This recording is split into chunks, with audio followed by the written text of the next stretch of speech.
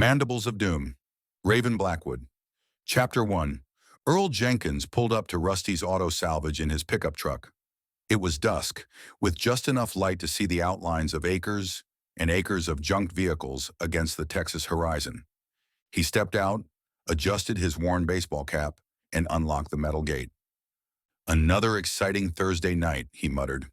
Back in the truck, he pulled through, stopped again, and shut the gate behind him, the padlock clicking into place.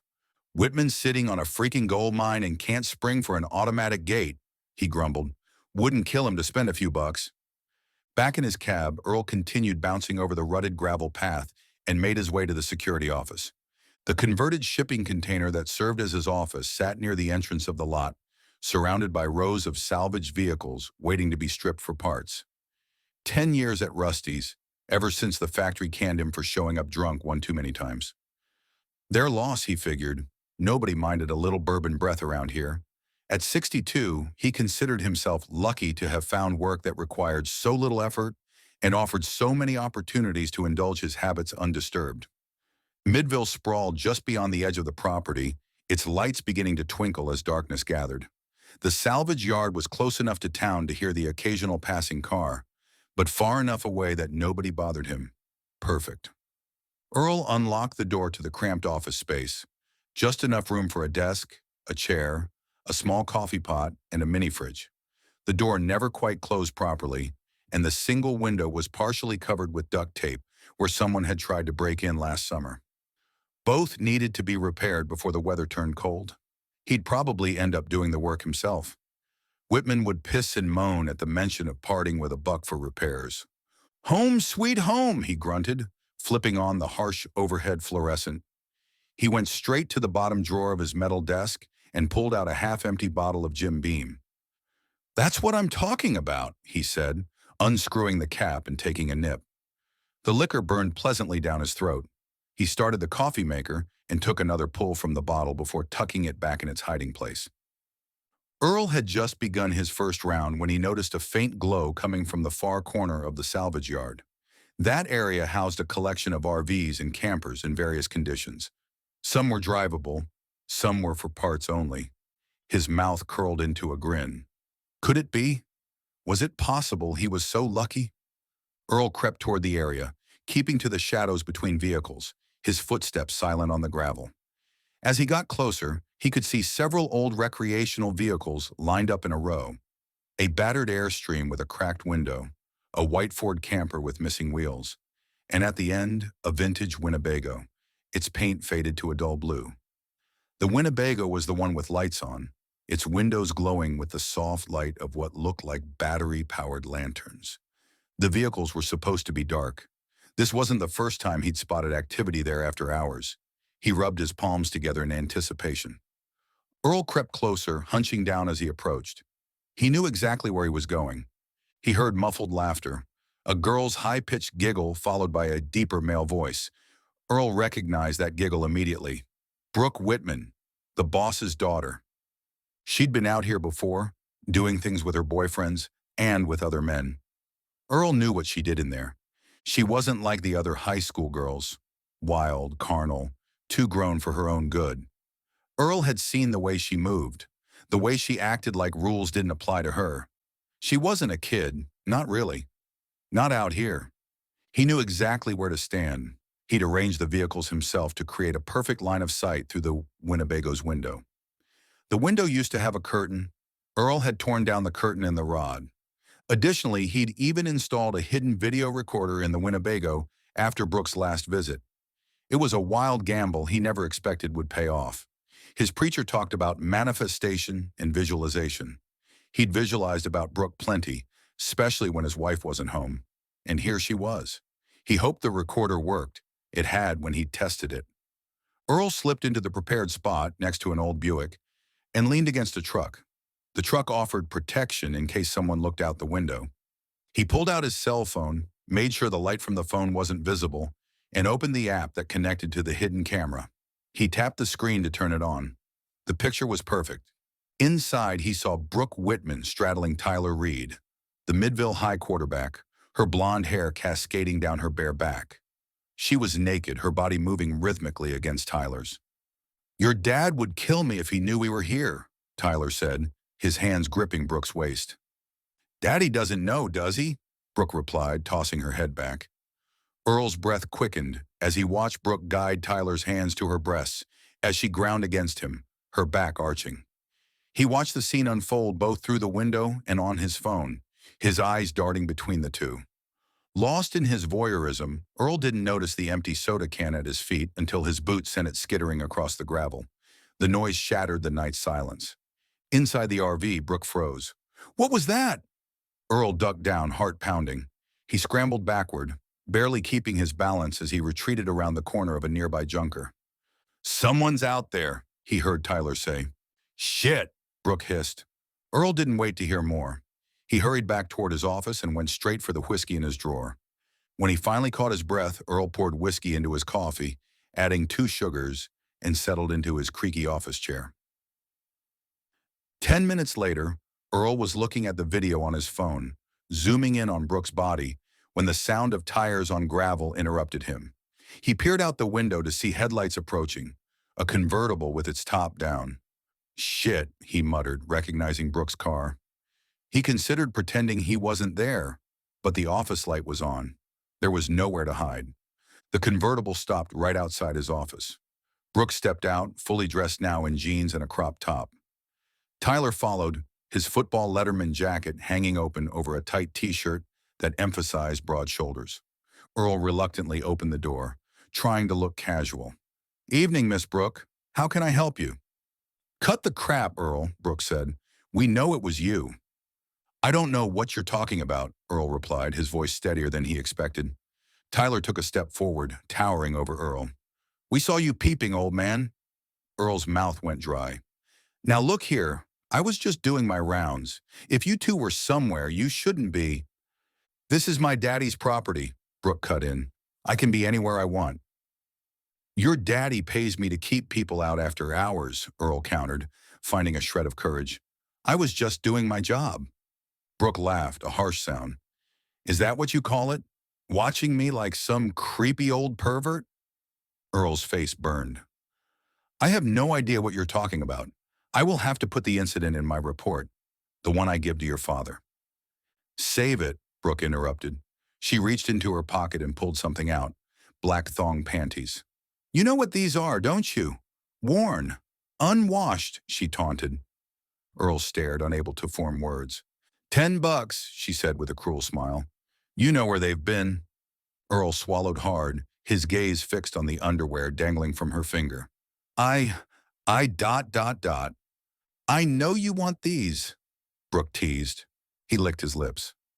I guess not, she said. Wait. His hands shaking, Earl reached for his wallet. All he had was a $5 bill. He checked his pockets. Well, Brooke demanded. Earl showed the $5 bill.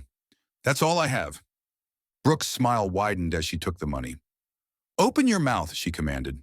What? Earl stammered. I said, open your mouth, she repeated. Tyler laughed. She ought to charge more, old man. You're getting a hell of a deal. Earl slowly opened his mouth.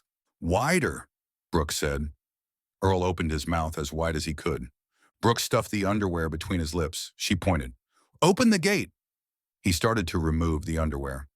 Don't touch them, she said. The gate first. Earl opened the gate.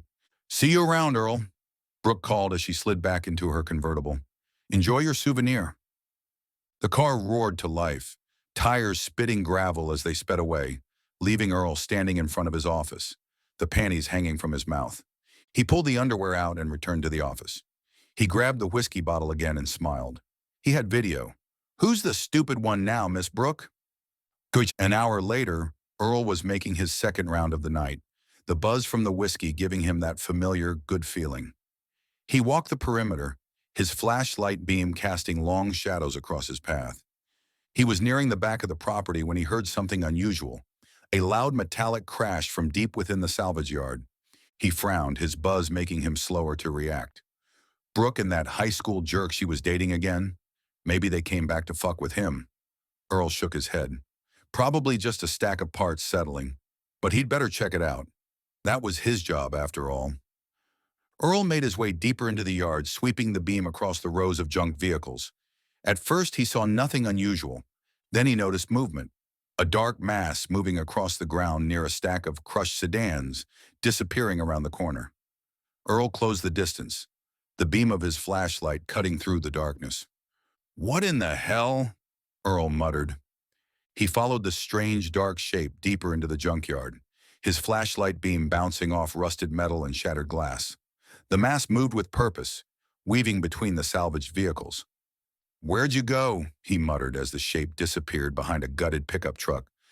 Earl stumbled forward, the whiskey making his movements clumsy.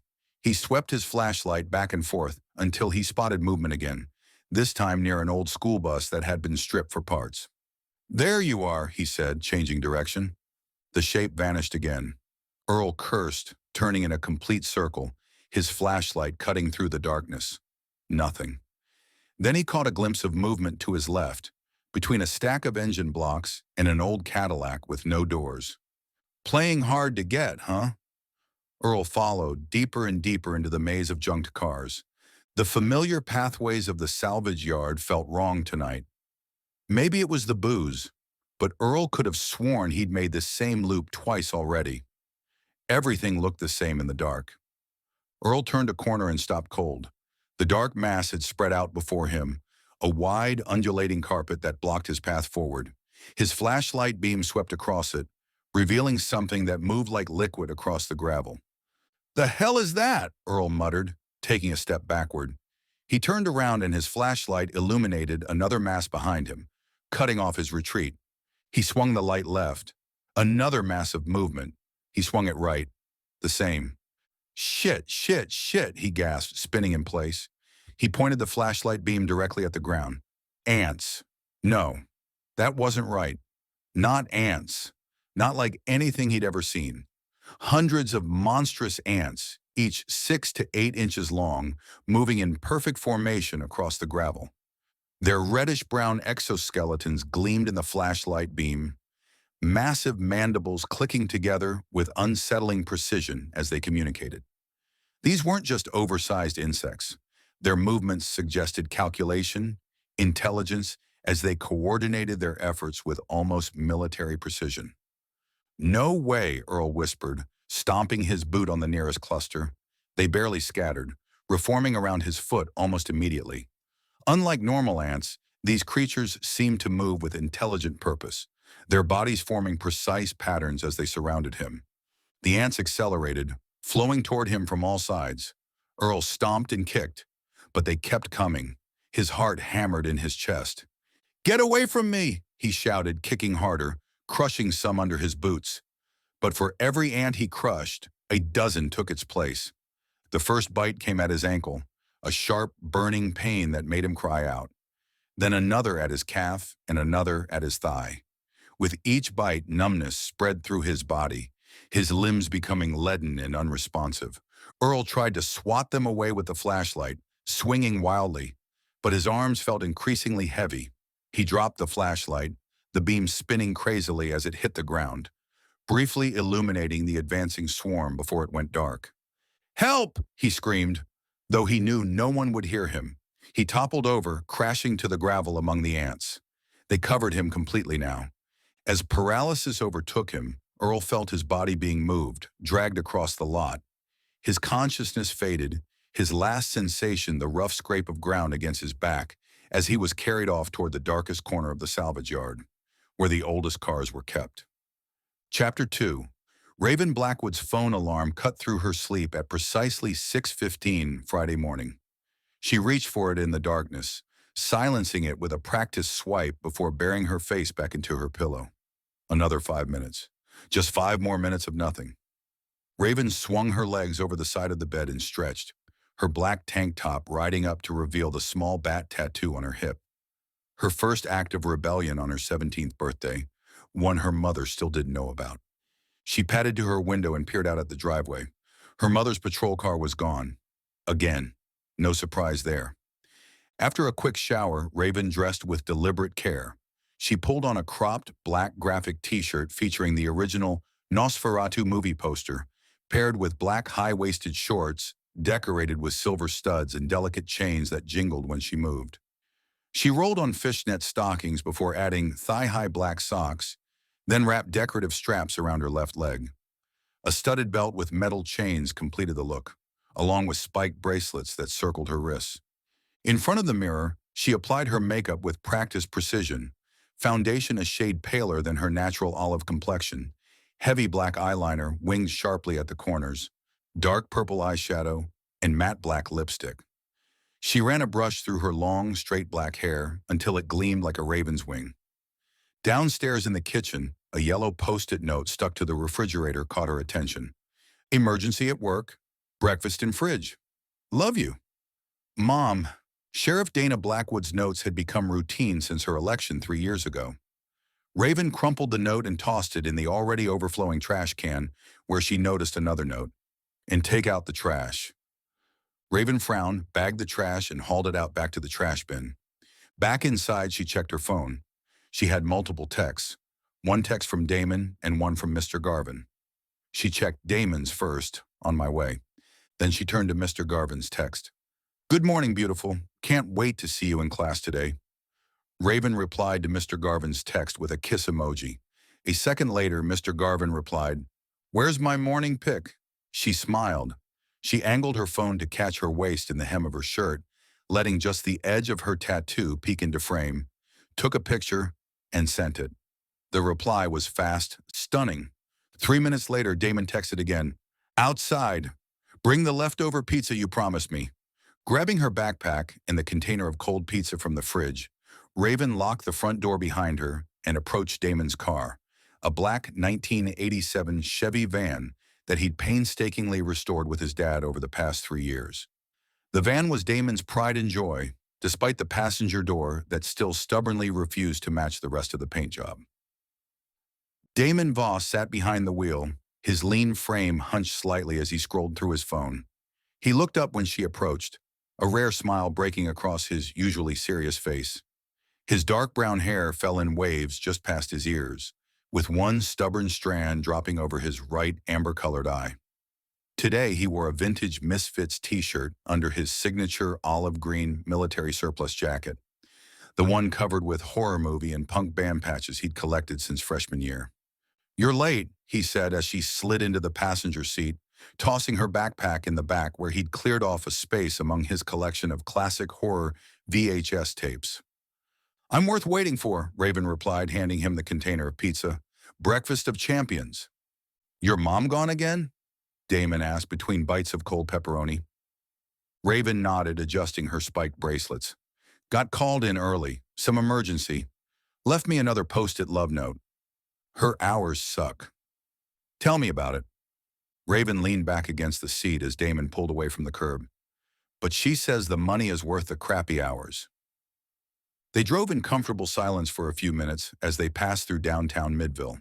The storefronts were just opening, shopkeepers sweeping sidewalks and setting up displays. Hey, Damon said suddenly, I almost forgot. I found that copy of The Blob you wanted. Original 1958 version, not the remake. Nice, Raven's eyes lit up. Steve McQueen's finest hour. Damon scoffed. Please, you're seriously putting The Blob over Invasion of the Body Snatchers? The original, I mean. Oh, here we go again. Raven rolled her eyes dramatically. Don Siegel's McCarthyism propaganda versus beautiful practical effects and actual suspense? No contest. Body Snatchers is a masterpiece of paranoia, Damon argued, tapping his fingers against the steering wheel. It captures the entire Cold War zeitgeist in one film. Zeitgeist, huh? Someone's been paying attention in English class. Raven smirked. But you're missing the point. The Blob takes a ridiculous concept and makes you actually care. Plus, the creature is iconic. It's literally red Jell-O eating people. Exactly.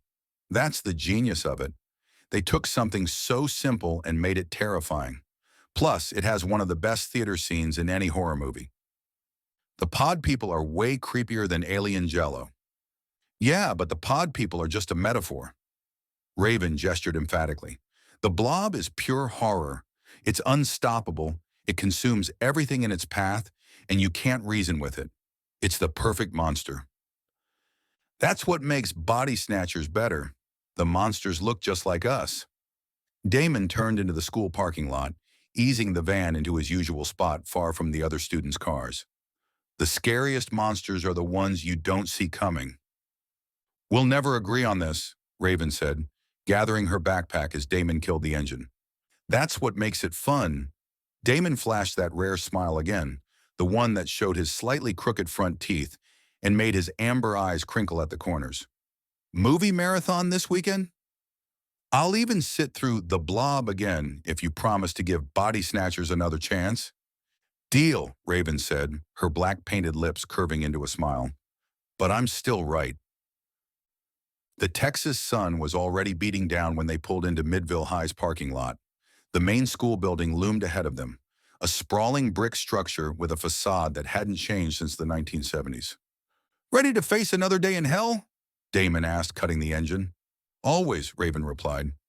She adjusted her spiky bracelets and climbed out of the car, the chains on her shorts jingling softly. They walked through the main entrance together, past groups of students clustered by their lockers. Conversations stuttered, and stares followed them down the hallway. A reaction Raven had grown accustomed to. 2 years ago, those same students would have greeted her with smiles and high fives. Now they whispered behind her back or fell conspicuously silent as she passed. At the intersection of hallways, they spotted Marcus Chen hunched over his laptop at a table in the commons area, his fingers flying across the keyboard. Dark circles ringed his eyes behind rectangular glasses, suggesting another all-night coding session. Despite the warm weather, he wore a black hoodie covered in anime pins and patches, mostly from cyberpunk series like Serial Experiments Lane and Ghost in the Shell. The hood pulled up to hide his blue-tinged black hair that he dyed himself in his bathroom last weekend. Let me guess, Raven said, dropping her backpack on the table. Another all-nighter? Marcus looked up, blinking rapidly as if surprised to find himself at school. Had to finish debugging this script. I think I found a backdoor into the district's grading system. You're going to get arrested one day, Damon warned, though there was admiration in his voice. Only if I get caught, Marcus grinned, revealing the black lipstick he'd started wearing since joining their little group last year. Besides, I'm not changing grades, just exploring vulnerabilities. Where's Lily? Raven asked, scanning the commons. Art room, Marcus replied, closing his laptop. Working on something for the showcase next month. The warning bell rang, sending students scurrying toward homerooms. See you guys at lunch, Raven said, heading toward her first class. As she walked, she felt the familiar weight of stares following her, a sensation that had once bothered her, but now simply fueled her defiance. As Raven headed for her next class, Vice Principal Matthews stepped into her path, clipboard in hand. His perpetually furrowed brow deepened at the sight of her. Miss Blackwood, a word. Raven sighed, already knowing what was coming. I'm going to be late for English. This will only take a moment. Matthews gestured to her outfit, from the spiked bracelets to the chains dangling from her shorts. This is the third time this week your attire has violated school dress code. Those chains are a safety hazard, and the spikes could be considered weapons. They're fashion accessories, not brass knuckles, Raven replied, keeping her tone deliberately neutral. Getting defensive only gave Matthews more ammunition. Your mother may be sheriff, but that doesn't exempt you from the rules the rest of the student body follows.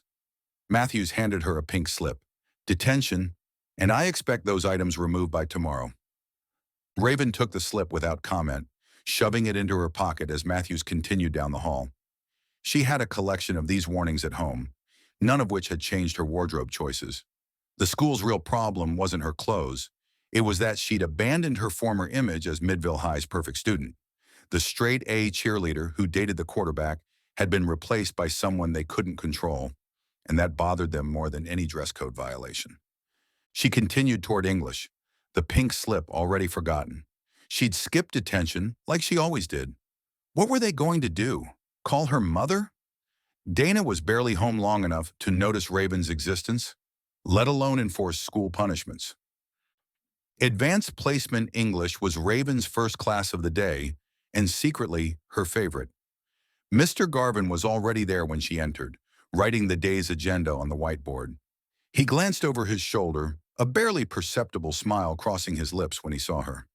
"Good morning, Miss Blackwood," he said with practiced neutrality, though his eyes lingered a moment too long. "Mr. Garvin," she replied coolly, sliding into her seat near the back of the room. Other students filtered in, including Brooke Whitman and her entourage. Brooke took her usual seat in the front row. She wore her cheerleading uniform, as she did every Friday before a game. Tyler Reed, the quarterback, sat beside her. Tyler was Brooke's puppy, following along dutifully. Before he was Brooke's puppy, Tyler dated Raven. It bothered Brooke. What bothered Brooke even more was the suspicion Raven could have Tyler back anytime she pleased. The thought tortured Brooke and fostered an unnatural hate toward Raven and her friends. Madison Clark slid into the seat behind Brooke and Tyler, already documenting something on her phone, while Jason Keller lounged in his chair, legs stretched out into the aisle. Zoe Palmer, the newest addition to their clique, sat at the edge of the group. Raven had once sat with them, had once been Brooke's confidant rather than her target. That felt like another lifetime now, one belonging to a different person entirely. Raven couldn't explain fully why she made the switch. Part of it was Tyler. Raven had gotten sick of talking about tits, ass, and blowjobs. Any conversation at a higher intellectual level caused Tyler to go into a coma-like trance. "Settle down, everyone," Mr. Garvin called as the late bell rang. "Today we're continuing our discussion of unreliable narrators in Gothic literature." As Mr. Garvin launched into his lecture, Raven found herself watching him more than taking notes. Julian Garvin had joined the faculty just this year, fresh from graduate school in Austin. At 27, he was young enough to still remember what it was like to be a student, but old enough to command respect. His dark hair was always slightly disheveled, as if he'd been running his hands through it while deep in thought. Today he wore a navy button-down with the sleeves rolled up to his elbows, revealing the edge of a tattoo that disappeared beneath the fabric. Raven's mind drifted to that rainy afternoon last October when she'd stayed after class to ask about an assignment. What began as a simple question had somehow evolved into a personal conversation about their shared interests and experiences. She remembered how his eyes had lingered on hers just a moment too long, how his fingers had brushed against hers when he handed back her paper. The stolen moments that followed, hurried conversations in empty hallways, texts that stretched late into the night, and eventually secretive meetings 3 towns over where no one would recognize them, had become the center of her universe. Raven knew what they were doing was dangerous, especially for him, but the thrill of their forbidden connection made everything else in her life fade to background noise. The sharp ring of the bell jolted her back to reality, scattering her thoughts as students around her began gathering their things. "Miss Blackwood," Mr. Garvin called as Raven was leaving. "A moment of your time, please." She approached his desk while the other students filed out. Brooke brushed past her deliberately, bumping her shoulder. "Careful, Brooke," Raven said quietly. "You wouldn't want to get any of my darkness on your uniform. It might stain." Brooke scoffed. "You used to be normal, you know that. What happened to you?" "I woke up," Raven replied. "You should try it sometime." "Whatever, freak." Brooke flipped her hair dramatically. "Let's go, Tyler." When the room had emptied, Mr. Garvin closed the door and turned to face Raven. He glanced toward the closed door, lowering his voice even further. 7 o'clock, I'll bring dinner." "And wine?" Raven asked, her eyebrow arching. "You're underage," Mr. Garvin said. Raven arched an eyebrow. "Do I have to tell you how stupid that sounds?" He laughed. "I see your point." "Besides, it is called wining and dining," she said. He bowed. "And so it shall be." He checked the classroom and door and reached for her. She danced out of his reach, although she didn't want to. "I have to get to chemistry." "I have a free period. I could write you a pass," he offered. Raven bit her lip. She was tempted. Then she shook her head. "See you tonight, Mr. Garvin." As she walked to her next class, Raven felt the familiar contradiction of emotions that characterized her life these days. The thrill of her secret relationship with Julian, the irritation at the small-minded judgment of her former friends, and beneath it all, a restlessness she couldn't quite name. Something that told her there was more waiting for her beyond the boundaries of MIDVILLE, if only she knew where to look. She passed the trophy case in the main hallway, her eyes briefly catching on a photograph from 2 years ago, the cheerleading squad in perfect formation, her own smiling face next to Brooke's, pom-poms raised high. She barely recognized that girl now, with her sun-kissed skin and highlighted hair, her eager-to-please smile and conventional dreams. Sometimes Raven wondered what that girl would think of her now. Other times, she was simply grateful that girl no longer existed. The second bell rang, and Raven quickened her pace. Chemistry awaited, and after that, the rest of a day that promised to be as predictable as every other in Midville. Chapter 3. Sheriff Dana Blackwood pulled into Rusty's auto salvage just as the morning sun crested the horizon. She parked her patrol car in front of the main office building, a weathered structure with a large picture window advertising used parts in faded red letters.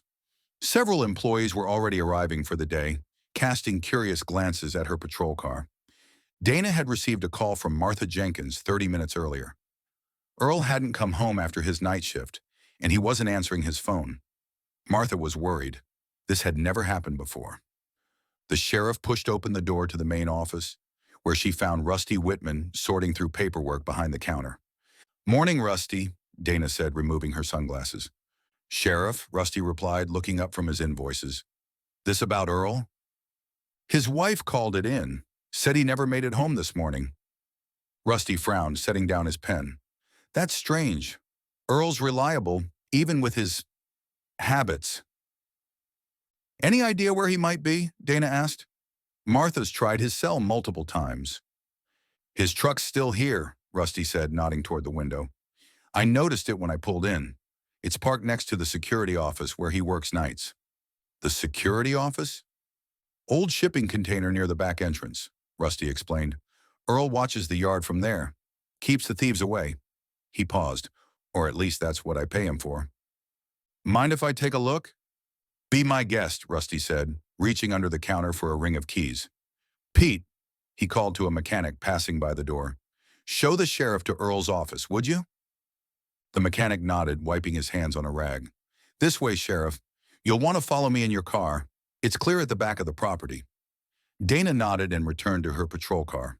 She followed Pete's pickup truck as it wound through the sprawling salvage yard, past rows of crushed vehicles and stacks of parts. After a minute of driving, they reached a faded blue shipping container positioned near a second gate at the rear of the property. Earl's pickup truck was parked haphazardly beside it. Pete stepped out of his truck and approached the container with the keys in hand. When he reached the door, he noticed it was slightly ajar. He tried pushing it open with his hand. "That's odd," Pete said, jingling the unused keys. "Door's already open. Earl usually locks up when he leaves." "Thanks," Dana said. "I can take it from here." Once Pete had walked away, Dana approached the shipping container. A fluorescent light flickered inside. "Earl?" she called, pushing the door open wider with her foot. The cramped office was empty. A half-empty coffee mug sat on the desk, a thin film forming on its surface. Next to it, an open drawer revealed the glint of a whiskey bottle. Dana examined the office carefully. Earl's truck was still parked outside, and his lunch cooler sat unopened on the passenger seat. Whatever had happened, it had happened during his shift. She stepped outside and surveyed the sprawling salvage yard. Earl's truck was here, but Earl wasn't. Something about that didn't sit right. She keyed her radio. "Mike, I'm going to search the property," she said to her deputy back at the station. "Need backup?" Mike asked. "Not yet," Dana replied. "I'll check in every 30. Dana turned her attention to the salvage yard stretching out behind the security office. Acres of junked vehicles created a metal maze under the morning sun, dew glistening on their surfaces. With a deep breath, she began to walk through the rows of abandoned cars, searching for any sign of the missing security guard. Dana moved methodically through the rows of junked vehicles. The morning sunlight cast long shadows between the metal hulks as she conducted a basic walkthrough of the property, looking for anything unusual that might explain Earl's absence. Something caught the light, a quick flash that didn't belong among the rusted metal and broken glass. She paused, narrowing her eyes. There, half buried in the loose gravel, lay a cell phone, screen down. Dana reached into her jacket pocket and removed a pair of latex gloves, stretching them over her fingers with practiced precision. 15 years in law enforcement had taught her never to contaminate evidence. She picked up the device, turning it over carefully in her gloved hand. She pressed the power button, and the screen lit up instantly. No password required. The background image showed a heavy-set man with thinning gray hair, proudly holding a largemouth bass. Earl Jenkins, the night watchman whose disappearance had brought her to Rusty's auto salvage on this scorching Friday morning. She tapped the button again. Instead of the home screen, a video player filled the display, paused on a naked image of Brooke Whitman. Dana suddenly had a lot more questions. The app had been left open. Thank you, Earl, Dana thought. If she found him, he was going to spend some time at the station answering questions. Dana tapped the play icon. The video began to play, startlingly clear on the small display. Brooke Whitman, the salvage yard owner's daughter, was straddling Tyler Reed. The high school quarterback's hands moved confidently over her bare skin. Dana's jaw clenched. Tyler Reed. She recognized him immediately. He'd been in her house several times over the years, one of the many teenagers who'd cycled through her daughter's social circle. The intimate scene continued to unfold, clearly building toward its inevitable conclusion when suddenly both teenagers froze. Their expressions transformed in an instant, lust giving way to alarm. Something had startled them, something just outside the frame.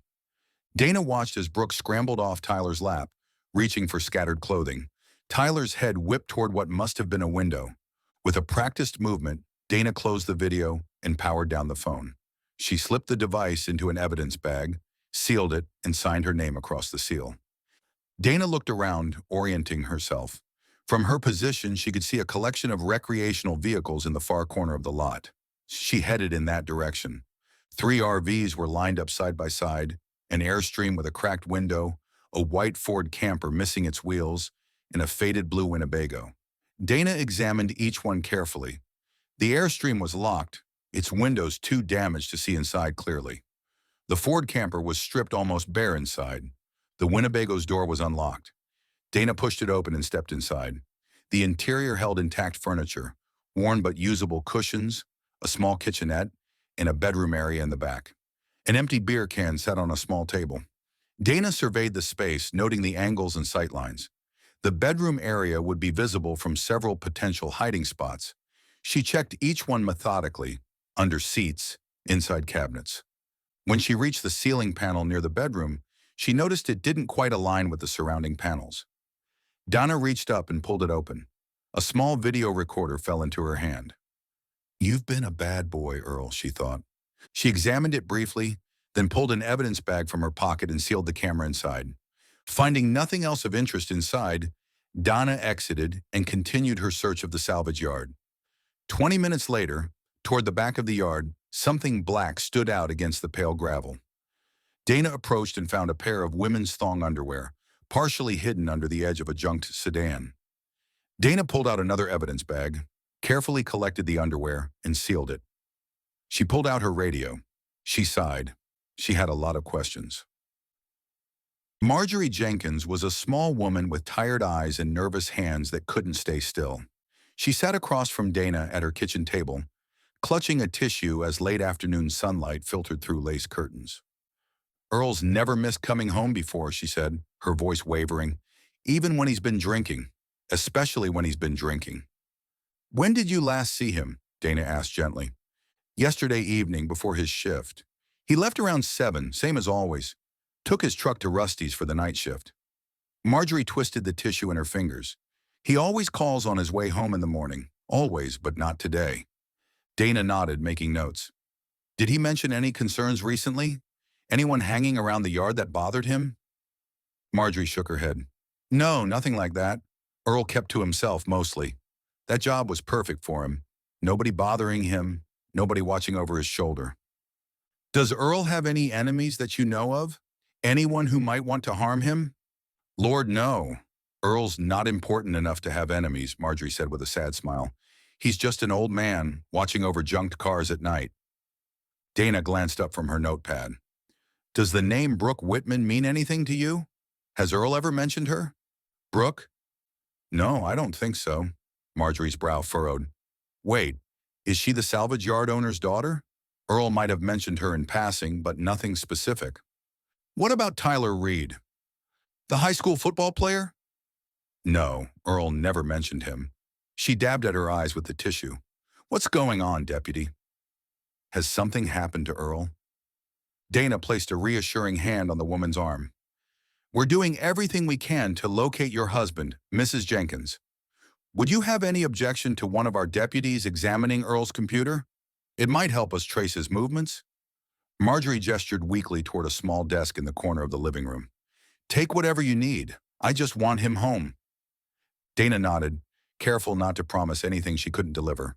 We're going to do everything possible to find him, Mrs. Jenkins. As Dana stood to leave, Marjorie caught her sleeve. Deputy, Earl takes his whiskey to work. Every night, in case that matters. Dana picked up her phone, dialing Rusty Whitman again. Rusty, I need to speak with Brooke. Rusty's voice crackled through the speaker. What's this about, Dana? It's about Earl Jenkins. She do something? Just being thorough, Dana said. A heavy silence hung on the line before Rusty sighed. She's at home. I'll tell her you're coming. Dana hung up without saying goodbye. She grabbed her leather portfolio and the sealed evidence bags from her desk drawer. The drive to the Whitman residence took exactly 12 minutes. The Whitman house sat on 3 acres at the edge of town, a sprawling ranch-style home with a circular driveway. Money from salvage. Who knew junk could be so profitable? Brooke answered the door herself, her blonde hair pulled back in a ponytail, wearing designer jeans and a tank top that probably cost more than Dana made in a day. She looked like every popular high school girl Dana had ever resented. Dad said you wanted to talk to me. Brooke's tone was flat, bored. She didn't invite Dana in. Actually, I need to ask you some questions about Earl Jenkins. Dana kept her own voice neutral, watching for any reaction. There it was, a slight tightening around Brooke's eyes. What about him? Brooke stepped back, finally allowing Dana to enter. They settled in the formal living room, a space clearly designed for appearances rather than comfort. Dana opened her portfolio while Brooke perched on the edge of an armchair, legs crossed, fingernails tapping impatiently against the armrest. When was the last time you were at your father's salvage yard? Dana asked, pen poised over her notepad. Brooke shrugged. I don't know. Maybe last weekend? Dad asked me to drop off some paperwork. Were you there last night? No. The answer came too quickly. I was at Melissa's house studying. You can call her mom if you don't believe me. Dana nodded, making a note. That's interesting, because I have evidence that suggests otherwise. She reached into her portfolio and pulled out her tablet. I'd like you to take a look at something. Dana pulled up the video file, the one recovered from Earl Jenkins' phone. She pressed play and turned the screen toward Brooke. The girl's face drained of color as she watched herself on the screen, her most intimate moments captured in grainy detail. Where did you get this? Brooke demanded. Earl Jenkins had it on his phone. We found it during the investigation. That perverted old... Brooke stopped. What a sick fuck. About last night, Dana prodded. Brooke was defiant. Fine, yes, I was there with Tyler. We go there sometimes, it's private. We were in the old Winnebago when we heard something outside. What happened then? We got dressed and went to confront him. Found him in his office pretending to be working. He denied everything, tried to act all official, saying he was going to report us to my dad. Brooke rolled her eyes. Dana made notes. What happened after you confronted him? Nothing. We left. Brooke's eyes flickered to the side. A tell. Dana reached into her portfolio and pulled out the sealed evidence bag. Inside was a pair of black thong panties. What about these? Brooke glared at Dana.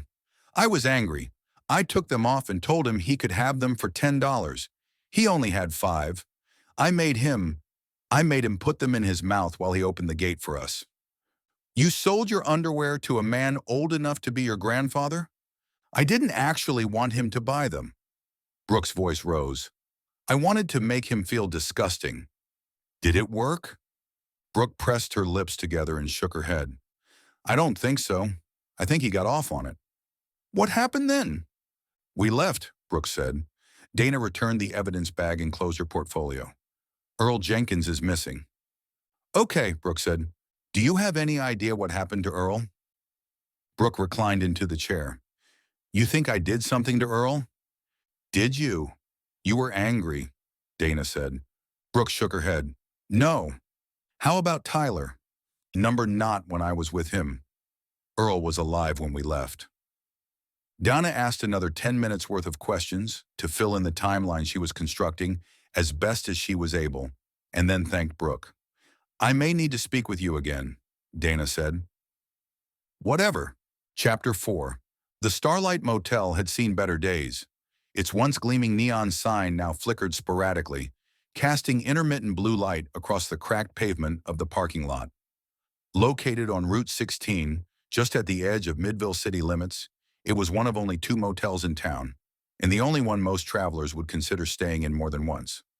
Lily Nguyen leaned against the front desk, her black nail polish gleaming under the fluorescent lights as she flipped through the latest issue of Fangoria.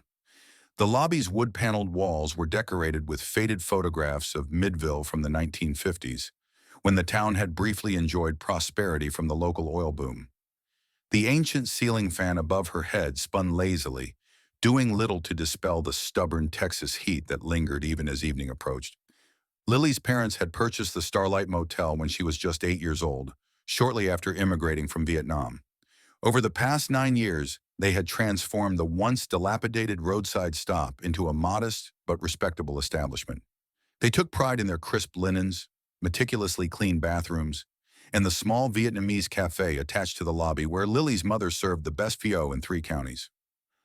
Working the front desk on Friday evenings was Lily's regular gig, part of the family business obligations her parents had instilled in her since childhood. Most nights she'd be bored out of her mind, but not tonight. Tonight was special. The ancient desktop computer chimed with a reservation notification. Lily minimized her digital art project, a grotesque landscape inspired by H.R. Giger, and checked the system. Room 13 all set up? Her father asked, appearing through the door that connected to their private living quarters behind the office. Almost, Lily replied.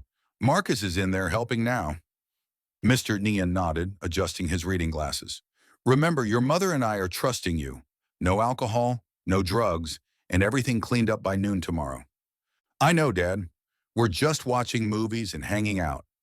Her father studied her for a moment, taking in her jet black hair with purple streaks, the silver septum ring, and the collection of occult symbols she'd painted on her black denim jacket. He sighed but smiled faintly. Your friends are welcome here, but the decorations come down tomorrow.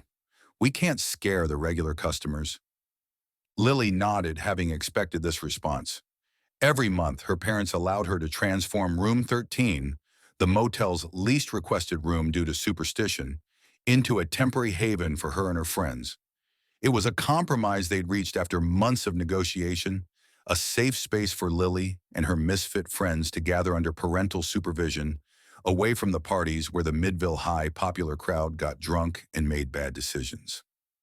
I'll go help Marcus finish setting up, she said, checking the time on her phone. Raven and Damon should be here soon. 1 hour at the desk first, her father reminded her. Your mother needs to finish cooking, and I have to fix the air conditioning in room 8. Lily sighed but nodded. As her father disappeared down the hallway, she returned to her magazine, mentally calculating how much time she'd need to complete the party preparations. 40 minutes later, the lobby door swung open, and Marcus Chen appeared, his blue-tinted black hair disheveled. How's it coming? Lily asked, closing her magazine. Almost done. The projector's set up for the movie marathon, and I installed those color-changing LED strips we bought. It's looking pretty sick. Marcus pushed his rectangular glasses up his nose. Need any help out here? Nah, just waiting for the big hand to reach 12. Then I can join you. The door chimed again as Raven and Damon entered, their black attire making them look like shadows against the brightly lit lobby. Finally, Lily exclaimed. You guys are late. Blame Damon, Raven replied, adjusting one of her spiked bracelets. He insisted on stopping for food. Damon shrugged, holding up a grocery bag. I brought snacks. You're welcome. Room 13, as always, Lily told them. I'll be there as soon as my replacement arrives.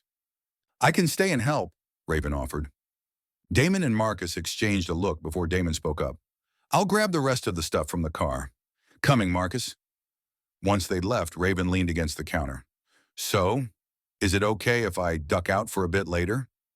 I need to meet someone. Lily's eyes widened. Mr. Garvin again? Are you serious? Keep your voice down, Raven hissed, glancing toward the door. And yes, he's bringing dinner and wine. Raven, Lily began, concern evident in her voice. Don't start. I've heard it all from Damon already. Because he cares about you. We all do. This thing with Garvin, it's a really bad idea. End of discussion, Raven replied. The sound of tires on gravel interrupted them. Through the office window, they watched as a black Tesla pulled into the lot, its pristine surface standing out among the dusty pickup trucks and well-worn sedans typically parked at the Starlight. Whoa, Lily whispered. We don't get many of those around here. The car's door opened and a tall man emerged. Even from a distance, there was something disconcerting about him.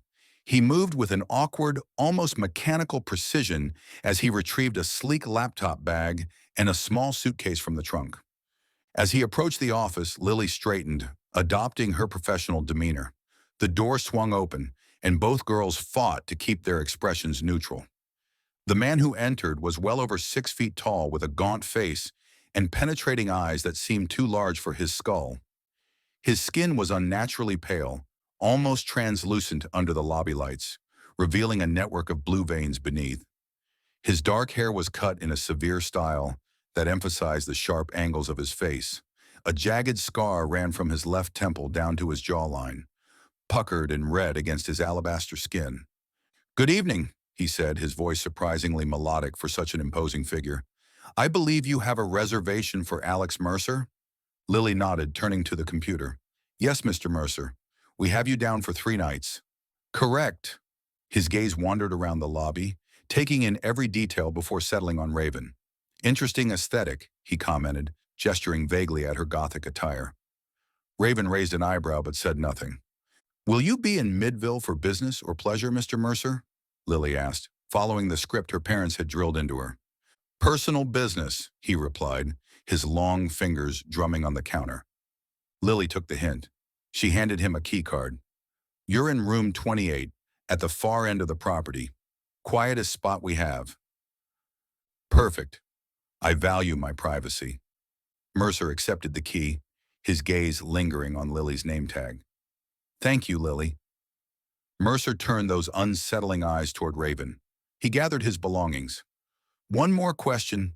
Is there somewhere in town I might find a good cup of coffee? I think better with caffeine. My mother runs a cafe right here in the lobby, Lily said, gesturing to the adjoining door. She makes Vietnamese coffee that'll keep you up for days.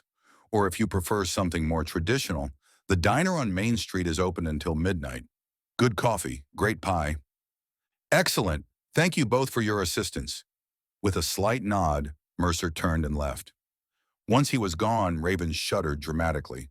Well, he's definitely the villain in this horror movie. No kidding, Lily agreed. Did you see his eyes? And people say we look freaky. Lily checked her watch. My mom should be here any minute to take over the desk. As if on cue, Mrs. Nguyen emerged from the back, wiping her hands on her apron. She waved the girls away. Go, go! Have fun with your friends, but remember. Clean everything up tomorrow, Lily finished. I know, Mom. The girls hurried out, both glancing involuntarily toward room 28, where a light had just come on behind the drawn curtains. Room 13 had been transformed. Black fabric draped the walls, cobwebs stretched across corners, and LED strips cast an eerie purple glow over everything. Marcus had set up a projector aimed at the wall opposite the beds, which had been pushed together to create more floor space. Vintage horror movie posters, carefully laminated to prevent damage, covered any remaining wall space. This looks amazing, Raven said as they entered. Marcus looked up from where he was connecting his laptop to the projector. Just finished the playlist. We've got Night of the Living Dead, The Thing, and Suspiria lined up. Damon emerged from the bathroom, which had been decorated with fake blood splatter and plastic spiders. The mini fridge is stocked with non-alcoholic drinks, as promised to the parental units.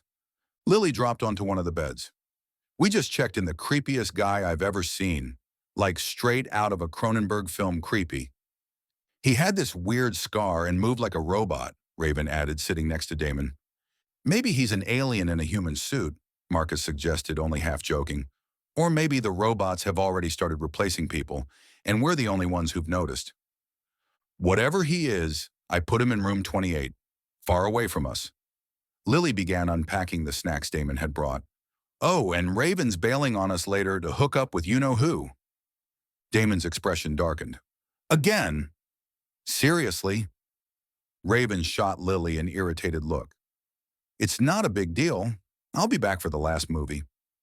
Can I talk to you outside? Damon asked Raven, his voice tight. The tension in his tone made everyone go quiet. Raven hesitated, then nodded. Fine. They stepped outside, closing the door behind them.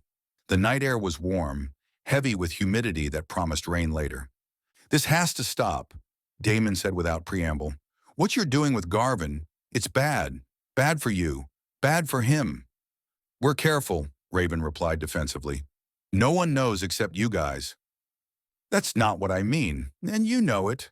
Damon ran a hand through his dark hair in frustration. He's using you, Raven. He's a teacher. You're 17 and beautiful. I'm mature for my age. That's exactly what predators tell their victims to make them feel special. Damon's voice softened. Look, I'm worried about you. Raven crossed her arms, her black painted nails digging into her skin. You don't understand. Julian and I connect on a level that… Julian? Damon interrupted. Listen to yourself. He's Mr. Garvin to everyone else because he's a teacher. Our teacher. What happens when your mom finds out? She's the sheriff, for Christ's sake. She will lose her fucking mind. She won't find out, Raven insisted. And if she did, she's barely home anyway. She's too busy with work to notice what's happening in her own house. Damon stepped closer, his amber eyes reflecting concern in the dim light from the motel sign. He could go to jail. You could be dragged into a court case. Is that what you want? To testify about your relationship in front of the whole town? Raven faltered for a moment before her defenses rose again. It's my life, my choice. Is it? Or is it his choice? Has he ever let you decide where to meet? When to meet? Or does he always control those details? Raven's silence was answer enough. Does he ever invite you to his place? Or is it always somewhere he can leave quickly if he needs to? Damon pressed. You don't know what you're talking about, Raven said, but her voice lacked conviction. I know that my best friend deserves better than being some teacher's dirty secret. Damon's tone softened further. What happens when school ends? When he gets bored? Or when a new student catches his eye? Raven looked away, her jaw tight. I'm still going tonight. Damon sighed, resignation clear in his expression. I know. Just be careful, okay? And remember you can call me. Anytime. For anything. The silence stretched between them. Finally, Raven nodded. We should get back inside. They're waiting. Chapter 5. Raven checked her phone again. 7:12 p.m.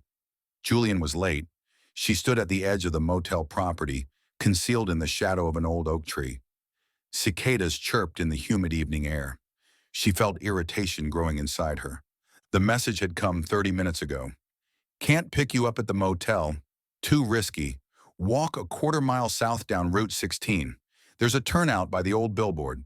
She'd replied immediately, Seriously? It's almost dark. His response had been swift and unapologetic. It's just for a few minutes. I can't be seen at the motel.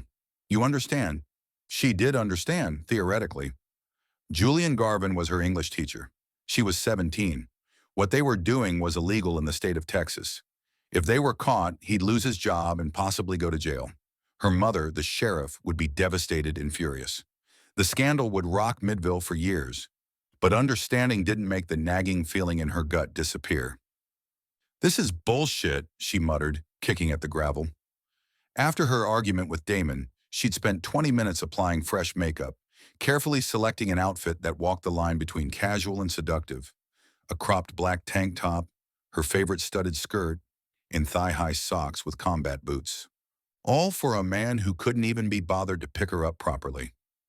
With a resigned sigh, Raven started walking.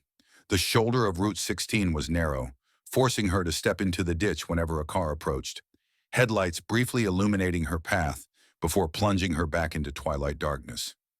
The distant neon glow of the Starlight Motel faded behind her with each step.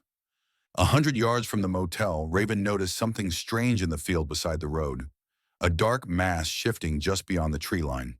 At first, she thought it might be a deer, or perhaps a wild hog, but as she watched, the mass seemed to spread and contract in a way that no animal should. "What the hell?" she whispered, stopping to stare. The darkness moved against the tree line, flowing like liquid but maintaining a cohesive shape. It reminded her of something, but she couldn't quite place it. A scene from a horror movie, perhaps.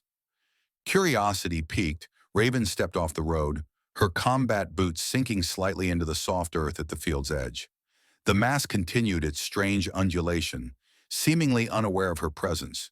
She took another step forward, straining to make out details in the gathering darkness. The sound of tires on gravel broke her concentration. Headlights swept across the field as a car pulled onto the shoulder 20 feet ahead. The dark mass vanished into the trees so quickly that Raven questioned whether she'd seen anything at all. Julian's silver Honda Accord idled on the shoulder, its windows tinted just enough to obscure the driver. Raven hurried toward it, casting one last glance at the tree line before pulling open the passenger door. "Hey," Julian said, leaning over to give her a quick kiss. "Sorry I'm late. I got stuck grading papers and lost track of time." Raven slid into the seat, the smooth leather cold against her bare thighs. "It's fine," she replied, though her tone suggested otherwise. "I love walking alone on a deserted highways at dusk." Julian's smile faltered slightly. He was handsome in the dim light of the dashboard, his dark hair artfully tousled, stubble carefully maintained to look both professional and slightly dangerous. Expensive cologne filling the enclosed space. At 27, he carried himself with a confidence that the boys at Midville High couldn't hope to match. "I brought dinner," he said, gesturing to the back seat where a paper bag emblazoned with the logo of an upscale restaurant sat alongside a bottle of wine. "And that Cabernet you liked last time." Her irritation softened slightly. "From Beaumont? That's like an hour away." "Only the best for my girl," he replied, putting the car in gear and pulling back onto the highway. His girl. The phrase both thrilled and unsettled her. If she was his girl, why was she standing on the side of the road waiting for him? Why couldn't they go to a restaurant together like normal people? Why couldn't she have a single picture of them together on her phone? As they drove in silence, Raven studied his profile. The straight nose, the full lips, the sharp jawline. Julian was objectively handsome, intelligent, well-read. Everything she thought she wanted. So why did Damon's words keep echoing in her mind? Has he ever let you decide where to meet, when to meet, or does he always control those details?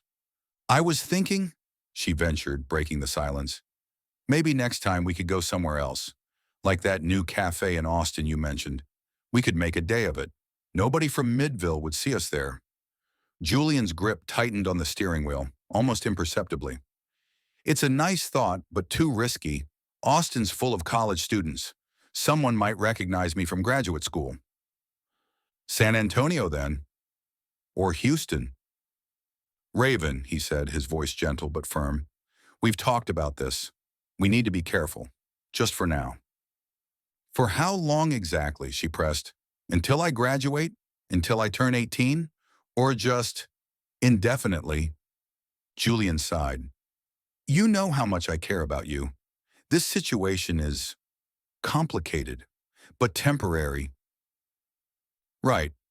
Raven turned to look out the window, watching as they passed the Leaving Midville sign. "Complicated." Julian reached over and squeezed her thigh, his touch sending a familiar spark through her body despite her irritation. "Hey, let's not waste our night together arguing, okay? I've been thinking about you all day." She knew this routine, the gentle deflection, the physical touch to distract her, the implicit promise of what would come later. It worked every time, and she hated herself a little for it. "Can I see those pictures you sent me again?" he asked, his voice dropping an octave. "The ones from this morning were incredible." Raven suppressed a sigh. Of course he wanted to see the pictures. He always wanted pictures, her in various states of undress, poses he suggested, angles he preferred. Yet whenever she asked for a picture of them together, he cited security concerns, digital footprints, evidence. "My phone's almost dead," she lied. Julian nodded, seemingly unbothered. "No problem. We'll make our own memories tonight." They drove another 20 minutes to the neighboring town of Crestview, pulling into the parking lot of the Lakeside Inn. It was nicer than the Starlight, freshly painted with hanging flower baskets and a small fountain in the courtyard. More importantly, it was far enough from Midville that Julian felt safe. "Wait here," he instructed, parking in a spot partially concealed by a large SUV. "I'll get the key and text you the room number." Raven watched him walk to the office, his posture straight, steps confident. He looked so normal, so respectable in his casual button-down and dark jeans. No one would suspect what he was doing, renting a motel room to sleep with his teenage student. Her phone buzzed with a text. "Room 217, second floor, far end. I'll leave the door cracked." This, too, was part of the ritual. Separate entrances, no witnesses seeing them together.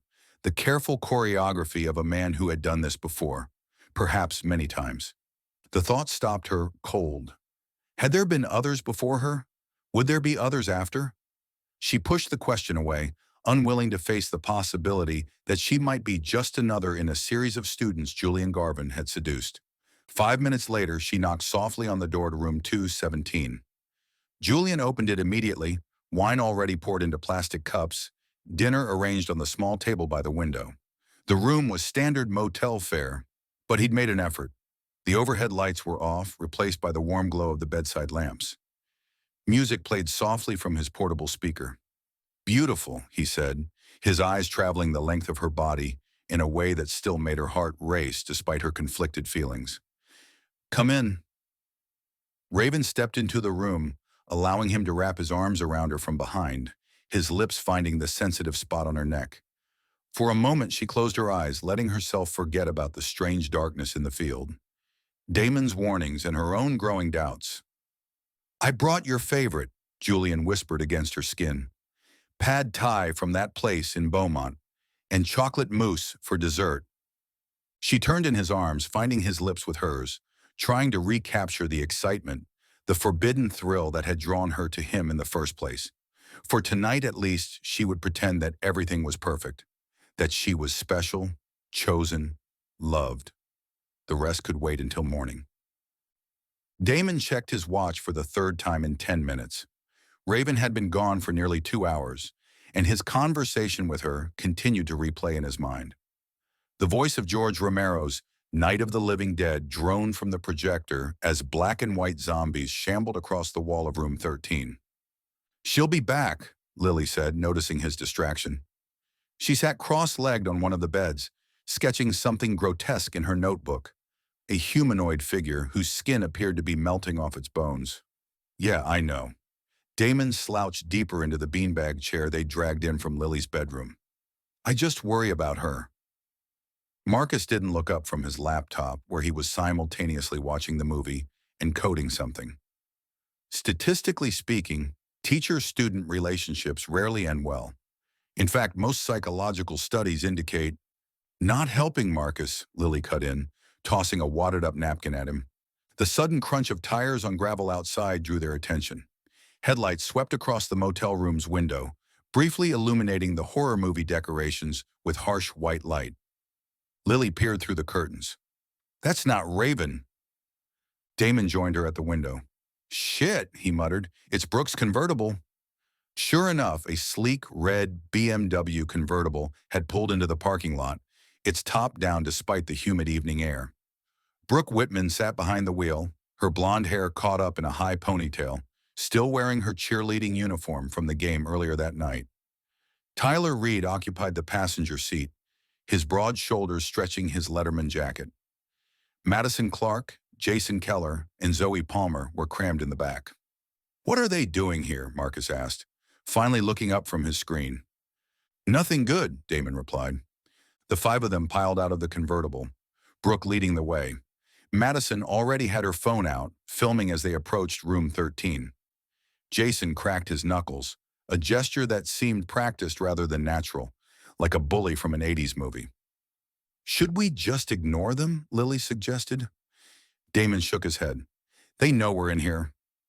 A moment later, there was a sharp rap on the door. Not a knock, exactly. More like someone had kicked the bottom of the door with their foot. Hey, freaks! Brooks' voice carried easily through the thin motel door. Having another loser convention? Damon glanced at Lily and Marcus. With a resigned sigh, he moved to the door and opened it, leaning against the frame with forced casualness. Can I help you? He asked, his tone flat. Brooks stood closest to the door, hands on her hips, a smirk playing across her glossy lips. Behind her, Tyler loomed like a bodyguard, his eyes slightly unfocused. They'd clearly been drinking after the game. Madison circled to the side, phone held high to capture every moment.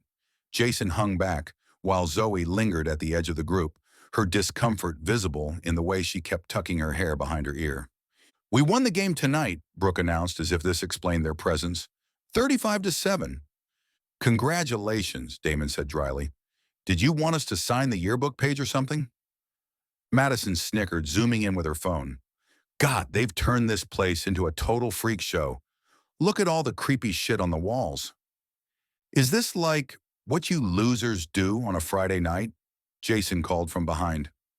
Watch some lame old movies instead of going to parties. Better than watching you guys run around a field chasing a ball, Marcus replied without getting up from his seat. Tyler stepped forward, squaring his shoulders. What did you just say, weirdo? Easy, Ty. Brooke placed a manicured hand on his chest. We're just having a friendly visit. Her eyes scanned the room. Where's your queen of darkness? Raven too good for your little gathering. Lily appeared at Damon's side. None of your business, Brooke. I bet she's off with Mr. Garvin again, Madison said, still filming. Everyone knows they're totally doing it. Shut up, Damon snapped, his casual demeanor cracking. Brooke's eyes lit up at his reaction. Oh, did I touch a nerve? Sorry, is she your girlfriend? Or just the girl who won't fuck you because she's too busy with her teacher? Jason laughed too loudly. Tyler smirked. Even Madison lowered her phone slightly, perhaps sensing they were crossing a line. Only Zoe had the decency to look uncomfortable, her eyes fixed on the ground. You need to leave, Damon said, his voice dangerously quiet. Or what? Jason stepped forward, now standing beside Brooke. What are you going to do about it, emo boy? Lily pulled at Damon's arm, sensing his anger. They're not worth it. Listen to your little friend, Brooke said, her voice honeyed with false sweetness. We wouldn't want things to get messy. Marcus had finally stood up, moving to stand behind Damon and Lily. Despite being the smallest of the three, there was a determined set to his jaw. 3 against 5. Not great odds for us, but then again, I'd guess the combined IQ on your side barely breaks triple digits. You fucking... Jason started forward, but Tyler caught his arm. I'm still filming, Madison reminded them, as if the presence of her phone was some kind of shield. Maybe we should go, Zoe suggested quietly, speaking for the first time. They're just watching movies.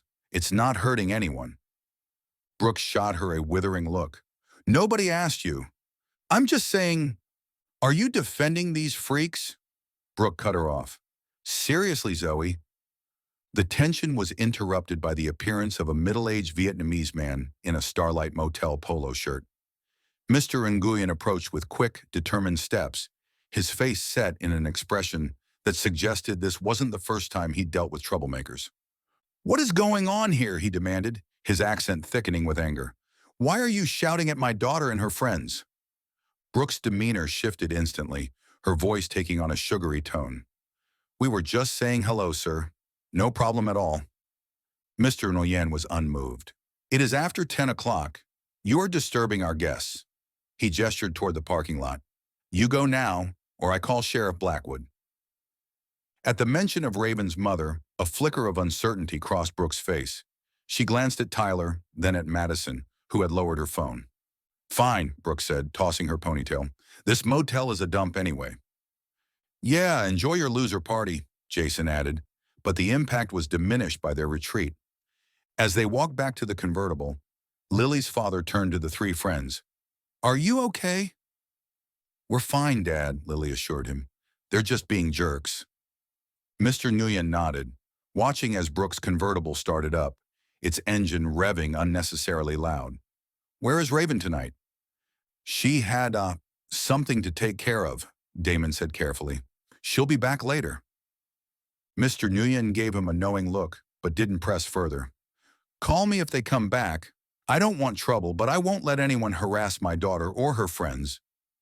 As Brooke's car peeled out of the parking lot, tires spitting gravel, Damon noticed Zoe looking back at them. For a brief moment, their eyes met, and he could have sworn he saw an apologetic expression cross her face before the car disappeared down Route 16. Back inside room 13, Marcus slumped into his chair.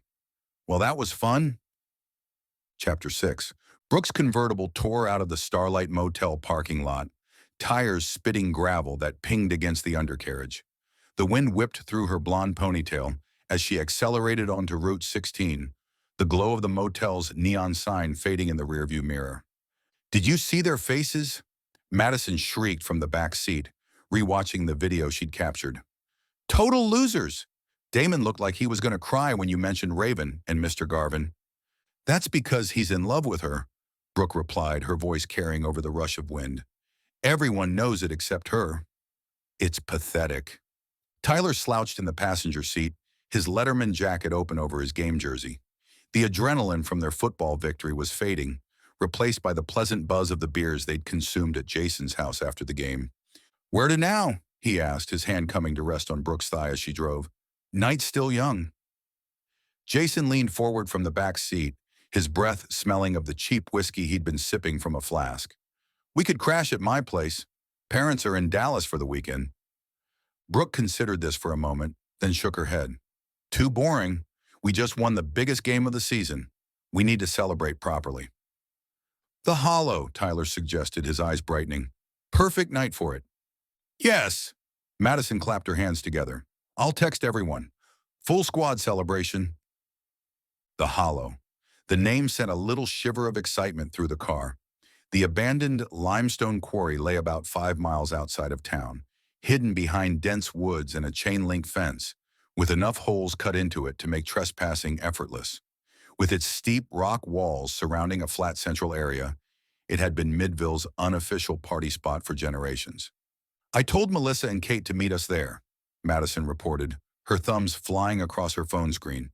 "They're bringing coolers."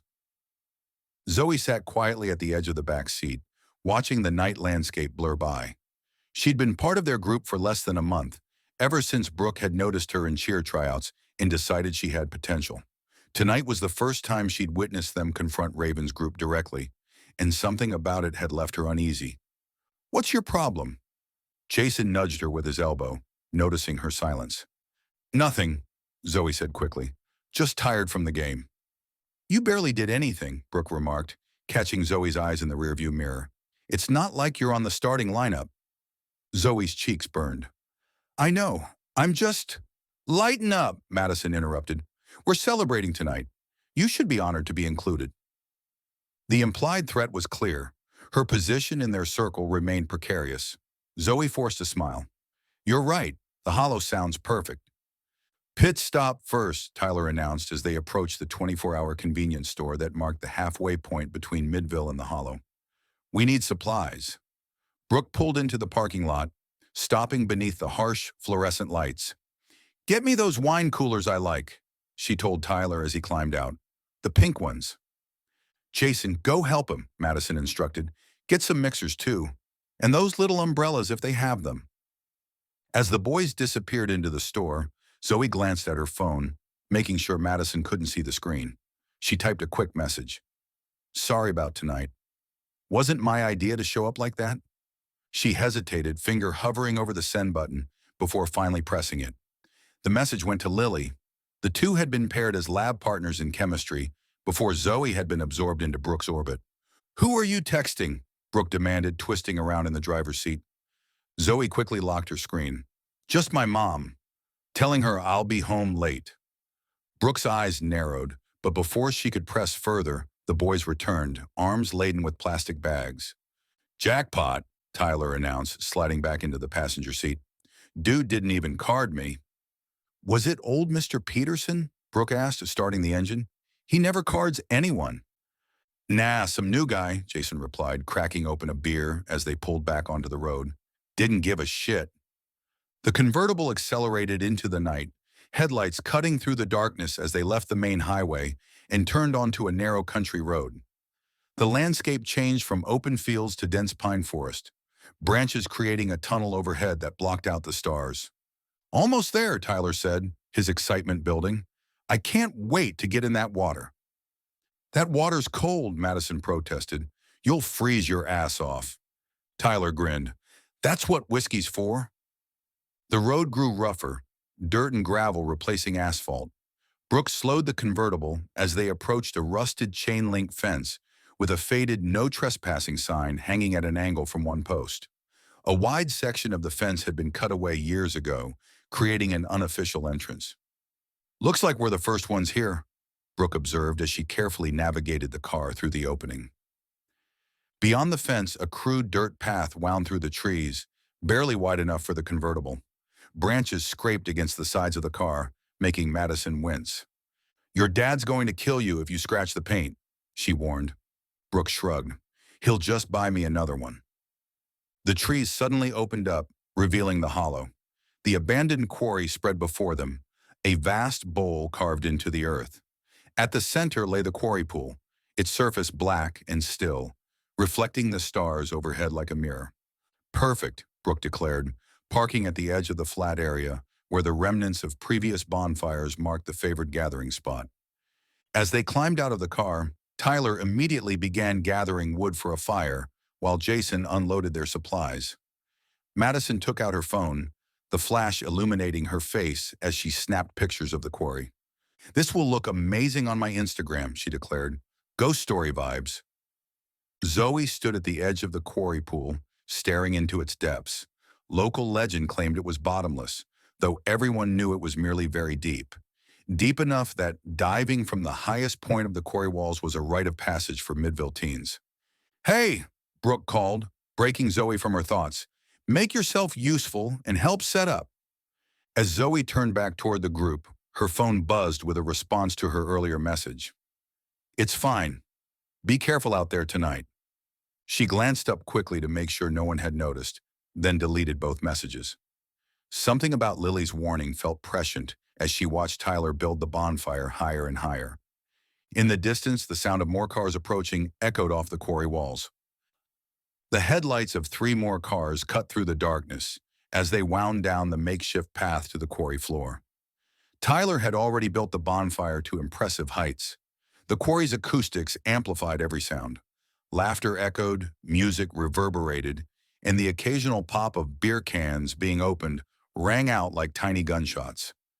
Zoe stood at the edge of the swimming hole, watching its obsidian surface ripple with the slight breeze.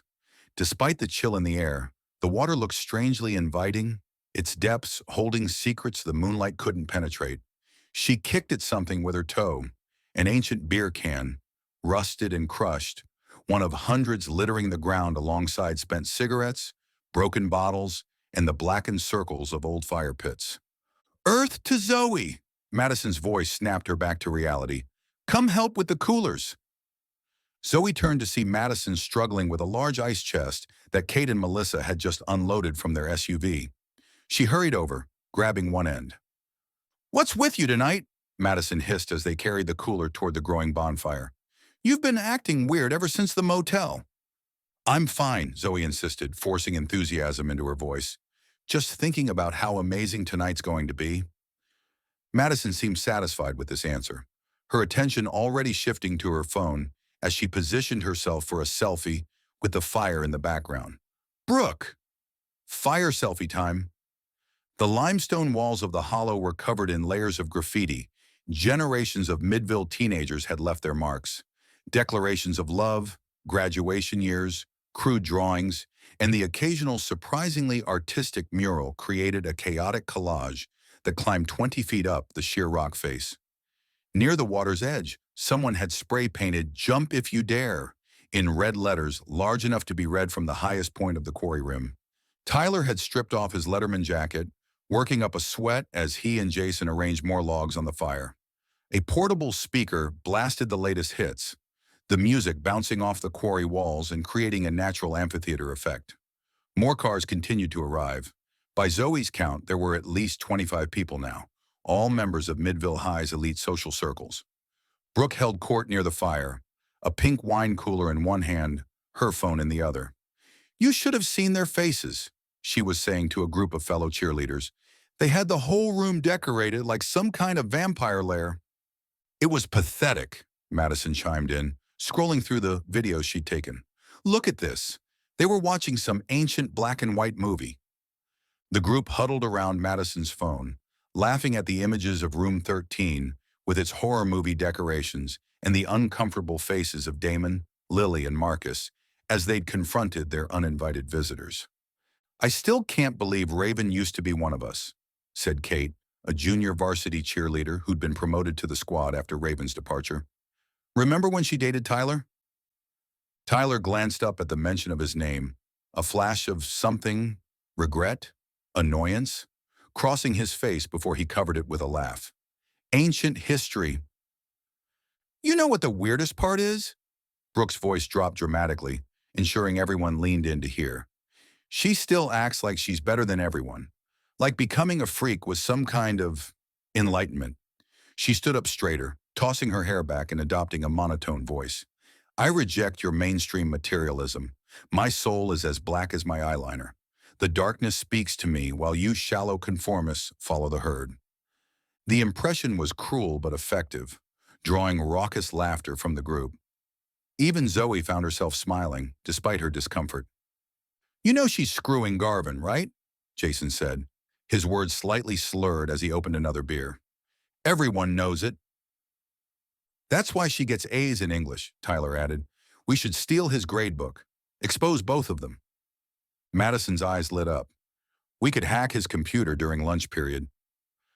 "Or," Jason interrupted, his expression darkening, "we could teach all those freaks a real lesson, something they won't forget." An uncomfortable silence fell over the immediate group, broken only by the continued music and laughter from those farther away. There was something in Jason's tone that crossed a line from typical high school meanness into something more sinister. Brooke, sensing the shift, clapped her hands together. "Okay, enough about the loser patrol. We're here to celebrate our victory." She raised her drink. "To the Wildcats." "To the Wildcats," the group echoed. As the night wore on, the party grew rowdier. More alcohol was consumed, the music got louder, and inhibitions lowered with each passing hour. Sometime after midnight, Brooke stood up on a cooler, swaying slightly. "Who's up for a swim?" she called out, her voice carrying across the hollow. "It's freezing," someone protested. Brooke's smile turned mischievous. "Not if you're brave enough to go in naked." A chorus of oohs and nervous laughter followed this declaration. Without waiting for anyone else, Brooke stepped down from the cooler and began to unbutton her blouse, never breaking eye contact with the crowd watching her. "No phones," she commanded, tossing her blouse aside. "What happens at the hollow stays at the hollow." Tyler was the first to join her, pulling his shirt over his head in one fluid motion. "Last one in buys breakfast tomorrow," he shouted, kicking off his shoes. Jason and Madison exchanged glances before following suit, their competitive natures overriding any modesty. Within minutes, the four of them stood at the edge of the quarry pool in nothing but their underwear. "All the way or nothing," Brooke declared, unhooking her bra and dropping it to the ground. The others followed her lead, their pale bodies ghostly in the moonlight. Tyler was the first to enter the water, launching himself into a cannonball that sent icy spray over everyone nearby. His head emerged with a gasp. "Holy shit, it's cold!" Brooke slipped in more gracefully, though she couldn't suppress a sharp intake of breath as the water enveloped her. Madison and Jason followed, their shrieks echoing off the quarry walls. Zoe stood apart from them, arms wrapped around herself. She'd managed to avoid attention during the initial excitement, but now Brooke's gaze locked onto her. "Well," Brooke called from the water, "what are you waiting for?" I didn't bring a towel," Zoe stammered. "Neither did we," Madison laughed. "What's wrong? Scared we'll see you're not perfect." Jason's voice was more cutting. "Maybe she doesn't want us to see that her boobs don't match her Instagram filters." The others laughed, and Zoe felt her face burn with humiliation. The choice was clear: join them or risk rejection. With trembling fingers, she began to undress, turning slightly away from their scrutiny. "Hurry up!" Tyler called. "We're freezing our asses off waiting for you." Zoe slipped out of her clothes and quickly entered the water before anyone could comment on her body. The cold hit her like a physical blow, stealing her breath and sending goosebumps racing across her skin. "There she is!" Brooke splashed water in her direction. "Now, was that so hard?" The water was surprisingly clear despite its dark appearance from above. Beneath the surface, the moonlight penetrated enough to see the pale bodies of her companions as they swam and splashed. The alcohol in Zoe's system dulled the edge of the cold after the initial shock, though her teeth still chattered.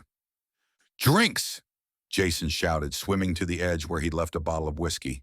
He took a long swig before passing it to Tyler, who did the same before offering it to the girls. Chapter 7.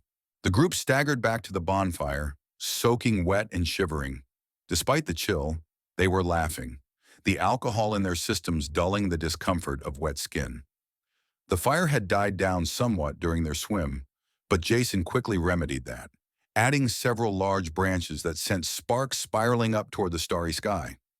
"That was insane," Madison shrieked, wringing water from her hair. "I can't feel my freaking toes."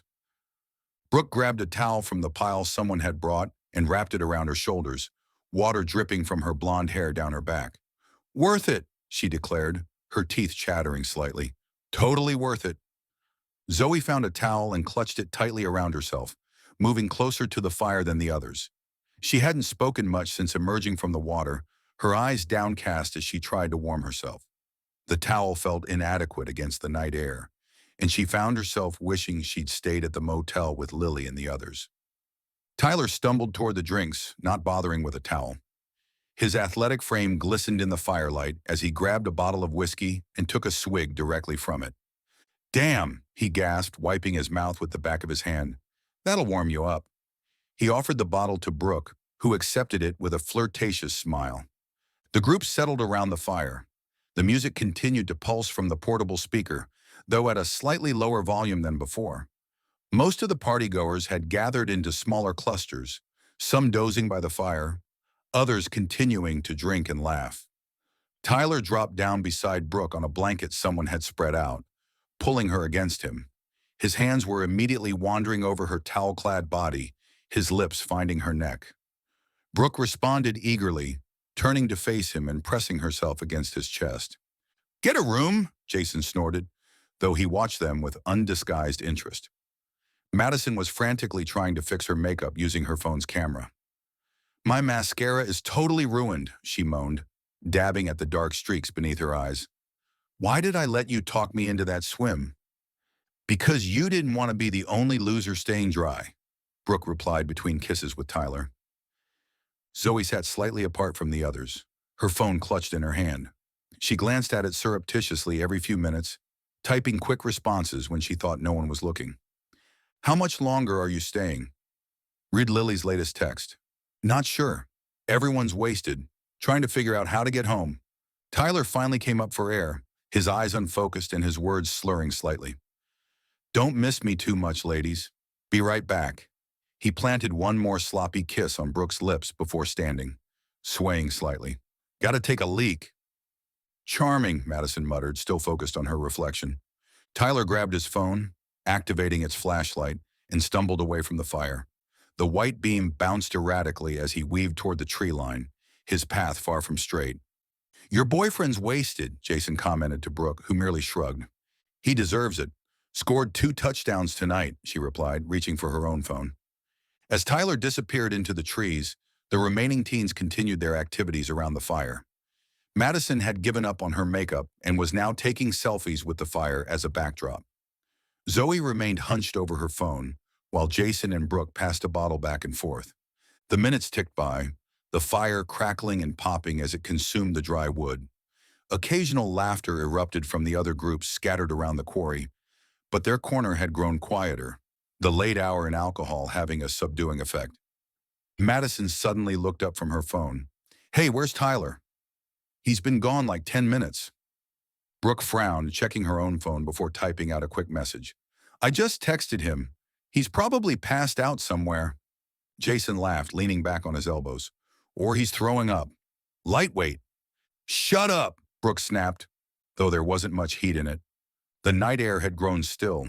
Even the other groups had quieted, as if the entire quarry was holding its breath. Then it happened. A piercing, terrified scream tore through the night, echoing off the limestone walls of the hollow. It was unmistakably Tyler's voice, filled with pure animal terror that sent ice through the veins of everyone who heard it. For a heartbeat, silence followed. Then another scream, somehow even more desperate than the first, cut off abruptly in the middle. Jason jumped to his feet, spilling his drink. What the hell was that? Madison's hands flew to her mouth, her eyes wide. That's not funny, she said, her voice trembling. He's just being a jerk, right? Tell me he's being a jerk. Brooke was already on her feet, fear etched across her face. Tyler, she screamed toward the woods. Tyler, answer me. Zoe stood frozen, her towel forgotten as it slipped to the ground. She stared toward the dark mass of trees where Tyler had disappeared. Tyler, Brooke called again. When no response came, she turned to Jason. We have to go find him. Jason hesitated, looking from the woods to the rest of the party. Most of the other students had heard the scream and were now standing, peering nervously in their direction. He probably fell, Jason said, though he didn't sound convinced. Tripped over a root or something. That wasn't an I-tripped scream, Madison said. Something's wrong. Brooke was already stumbling toward the tree line, her towel clutched around her. Tyler, she screamed again. Brooke, wait up, Jason called, jogging to catch her. He pulled out his phone and activated the flashlight, sweeping the beam across the scattered pine trees ahead. You shouldn't go alone. Tyler, Brooke shouted, if this is your idea of a joke, it's not funny. Give me some light, Brooke demanded, gesturing at Jason's phone.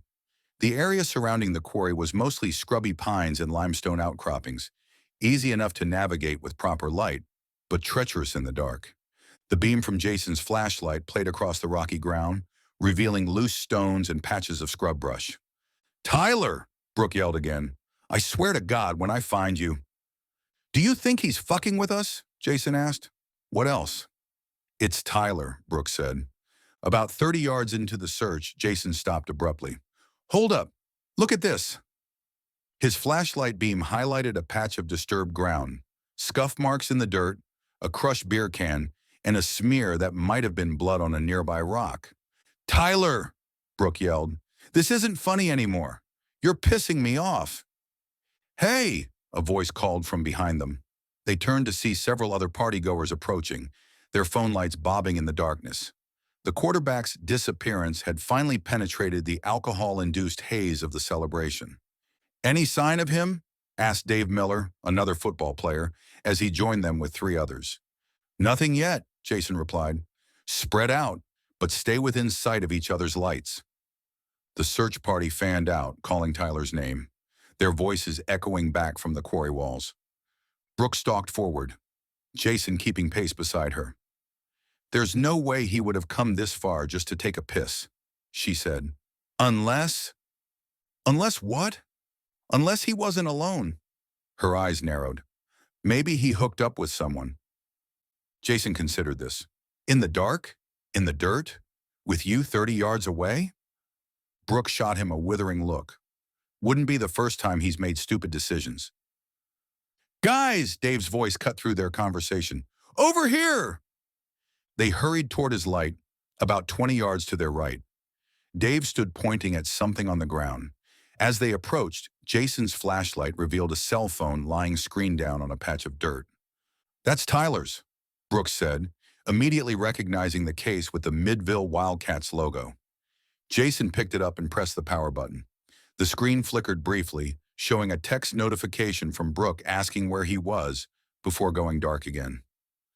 Battery's dead, he announced, handing the phone to Brooke, who shoved it into her back pocket.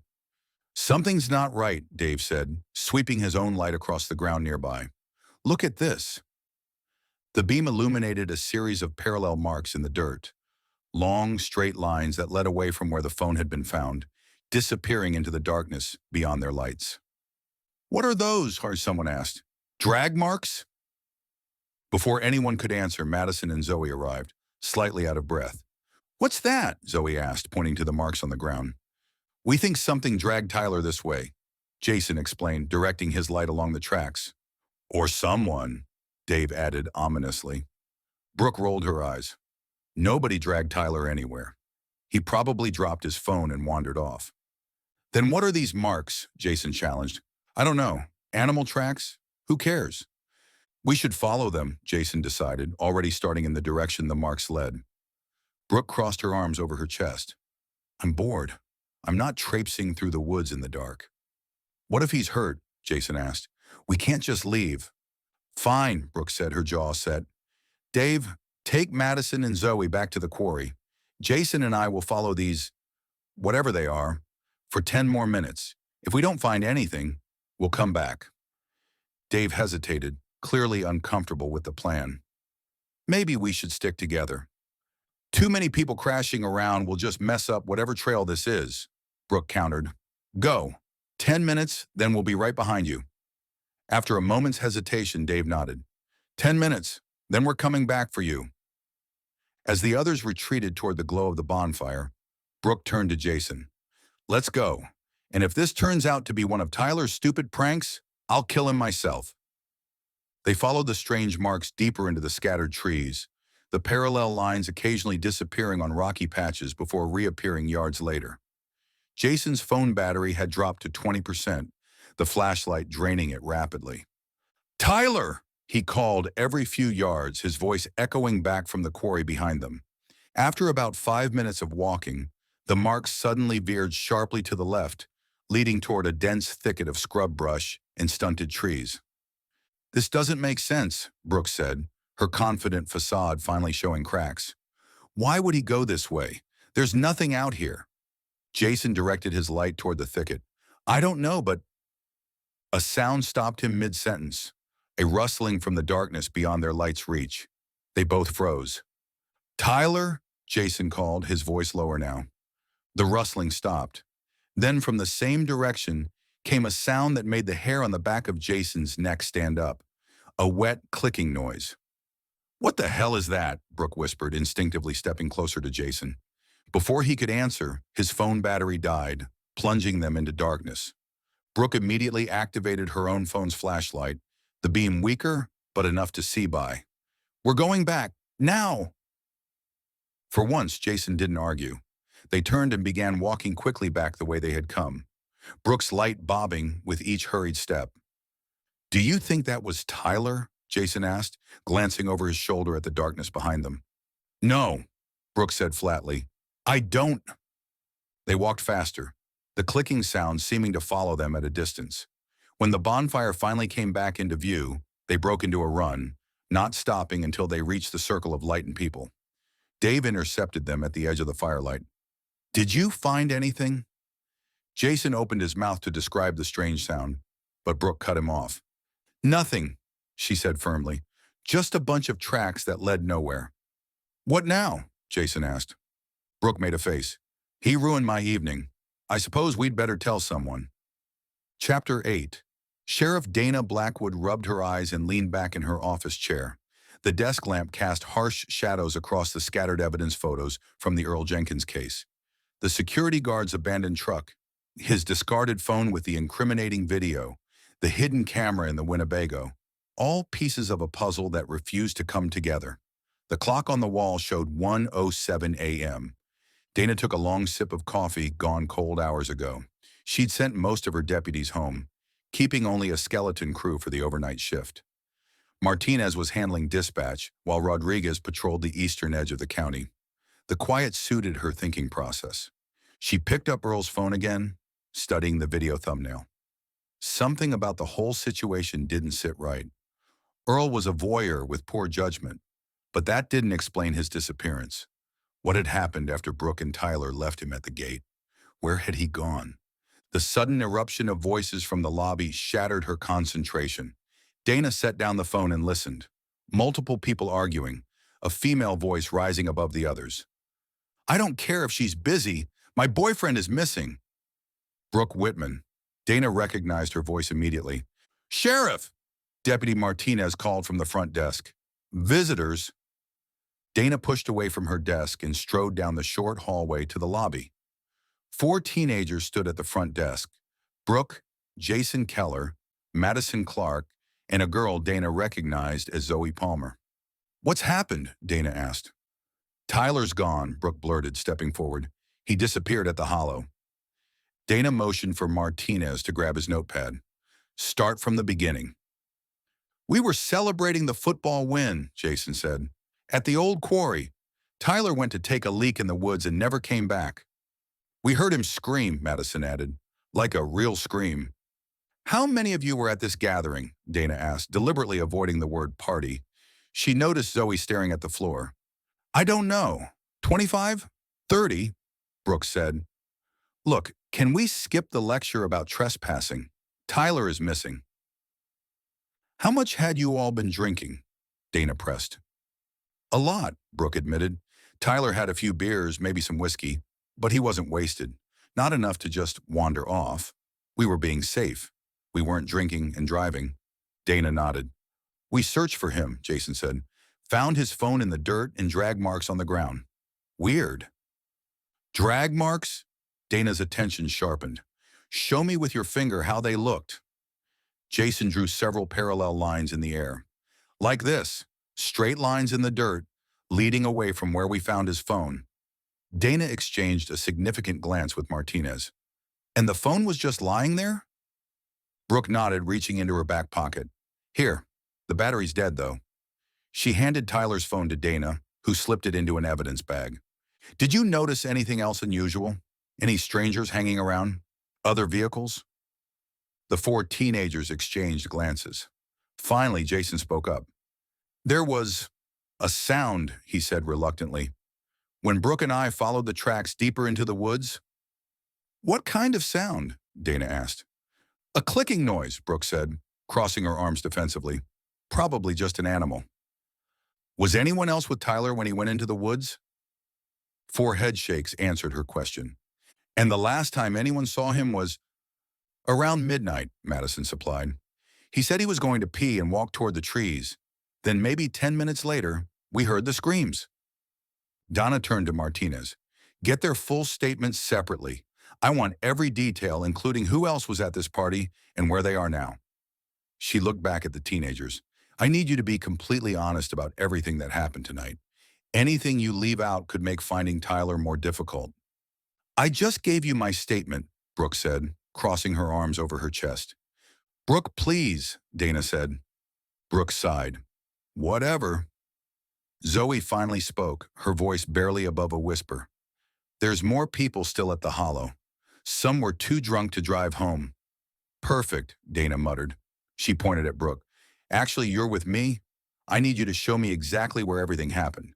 Martinez, finish taking statements from the others, then join us at the quarry. You can give your statement later, Brooke." "I hate you, Tyler," Brooke said. Dana grabbed her jacket and utility belt from her office, checking her flashlight and radio. As she passed Martinez, she lowered her voice. "Call Rodriguez. Tell him to meet us at the Hollow." Martinez nodded, understanding the gravity of a second disappearance in less than 24 hours. The headlights of Dana's patrol car swept across the chain-link fence with its no trespassing sign hanging at a crooked angle. The cutaway section was wide enough for vehicles to pass through. Dana navigated her cruiser carefully down the crude dirt path, branches scraping against the sides. "How many people are still here?" she asked Brooke, who sat stiffly in the passenger seat. "I don't know. Maybe 15. Some passed out by the fire." Dana nodded grimly. "First thing we do is account for everyone and get them home safely. Then we search." The patrol car emerged from the trees into the open expanse of the Hollow. Dana had been here countless times over her years with the department, breaking up parties, responding to accidents, and once recovering the body of a drunk college student who'd misjudged a dive from the highest point of the quarry wall. The limestone bowl looked particularly eerie tonight, the dying bonfire casting long shadows across the pale rock faces. 2 more patrol cars pulled in behind them. Rodriguez had arrived, along with Washington from the night shift. Dana stepped out of her vehicle, the gravel crunching beneath her boots. Rodriguez, get names and contact information from everyone still here. Washington, start calling parents for pickup. Parents? Brooke protested. Most of us drove ourselves. Dana fixed her with a stare that brooked no argument. Not one person who's been drinking is driving tonight. I'm not adding DUI accidents to this mess. She turned back to Washington. Make it clear to the parents that getting their kids home safely is the priority right now. We'll deal with trespassing and underage drinking later. 20 years ago, a teenager going missing after a party might have been written off as a runaway for the first critical 24 hours. Dana remembered that from her own youth, how easily adults dismiss teenage drama. But things had changed. These days, the department treated every missing person report with the utmost seriousness from the first moment, especially when it involved minors. The world had become too dangerous for the old wait-and-see approach. Rodriguez approached a group of bleary-eyed teens huddled by the dying fire. I need everyone's full name, address, and contact information, he announced, clipboard in hand. And I need to know who was the last person to see Tyler Reed. Dana pulled Brooke aside. I need you to show me exactly where Tyler went into the woods and where you found his phone. Brooke nodded, her earlier bravado fading in the face of the official response. She led Dana away from the quarry pool toward the tree line, her arms wrapped tightly around herself against the night chill. He went this way, she said, pointing toward a cluster of stunted pines. Just to take a leak. When he didn't come back, we started calling for him. Dana activated her high-powered flashlight, its beam cutting through the darkness far more effectively than the teenager's phone lights had. And the screams came from which direction? Brooke pointed deeper into the scattered trees. From somewhere over there. We couldn't pinpoint it exactly. The echo from the quarry walls made it hard to tell. They walked in silence for a minute, retracing the path Brooke and Jason had taken earlier. Donna swept her light methodically across the ground, noting the numerous footprints in the soft dirt, evidence of the hasty search party. Here, Brooke said suddenly, stopping. This is where we found his phone. Dana crouched, examining the area carefully. Despite the trampled state of the ground, the drag marks Jason had described were still visible. She followed the drag marks with her light, noting how they disappeared on rocky patches only to reappear several feet later. About 30 yards in, they reached the spot where Jason claimed to have heard the clicking noise. It was right around here, Brooke said, her voice hushed. The marks veered off toward that thicket, and then we heard it. Dana directed her beam toward the dense patch of scrub brush. Stay here, she instructed, unholstering her weapon as she approached the thicket. The brush was too thick to see through. Dana circled it slowly, looking for any sign of disturbance. On the far side, she found more drag marks leading deeper into the vegetation. Rodriguez, she called into her radio. We're going to need lights. Within an hour, the hollow had transformed from an abandoned party site to a full-scale search operation. Martinez had arrived with additional deputies and equipment. Powerful floodlights bathed the area in harsh white light. Parents began arriving to collect their shell-shocked teenagers. Dana gathered her team at the edge of the thicket. We're looking for Tyler Reed, 18, last seen approximately 2 hours ago. He was wearing jeans, a MIDVILLE High football jersey, and possibly a Letterman jacket. I want a thorough search of this entire area, focusing on the path indicated by these drag marks. The search team fanned out, their flashlight beams crisscrossing in the darkness beyond the floodlight's reach. Dana turned to Martinez. Get the K-9 unit out here and contact Tyler's parents if they haven't already been notified. Already done, Martinez confirmed. Should we call in the county search and rescue? Dana nodded grimly. Yes. Sheriff, one of the search team called from about 50 yards away. I've got something. Dana hurried over to where Deputy Collins stood, his flashlight illuminating a disturbed patch of earth at the base of a limestone outcropping. The drag marks led directly to this spot, where they terminated in what looked like a hastily filled-in pit. Dig, Dana ordered. The deputies began digging methodically, removing the loose soil one careful shovelful at a time. The floodlights had been repositioned to illuminate their work, casting everything in stark, unforgiving detail. Brooke watched from beyond the perimeter, her face pale in the artificial light. Dana felt the familiar tension building in her shoulders as the hole grew deeper. Every law enforcement officer dreaded these moments, digging in disturbed earth, fearing what they might find. The pit extended nearly 4 feet down before the shovel struck something solid with a dull thud. The surrounding deputies fell silent. Dana knelt at the edge of the hole, directing her flashlight downward. Rodriguez carefully brushed away the remaining soil to reveal a large, flat rock. Nothing more. Dana exhaled slowly, disappointment and relief mingling uncomfortably. Keep digging. Expand the perimeter. For the next hour, they excavated the entire area around the disturbed earth, digging several test pits and expanding outward in a grid pattern. Nothing. No Tyler. No traces of blood. No clothing. No evidence of any kind beyond the strange drag marks in the filled-in hole. As dawn began to lighten the eastern sky, Dana stood at the edge of the quarry, watching as the county search and rescue team assembled to begin a more extensive operation.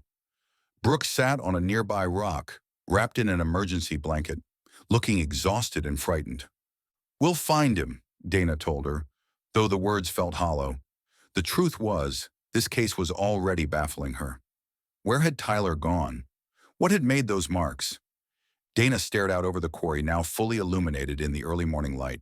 The floodlights looked garish and out of place against the natural beauty of the limestone bowl. 2 people missing. Strange marks on the ground. A hidden camera. A disturbed patch of earth with nothing beneath it. "Sheriff?" Martinez prompted, breaking her reverie. "What's our next step?" Dana squared her shoulders, pushing away her frustration. "We keep looking. Tyler Reed is out there somewhere, and we're going to find him." Chapter 9. Julian Garvin slouched on his couch, a half-empty glass of Cabernet balanced on his knee as he stared at the stack of ungraded papers on the coffee table. The sophomore essays could wait until morning. He'd returned to his apartment less than an hour ago after his rendezvous with Raven at the Lakeside Inn. He'd left her there, claiming an early morning obligation, though in truth he simply preferred sleeping in his own bed. After he got his, he didn't have much use for the girls. Their wide-eyed adoration and neediness became tedious once the thrill of conquest had passed. He took another sip of wine, savoring the rich flavor as he scrolled mindlessly through his phone. Dating apps were too risky in a town as small as Midville. One wrong swipe, and he might match with a student's parent or a colleague. Besides, dating women his own age had never held much appeal. When his phone buzzed with an incoming call, Julian nearly dropped his wine. The name on the screen made his pulse quicken. Cassidy Parker. He hesitated before answering. "Cassidy? Hey there, Mr. G, double quote." Her voice carried the same breathy quality he remembered, part childish, part seductive. "Miss me?" Julian stood up, suddenly restless. "You're back in Midville? When did this happen?" "Got home yesterday. Mom didn't even notice I was gone for 3 months." A bitter laugh. "Some things never change." Julian paced his living room, mind racing. Cassidy Parker had been his first student conquest in Midville. Bright, troubled, vulnerable. The perfect target, though he never allowed himself to use that word. "Where have you been, Cassidy?" "The whole town was looking for you." Not the whole town, really. The search had been perfunctory at best. 3-time runaway. Troubled home life. Everyone assumed she'd just taken off again. "Places," she replied vaguely. "But I'm back now, and I was thinking about our spot. Remember the Lakeside Inn? Room 217? Julian felt his body responding to the memory before his brain could catch up. Room 217 had been their regular meeting place before Cassidy disappeared. "I remember," he said cautiously. "But Cassidy, things are different now. I can't just—" "I'm extra horny tonight," she interrupted, her voice dropping to a whisper. "Been thinking about you for months. All those things you taught me. I need a refresher course, Mr. Garvin." The way she emphasized his formal name, their little in-joke, a reminder of the taboo they were breaking, sent a jolt through him. Julian glanced at the clock. 1:18 a.m. Late, but not too late. "Meet me there in 30 minutes, he found himself saying. "Can't wait," Cassidy purred before hanging up. Julian stood motionless in his living room, phone still in hand. The rational part of his brain screamed warnings. Cassidy was unstable. She'd disappeared for months. She could expose him. But the other part, the part that had driven him to pursue Cassidy, then Raven, and the two girls before them at his previous school silenced those warnings. He drained his wine glass and grabbed his keys. The night clerk at the Lakeside Inn barely looked up as Julian approached the desk. "I dropped off my key by mistake," Julian said with a sheepish smile. "Room 217. I paid for the full night earlier." "ID?" the clerk asked mechanically, not recognizing him from earlier. Julian presented his driver's license, anxiety fluttering in his stomach. He always worried about leaving a paper trail, but the Lakeside Inn was old school. No computers, just handwritten registration cards that were likely tossed out at the end of each month. The clerk checked his registry. "Room 217? Yes, I see you're checked in until tomorrow. Checkout's at 11. "Perfect," Julian said as the clerk handed him a key attached to a plastic tag. Julian nodded his thanks and made his way up the outdoor staircase to the second floor. Inside room 217, Julian sent a quick text to Cassidy with the room number. Then he sat on the edge of the bed, suddenly aware of the absurdity of his situation. What was he doing? Cassidy had vanished for 3 months without a word. She could be working with someone to blackmail him. She could be wired. She could tell anyone about their relationship. And yet here he was, unable to resist the thrill of the forbidden, the rush of power that came from these secretive encounters. A soft knock interrupted his thoughts. Julian opened the door to find Cassidy Parker leaning against the doorframe, a half-smile playing on her lips. She looked exactly as he remembered, long auburn hair cascading past her shoulders, green eyes slightly too wide for her face, giving her a perpetually surprised expression. She wore a cropped tank top and a short skirt. "Mr. G," she said, slipping past him into the room. "Just like old times." Garvin closed the door behind her, and they embraced. Her young, firm body got his blood flowing. "Where have you been, Cassidy?" he asked. "Everyone thought you'd run away again." She nibbled on his ear, kissed his throat, and reached below his belt. "Places," she laughed. "Does it matter? I'm back now." "It matters to me," Julian said, trying to reclaim the authority he usually maintained in these relationships. 3 months without a word. I was worried. "Were you?" Cassidy tilted her head, studying. "Prove it," she said, reaching for his belt. He grabbed her hand and spun her around as he sat on the edge of the bed. "You first," he said. Cassidy pointed to the radio on the nightstand. "Find me some music first." Garvin complied, irritated by the order. He reminded himself to focus on that young body. He found some music. "How's this?" Cassidy smiled. "Perfect. Come sit." She patted the bed. Garvin perched on the edge of the bed. Cassidy moved his knees apart and stepped close. He touched her thigh. "Damn, I've missed you," he said. Cassidy laughed and peeled his hand away. "No touching yet." She moved to the music, touching and rubbing against him. "Cassidy," he said hoarsely. She knelt on his thighs, tilted his head back, kissed him, and then whispered into his ear, "You can touch me now." "About fucking time," he groaned, grabbing her firm ass. Cassidy danced away and began to strip. When she was completely nude, he reached for her. She slipped his grasp and said, "Now you." He ditched his clothes in record time. "Now," he said. "I want you to prove how much you missed me," she said, moving toward him. He took her in his arms and they fell on the bed. Cassidy rolled on top of him. Garvin was tired of waiting. He intended to have her. He intended to have her his way, and he intended to have her now. He tried rolling her over and was shocked when she didn't budge. He tried shoving her, and Cassidy grabbed his wrists. She held them effortlessly like they were the wrists of a child. "What the fuck, Cassidy?" he snarled. "If you want it, you have to work for it, Julian." "Get off me." "Cassidy, are you on something?" he asked, struggling to maintain his composure. Garvin blinked several times. Something seemed to shift slightly beneath Cassidy's skin. "Let me up, you stupid little bitch." She ignored him, and to his horror, Cassidy's face began to change. It started subtly. A slight elongation of her jawline, a widening of her eyes, but rapidly progressed into something nightmarish. Her skin rippled and stretched, her mouth extending forward until it split her face in an impossible grin. From this distorted maw, segmented appendages emerged, chitinous, gleaming mandibles. Julian tried to scream, but his voice caught in his throat. "What? What are you?" he gasped. The thing that had been Cassidy looked down, its face now a grotesque hybrid of human and insect features.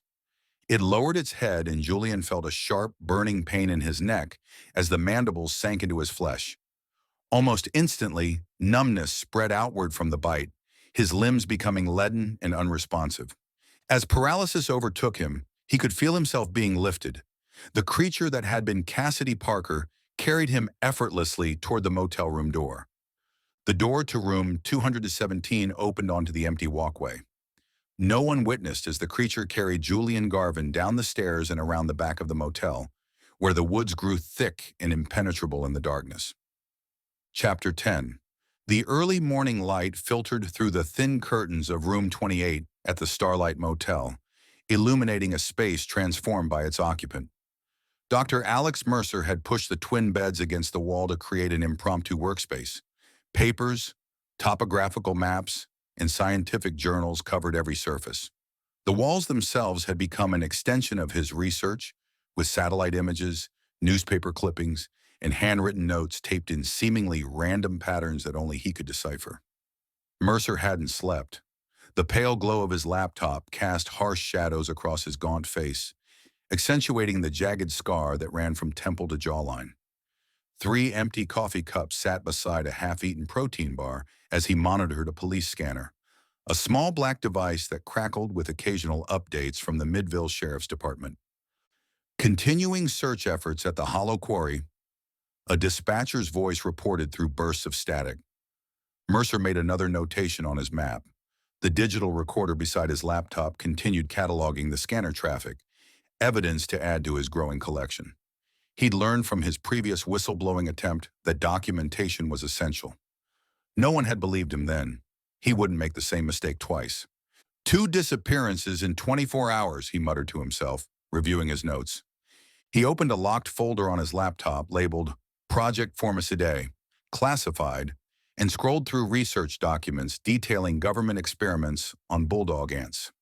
His own scientific reports and warning memos were interspersed throughout, all stamped rejected or unfounded in official red ink.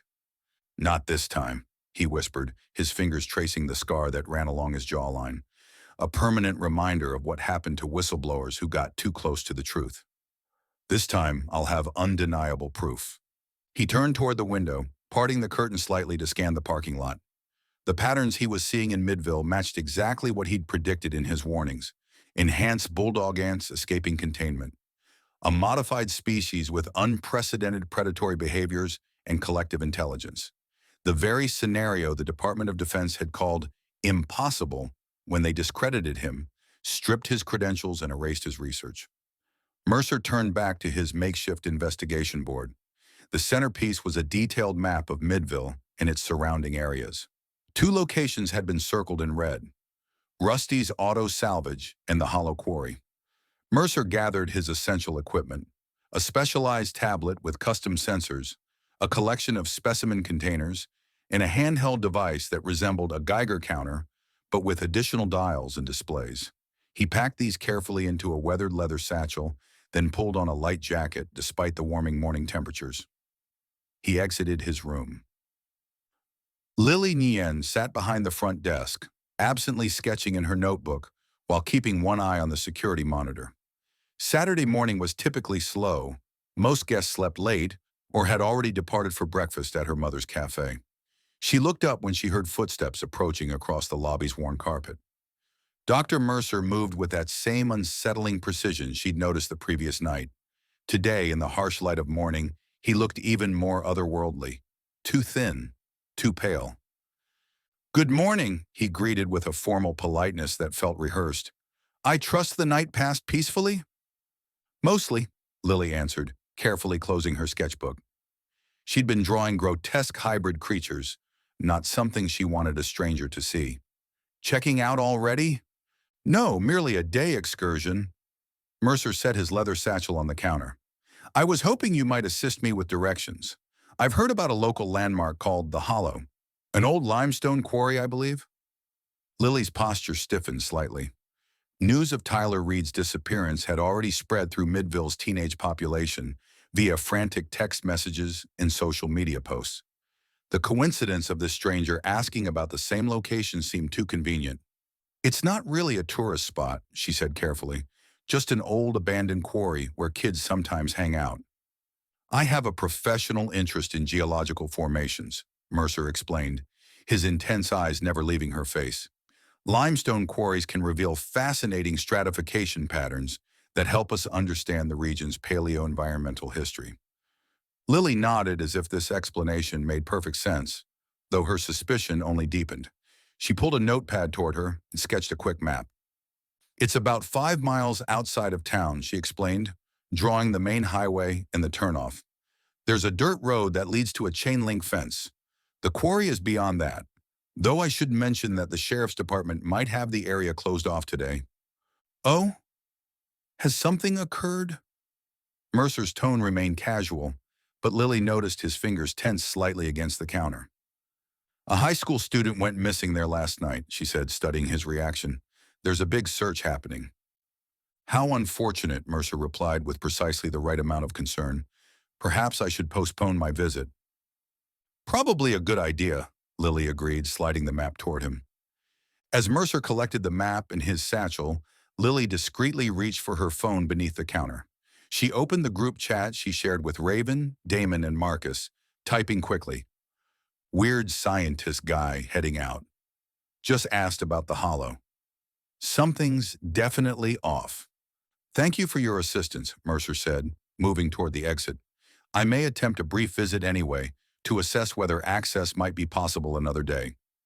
"Suit yourself," Lily replied, watching as he pushed through the door into the morning sunlight. Through the lobby window, she observed him loading his satchel into the trunk of his black Tesla.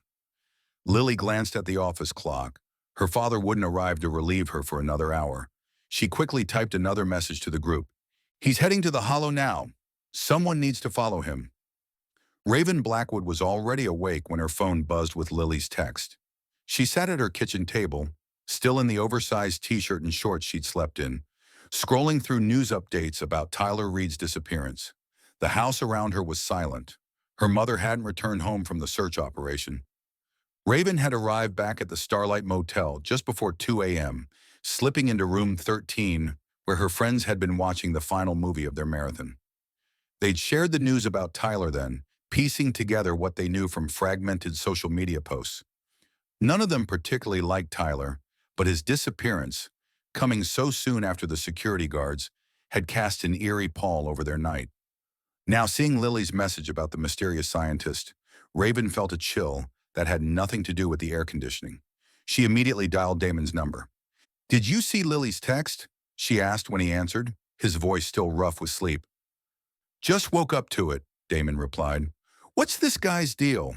First he shows up looking like a movie villain, then he's asking about the hollow right after Tyler disappears?" "Exactly," Raven said, already moving toward her closet to find clothes. "And remember that weird mass I saw in the field last night, near the motel? I told you guys it looked like it was moving in a way that didn't make sense." "You think they're connected?" Damon sounded more alert now. "I don't know," Raven admitted, phone wedged between ear and shoulder as she pulled on black jeans. "But this is Midville. Nothing interesting ever happens here, and suddenly we have 2 disappearances and creepy science guy all in one weekend?" "Fair point," Damon conceded. "You want to check it out?" "Lily said he's heading there now. Can you pick me up in 10? I'll be there in 5. Raven pulled on a faded band t-shirt and her combat boots, then scribbled a quick note for her mom in case she came home. "With Damon.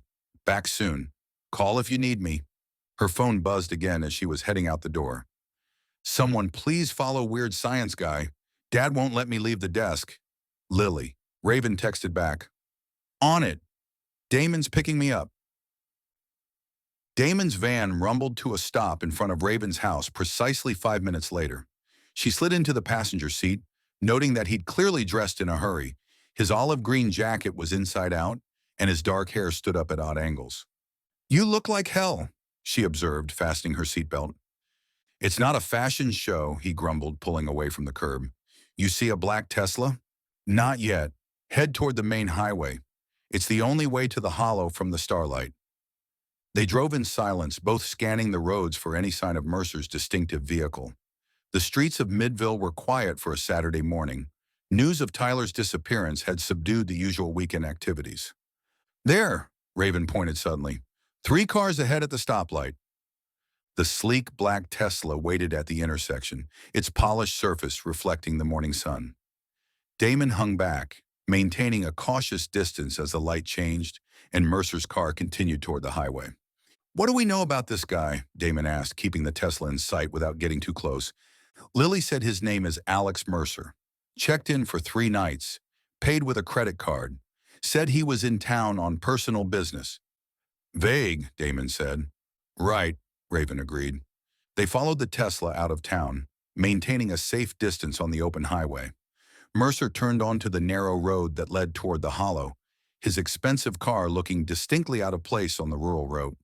"He's definitely heading to the quarry," Damon confirmed, slowing as the Tesla disappeared around a bend. "We need to be careful.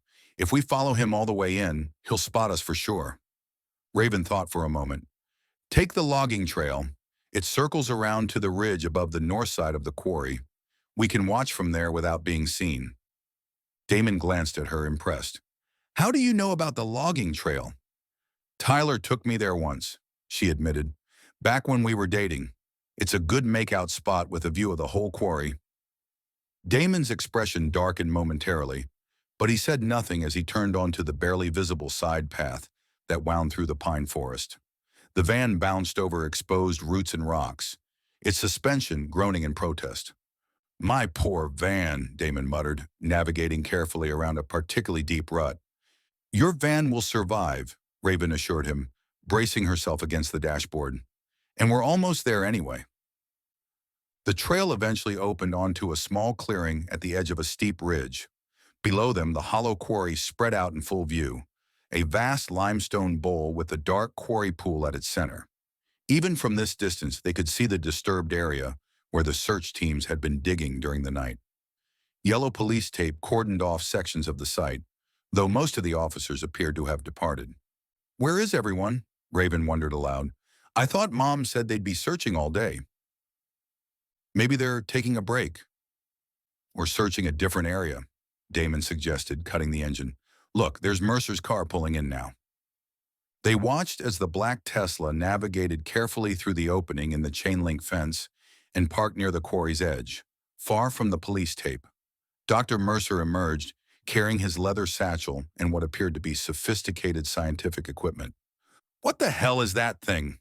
Damon whispered, pointing to a device Mercer had removed from his trunk, a tripod-mounted instrument with multiple sensors and a small satellite dish. "No idea," Raven replied, wishing she'd brought binoculars. "But he's setting it up like he knows exactly what he's doing." Mercer assembled his equipment. Once the tripod device was operational, he began taking readings across the quarry floor, paying particular attention to the areas marked with police tape. "He's acting like he expected to find something here," Raven observed. "Like he knows what happened to Tyler." "Or like he's responsible," Damon added. They watched in silence as Mercer approached the disturbed earth where the search team had been digging. He knelt beside the pit, removed small collection vials from his satchel, and began taking soil samples. "This is so weird," Raven whispered. "Why would a random scientist show up right after Tyler disappears? What's he looking for?" "I don't know," Damon replied, his voice equally hushed despite the distance between them and Mercer. "But I don't like it." After collecting several samples, Mercer returned to his tripod device and connected it to his tablet. For several minutes, he studied the screen intently, his expression unreadable from their vantage point. Then he disconnected the equipment and began packing it away. "He's leaving," Damon said. "Should we follow him again?" Raven hesitated, torn between curiosity and caution. "Let's wait and see where he goes next. If it's back to the motel, we can talk to Lily. If it's somewhere else." "We keep following," Damon finished for her. Mercer completed packing his equipment. Before returning to his car, he paused to scan the quarry rim, his gaze sweeping slowly across the elevated edges of the hollow. Despite the distance, both Raven and Damon instinctively ducked lower behind the ridge's protective foliage. For a moment, it seemed as though Mercer was looking directly at their hiding spot, His unnaturally pale face turned upward. Then, apparently satisfied, he returned to his Tesla and drove away, leaving behind only tire tracks in the gravel and disturbed soil where he'd collected his samples. "That was close," Damon breathed, straightening up. "For a second there, I thought he saw us." "Me too," Raven admitted, her heart still racing. "There's something seriously off about him." Damon started the van's engine. "Come on, let's keep our distance, but I want to see where Science Guy goes next." Chapter 11. Raven and Damon huddled in her bedroom, the afternoon sun filtering through half-closed blinds as they hunched over her laptop. 3 empty soda cans and a bag of chips lay forgotten on the desk beside them. "There he is," Raven said, clicking on a search result. She'd spent the last hour digging into Dr. Alex Mercer's background after following him from the Hollow back to the Starlight Motel. Dr. Alexander Mercer, former lead researcher at Woodbury Laboratory, government contract work. Damon leaned closer, his shoulder brushing against hers as he squinted at the screen. "What kind of government work?" "Doesn't say specifically," Raven replied, scrolling through the article. "But look at this. He was fired 3 years ago after what they're calling a psychological breakdown. Apparently, he started making wild accusations about his own research." "What kind of accusations?" Raven clicked another link, opening a scientific journal article with a statement distancing the publication from Mercer's work. This is from Entomological Review. It says Mercer published several legitimate papers on ant behavior modification before he descended into paranoid conspiracy theories about government weaponization of insects. Weaponization? Damon's eyebrows shot up. "Like killer ants?" "Exactly like killer ants," Raven confirmed, opening another tab. This one's from a science blog. It says Mercer claimed his research team had successfully altered bulldog ants to increase their size, strength, and collective intelligence. When the government allegedly weaponized his work, he tried to blow the whistle. Damon frowned, running a hand through his dark hair. "And now he shows up in Midville right after people start disappearing." "It gets weirder," Raven said, clicking on an image search. "Look at these pictures of him from before." The photos showed a different Alex Mercer. Fuller face, healthier complexion, no scar. His eyes lacked the unsettling intensity they'd witnessed at the motel. "What happened to him?" Damon asked, studying the transformation. "According to this article, he was in some kind of lab accident after his whistleblowing attempts. Spent months in a hospital. When he got out, he started traveling around the country, showing up at sites of unexplained phenomena." His words, not mine. Damon pointed to another search result. "What's that one?" "Warning, dangerous individual." Raven clicked on the link, which led to a local newspaper from a small town in Oregon. The headline read, "Local police warn of dangerous individual posing as government scientist. Residents are advised to avoid contact with Alexander Mercer," Raven read aloud, "who has been approaching citizens with fabricated stories about government conspiracy and dangerous insects. Mercer has been known to trespass on private property, interfere with police investigations, and harass individuals. He may be armed and is considered unstable." "Holy shit," Damon whispered. "So we've got a dangerous conspiracy theorist with a fixation on weaponized ants staying at the Starlight. And taking readings with weird equipment," Raven added, closing the laptop. "Either he's completely delusional, and it's a bizarre coincidence that he showed up now, or he knows something about what's happening in Midville," Damon finished. He stood up and paced across Raven's bedroom, stepping carefully around the piles of books and clothes scattered across the floor. Raven chewed her bottom lip, smudging her black lipstick. What if he's not completely crazy?" "You mean like partially sane?" Damon asked. "We need to talk to him," Raven decided, standing up suddenly. "Confront him directly." Damon looked at her like she'd lost her mind. "Did you miss the part about dangerous individual and maybe armed? Plus, if he is onto something real, what makes you think he'd trust a couple of random teenagers?" Raven collapsed back into her chair, deflated. "You're right, but we can't just do nothing. Tyler's missing, and so is that security guard. And my mom is running herself ragged trying to figure it out." We should tell your mom about Mercer, Damon suggested. Let the sheriff's department handle him. And say what? Hey, Mom, we stalked a guest at the Starlight Motel because we think he might be connected to the disappearances. But he might also just be a dangerous scientist with delusions about killer ants. She'd ground me until graduation. Damon sighed, knowing she was right. Then we need more information. Something concrete to take to your mom. Sheriff Dana Blackwood rubbed her eyes, feeling the grit of fatigue beneath her lids. She'd been at the station for nearly 36 hours straight, coordinating search efforts and fielding increasingly panicked calls from the community. 2 disappearances in as many days had transformed sleepy Midville into a town on edge. Her office looked like a war room, maps spread across every surface, coffee cups stacked haphazardly, and evidence photos taped to a makeshift timeline on the wall.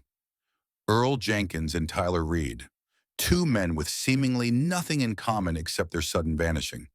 The phone on her desk rang, its shrill tone piercing her exhaustion.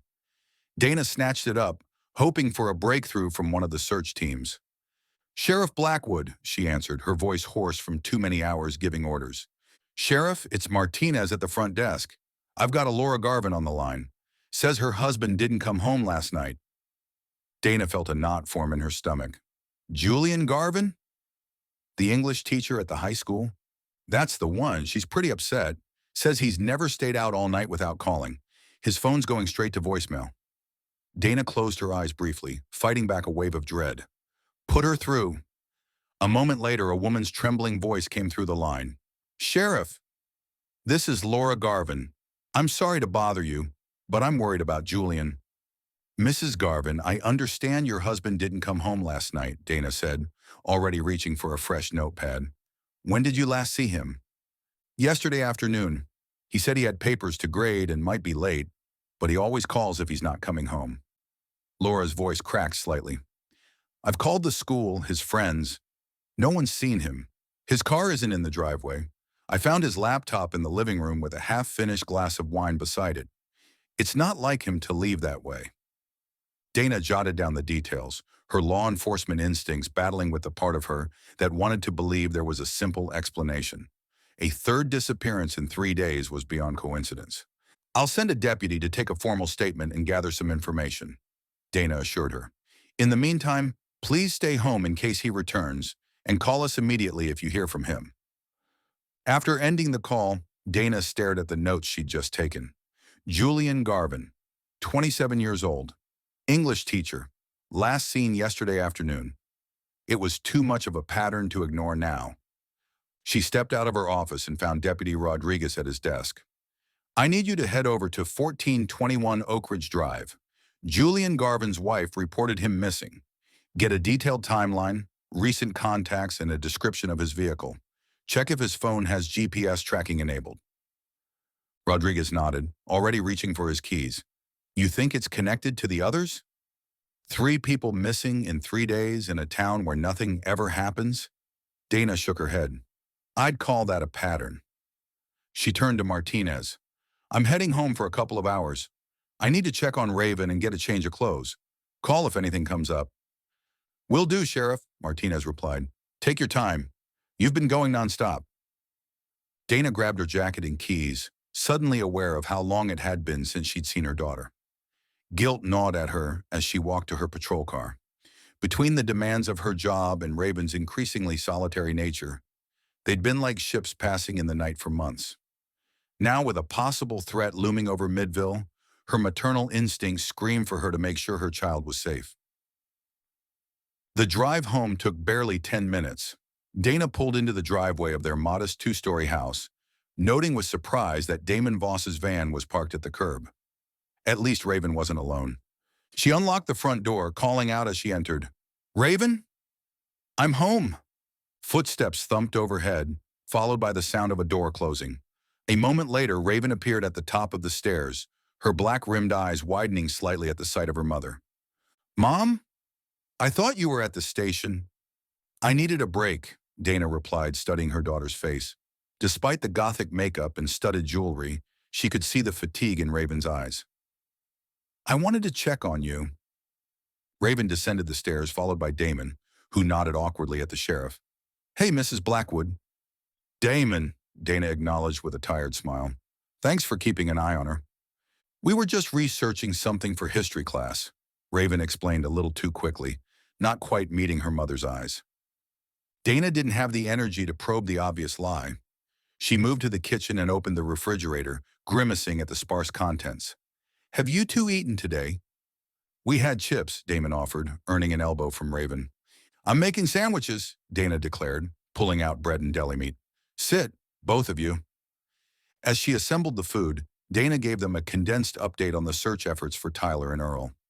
Raven and Damon exchanged glances several times during her recounting, making Dana suspect they knew more than they were letting on. There's been another disappearance, she finally said, placing plates in front of them. Julian Garvin. He's an English teacher at your school. Raven's sandwich froze halfway to her mouth. Mr. Garvin, her voice came out strangled. His wife called it in this morning, Dana continued, missing the flash of shock that crossed her daughter's face. Said he never came home last night. Rodriguez is over there now, getting details. His wife?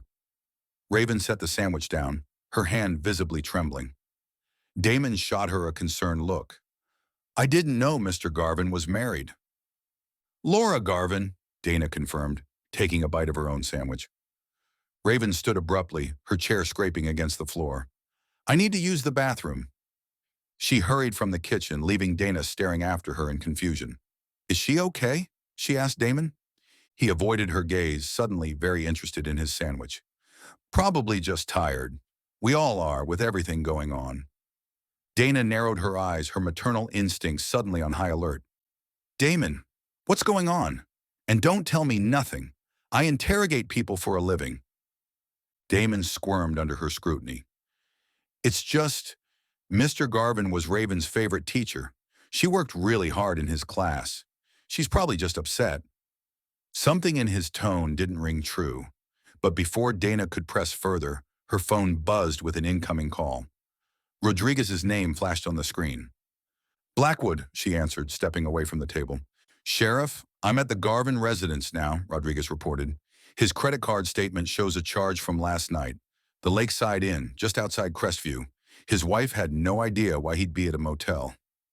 Dana frowned. What time was the charge? Around 1:30 a.m., according to the online statement. Mrs. Garvin checked it while I watched. The implications hung unspoken between them. Check it out. Talk to the night clerk. Get the security footage if they have any, and find out which room he was in. Already on it, Rodriguez assured her. When Dana hung up and returned to the kitchen, Raven had reappeared, her face noticeably paler despite her makeup. Her eyes were slightly red. Everything okay? Dana asked, putting a gentle hand on her daughter's shoulder. Fine, Raven muttered. Just tired. Dana studied her for a moment, sensing the lie but knowing from experience that pushing would only make Raven retreat further. I need to head back to the station. Lock the doors while I'm gone, okay? And call me if you need anything. Raven nodded without meeting her eyes. Be careful, Mom. The unexpected concern in her daughter's voice made Dana pause. I will, she promised, suddenly wishing she could stay longer, bridge whatever distance had grown between them. Instead, she grabbed her keys and headed for the door, duty calling her back to a mystery that grew more troubling by the hour. As the front door closed behind her mother, Raven collapsed into the kitchen chair, her face in her hands. Married, she whispered, the word like poison on her tongue. He's been married this whole time. Damon moved to her side, his hand hovering uncertainly above her shoulder. Raven. Every time he told me he couldn't see me because he had grading or faculty meetings, he was going home to his wife. A bitter laugh escaped her. And now he's missing, like the others. I hope he rots in hell. Are you going to tell your mom? Damon asked. Tell her what? That I've been sleeping with my married English teacher? That I was with him the night he disappeared? Raven shook her head. God, I'm such an idiot. Damon finally put his hand on her shoulder, squeezing gently. You're not an idiot. He manipulated you. That's what these guys do. Raven wiped angrily at her eyes, smearing her eyeliner further.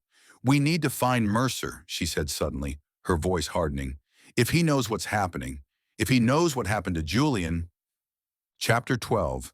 Sheriff Dana Blackwood pulled into the station parking lot, her mind racing with questions about the three disappearances.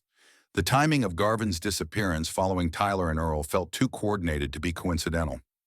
Something sinister was happening in Midville, and she couldn't shake the feeling that they were missing a crucial connection between the victims. Deputy Martinez intercepted her as she entered the building.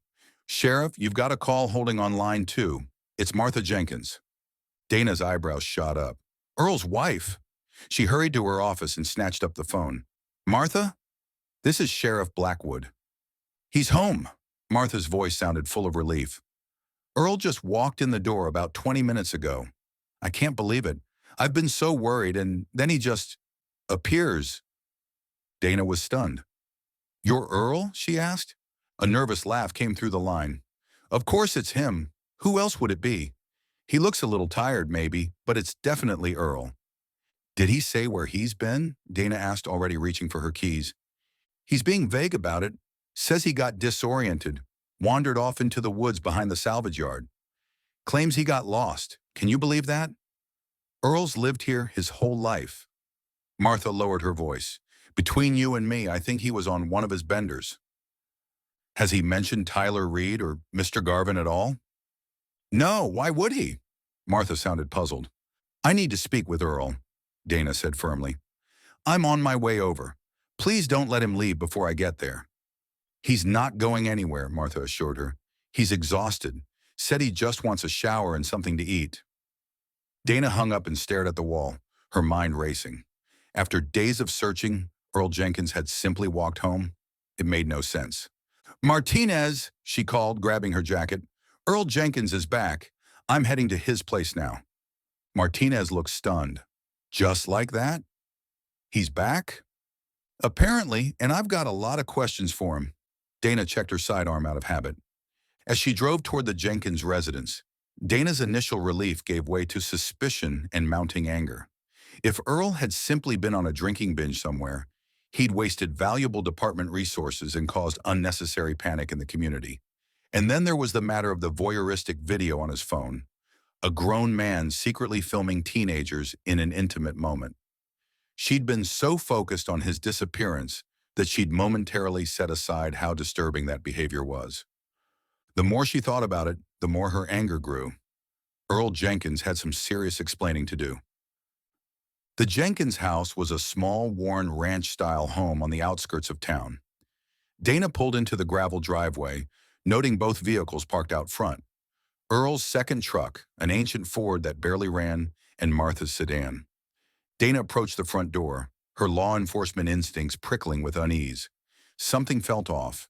She rested her right hand near her holster as she knocked on the door. After a moment, the door swung open to reveal Earl Jenkins. He looked surprisingly normal, perhaps a bit paler than usual, but otherwise intact. "Sheriff," he greeted. "Martha said you'd be stopping by." "Earl," Dana acknowledged with a nod. "Mind if I come in?" "We have a lot to discuss." He stepped aside, gesturing her into the modest living room with its worn furniture and dated wood paneling. "Have a seat." Martha ran to the store. "She'll be back soon." Dana remained standing. "That's interesting, considering both your vehicles are in the driveway." Earl's expression didn't change. "Neighbor gave her a ride. She was in a hurry." "I see. You've had a lot of people worried, Earl. Want to tell me where you've been for the past 2 days?" Earl's gaze slid past her, focusing on something over her shoulder. "Got lost in the woods behind the salvage yard. Wandered around for a while. Finally found my way back." "For 2 days," Dana pressed. "In woods you've known your entire life?" "Been drinking," Earl offered with a shrug that didn't quite look natural. "You know how it is. Time gets funny." Dana stepped closer. "We need to sit down and talk. I have a lot of questions." Something flickered across Earl's face, a twitch that seemed to ripple under his skin. "If I'm going to answer a bunch of questions, I need a beer or two." He turned toward the kitchen. "Make yourself comfortable. Won't be a minute." Dana watched him shuffle away, her unease growing. From the kitchen came the sound of a refrigerator opening, followed by an odd scraping noise. Then a crash, like pots and pans falling. "Earl?" Dana called, moving toward the kitchen. "Everything okay in there?" More banging sounds, followed by what sounded like furniture being overturned. Dana approached the kitchen doorway cautiously. Earl? Answer me. She rounded the corner and froze in horror. Earl stood in the middle of the kitchen, but his face was changing. The skin rippled and stretched as if something was moving beneath it. His jaw extended unnaturally, splitting wider than any human mouth should, revealing mandibles emerging from the torn flesh. Jesus Christ, Dana gasped, fumbling for her weapon. Before she could fire, Earl, or the thing that had been Earl, lunged with inhuman speed. The mandibles clamped around her forearm, piercing through her uniform sleeve and into her flesh. Searing pain shot up her arm, immediately followed by a wave of numbness that spread rapidly through her body. Dana tried to grasp her weapon, but her fingers wouldn't respond. Her legs buckled beneath her as paralysis took hold. The creature that wore Earl's face stood over her, mandibles clicking in what almost seemed like satisfaction as Dana's world faded to black. Brooke Whitman sat cross-legged on her bed, scrolling mindlessly through social media. Her feed was filled with nothing but posts about Tyler's disappearance, friends sharing search updates, prayers, and memories as if he were already dead. The attention made her both angry and jealous. Everyone was focused on Tyler while she, who had actually been there and looked for him, was treated like an afterthought. Her phone buzzed with an incoming call. The number belonged to Tyler's mother. "Hello," she answered. "Hey," Tyler's voice replied, casual as if he'd just seen her yesterday at school. "It's me." "Tyler?" Brooke sat bolt upright. "What the actual fuck? Where are you?" "I'm home," he said. "Just got back." Brooke felt her anger rising. "You're home? Just like that? Do you have any idea what's been happening? The entire sheriff's department has been looking for you. I've been worried sick." I know," Tyler said. "I can explain everything." "This better be good," Brooke snapped. "People thought you were dead. I thought you were dead. I was at that quarry all night with the search teams, freezing my ass off while they dug holes looking for your body." "I want to tell you in person," Tyler continued, ignoring her outburst. "Can you come over?" Brooke scoffed. "You're kidding, right? You disappear for almost 2 days, scare everyone half to death, then call and expect me to just rush over?" "Please, Brooke, I need to see you." "I'm not sure I even want to see you right now," she said, though even as the words left her mouth, she knew she would go. Curiosity and the promise of being the first to know what happened were too tempting to resist. "I promise I can explain everything," Tyler insisted. "My parents aren't home. We can talk privately." Brooke rolled her eyes. "If you think you're getting laid after all this, you can forget about it. I'm still pissed at you." "That's not why." "Whatever, fine. I'll be there in 30 minutes. She hung up before he could respond. Brooke moved to her closet, pulling out outfits and tossing them onto her bed. If she was going to confront Tyler, she would do it looking incredible. A reminder of exactly what he had risked losing with his disappearing act.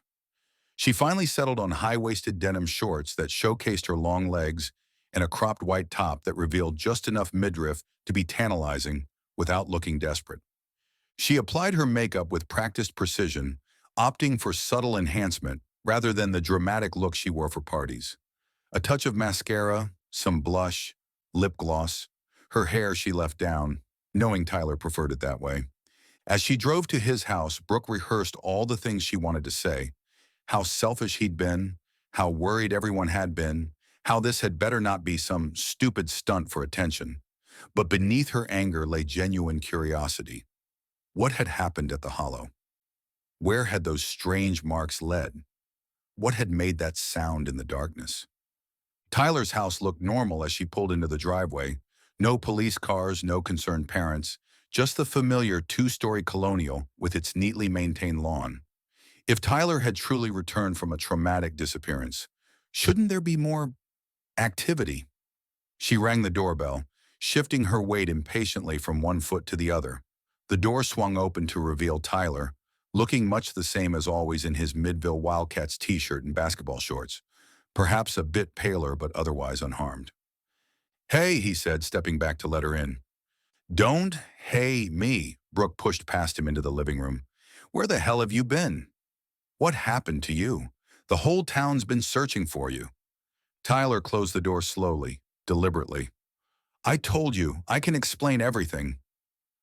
Then start explaining, Brooke demanded, turning to face him. We heard you scream at the hollow. We found drag marks in your phone. The sheriff had search teams digging holes, looking for your body. So what happened? Where did you go? Tyler's face remained impassive, almost mask-like. I saw something in the woods. Something incredible. What? What did you see? Brooke crossed her arms over her chest, impatience written across her features. It's easier if I show you, Tyler said, taking a step toward her. Brooke instinctively stepped back. What are you talking about? Show me what… Something wasn't right. Tyler's movements, his voice, the vacant look in his eyes, all wrong. As he approached, his skin seemed to ripple slightly, like water disturbed by a stone. Tyler? Brooke's voice wavered for the first time. What's wrong with your face? Before she could back away further, Tyler lunged forward with inhuman speed. His face split along the jawline, the skin peeling back to reveal glistening mandibles where his mouth should have been. Brooke barely had time to scream before those mandibles clamped around her forearm, piercing deeply into her flesh. White-hot pain shot through her body, immediately followed by a wave of numbness that spread rapidly from the bite. Brooke tried to pull away, to run, but her legs gave out beneath her. She collapsed to the floor, unable to move, unable even to scream as paralysis took hold. The thing that was no longer Tyler stood over her, mandibles clicking in what almost seemed like satisfaction.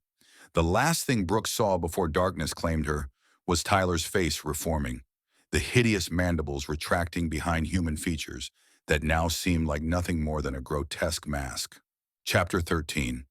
The sun hung low in the western sky, painting Midville's unremarkable skyline in hues of orange and pink as Dr. Mercer's black Tesla pulled into the Starlight Motel parking lot. He emerged from the vehicle carrying his leather satchel. Focused on his findings, Mercer failed to notice the four shadows waiting near the motel's ice machine alcove. As he passed, they stepped out in unison, forming a semicircle that cut off his path to room 28. Dr. Mercer. Raven's voice was steady despite her racing heart. We need to talk. Mercer froze, his gaunt face betraying a momentary flash of surprise before settling back into its usual mask of detached calculation.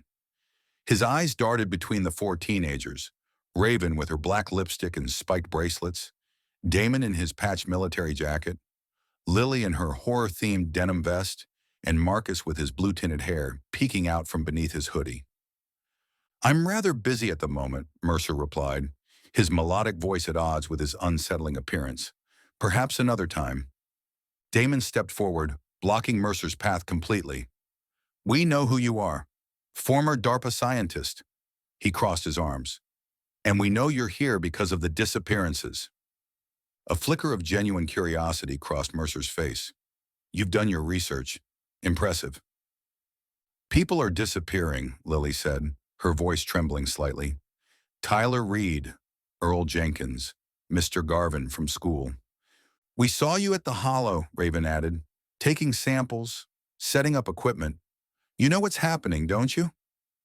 Mercer's eyes narrowed as he studied each of them carefully. And if I did? What exactly would you do with that information? Help! Marcus spoke up, pushing his glasses higher on his nose. Whatever's happening is spreading. For several tense seconds, Mercer stood motionless, his pale features unreadable as he weighed his options. The teens maintained their positions, determined not to let him pass without answers. Finally, Mercer sighed, a sound so human it seemed almost out of place coming from him. Very well, he conceded. You're right. I do know what's happening in your town, and perhaps I could use some local allies. So talk, Damon demanded. Mercer glanced around the parking lot. Not here, my room. I believe privacy is in order. The teens exchanged uncertain looks. How do we know we can trust you? Raven asked. You don't, Mercer replied simply. But I'm offering answers. Isn't that what you came for? After a moment of silent communication among themselves, Raven nodded. Fine. Your room. Mercer led them along the concrete walkway to room 28, unlocking the door and pushing it open to reveal the transformed space. The teens filed in cautiously, their eyes widening at the elaborate setup. "What is all this?" Lily whispered, staring at a wall covered with newspaper clippings about mysterious disappearances in small towns across the country. Mercer set down his equipment and turned to face them, his tall frame backlit by the desk lamp. "Allow me to properly introduce myself," he said, his voice taking on a formal quality. "I'm Dr. Alexander Mercer, formerly of DARPA's Biological Enhancement Division, and I'm here because what's happening in Midville is partially my fault." "Your fault?" Damon repeated, skepticism evident in his tone. "Not directly," Mercer clarified, "but I helped create it. The biological threat that's now established itself in your community." "What exactly are we dealing with?" Raven demanded. "You'll find it hard to believe," Mercer said. Dr. Mercer walked to his improvised research station and picked up one of the labeled vials. Inside, a dark mass moved against the glass, something black and segmented that seemed too large to be an ordinary insect. "Myrmecia piriformis," he said, holding the container up to the light. "The bulldog ant, Australia's most aggressive ant species. They hunt alone, can leap several inches to attack prey, and possess excellent vision. Their venom causes intense pain in humans, and they're known to pursue threats relentlessly." He set the vial down carefully. "The perfect candidate for enhancement." Marcus leaned in to examine the specimen, adjusting his glasses. "That can't be a regular bulldog ant. They're only about an inch long. This is nearly 8 times that size." "Astute observation," Mercer replied with a hint of approval. "This is generation 4C of our enhanced specimens, roughly 8 times larger than the natural species, with proportionally increased strength and venom potency." "You made super ants?" Lily's voice was skeptical. "Think bigger," Mercer said, moving to his laptop and pulling up a classified document stamped with DARPA insignia. "Think of soldiers that can lift 50 times their weight, communicate silently, and function as a perfect unit. Imagine infiltration units that can access spaces no human could enter. Combat teams that never question orders, never sleep, never retreat." Raven crossed her arms. "Why not just build robots?" "Robots are machines. They break down. They can be hacked or disabled with EMP weapons." Mercer's eyes gleamed with a disturbing enthusiasm. "Living organisms self-repair, adapt, reproduce. We didn't create a new species. We just accelerated their evolution." "How?" Damon asked, unable to hide his fascination despite his distrust. Mercer seemed pleased by the question. He opened a folder of scientific diagrams and genetic sequences. CRISPR gene editing to enhance neural pathways, allowing for more complex problem-solving and memory retention. Chemical compounds to strengthen exoskeletons, making them virtually bulletproof at their scale. Modifications to their venom glands to improve potency and add a paralytic agent. And most importantly, he paused for effect. Specially designed pheromones to enhance communication across longer distances, enabling colony-wide coordination more sophisticated than anything in nature. The room fell silent as the teens processed this information. Marcus was the first to speak. "If these are so dangerous, why create them at all?" Mercer's enthusiasm faded, replaced by something that might have been remorse on a more human face. "We thought we were creating better soldiers. We created something much worse." "What went wrong?" Raven asked. "Everything," Mercer replied flatly. "The enhanced ants developed intelligence beyond our predictions. They began exhibiting unprecedented behaviors, coordinated hunting strategies, adaptation to containment measures, even primitive tool use." He pulled up another document, this one marked Containment Breach Report. Then came the real problem. The project's fundamental goal was to create ants that would serve as extensions of human military control. Living weapons we could direct. Instead, they inverted the relationship entirely. The enhanced colony developed the ability to assimilate humans into their hive mind, turning us into extensions of their collective consciousness. "What do you mean, assimilate?" Lily asked. Mercer turned to his laptop and pulled up a classified video. The footage showed a laboratory setting with a sedated human test subject, a prisoner who had been offered a reduced sentence for participating in what he thought was a standard medical trial. This was never supposed to happen, Mercer said quietly. It was meant to be a controlled exposure to test deterrent compounds. On screen, several enhanced ants were introduced to the chamber. Almost immediately, they approached the subject, and one delivered a bite to his forearm. The man's body went rigid, paralyzed by the powerful venom. Mercer fast-forwarded the footage. The paralytic effect was expected, he explained. What happened next was not. As the video continued, the man's face began to change subtly. His jaw started to elongate, the skin stretching in ways that shouldn't be anatomically possible. The scientists in the background of the footage could be seen rushing around in obvious panic. The venom contains a neurochemical compound that reconfigures the human neural pathways, Mercer explained, his voice clinical despite the horror on screen. It creates a connection to the hive mind while physically transforming key areas of the body for colony functions. The footage showed the man's mouth splitting unnaturally, chitinous mandibles emerging from what had been human jaw tissue. The scientists in the video were now in full emergency mode, some fleeing the observation room. Within hours, the subject was no longer human in any meaningful sense, Mercer continued.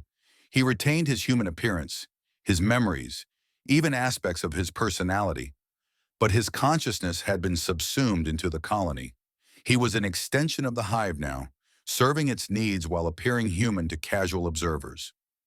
Mercer stopped the video just as the transformed man rose from the examination table, his face briefly revealing the mandibles before settling back into a disturbingly normal human appearance. Mercer closed the video file. 3 days after this incident, the primary research facility experienced what official records call a containment breach. In reality, it was much worse. The transformed test subject managed to free other specimens. Within hours, they had assimilated 4 more staff members. He pulled up a satellite image of a remote desert facility. The government response was predictable. Scorched earth protocol. They evacuated essential personnel, sealed the facility, and dropped enough incendiary ordnance to turn the entire complex into glass. His voice grew bitter. Official report, threat neutralized, case closed. But that wasn't true, was it? Raven asked, already knowing the answer. Mercer shook his head. By the time they bombed the facility, the colony had already budded, split into 2 separate hives.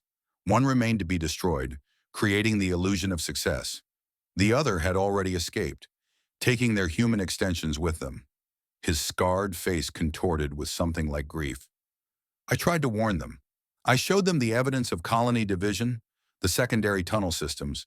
They called me paranoid, delusional, said the trauma of the incident had affected my judgment. So you were fired, Damon concluded. Worse, Mercer replied. I was discredited, hospitalized for psychiatric evaluation. By the time I was released, the enhanced colony had established itself in the wild, and I've been tracking it ever since. The room fell silent as the teens processed Mercer's terrible revelation. Raven leaned against the wall, arms crossed protectively over her chest. Damon paced in the small space between the beds.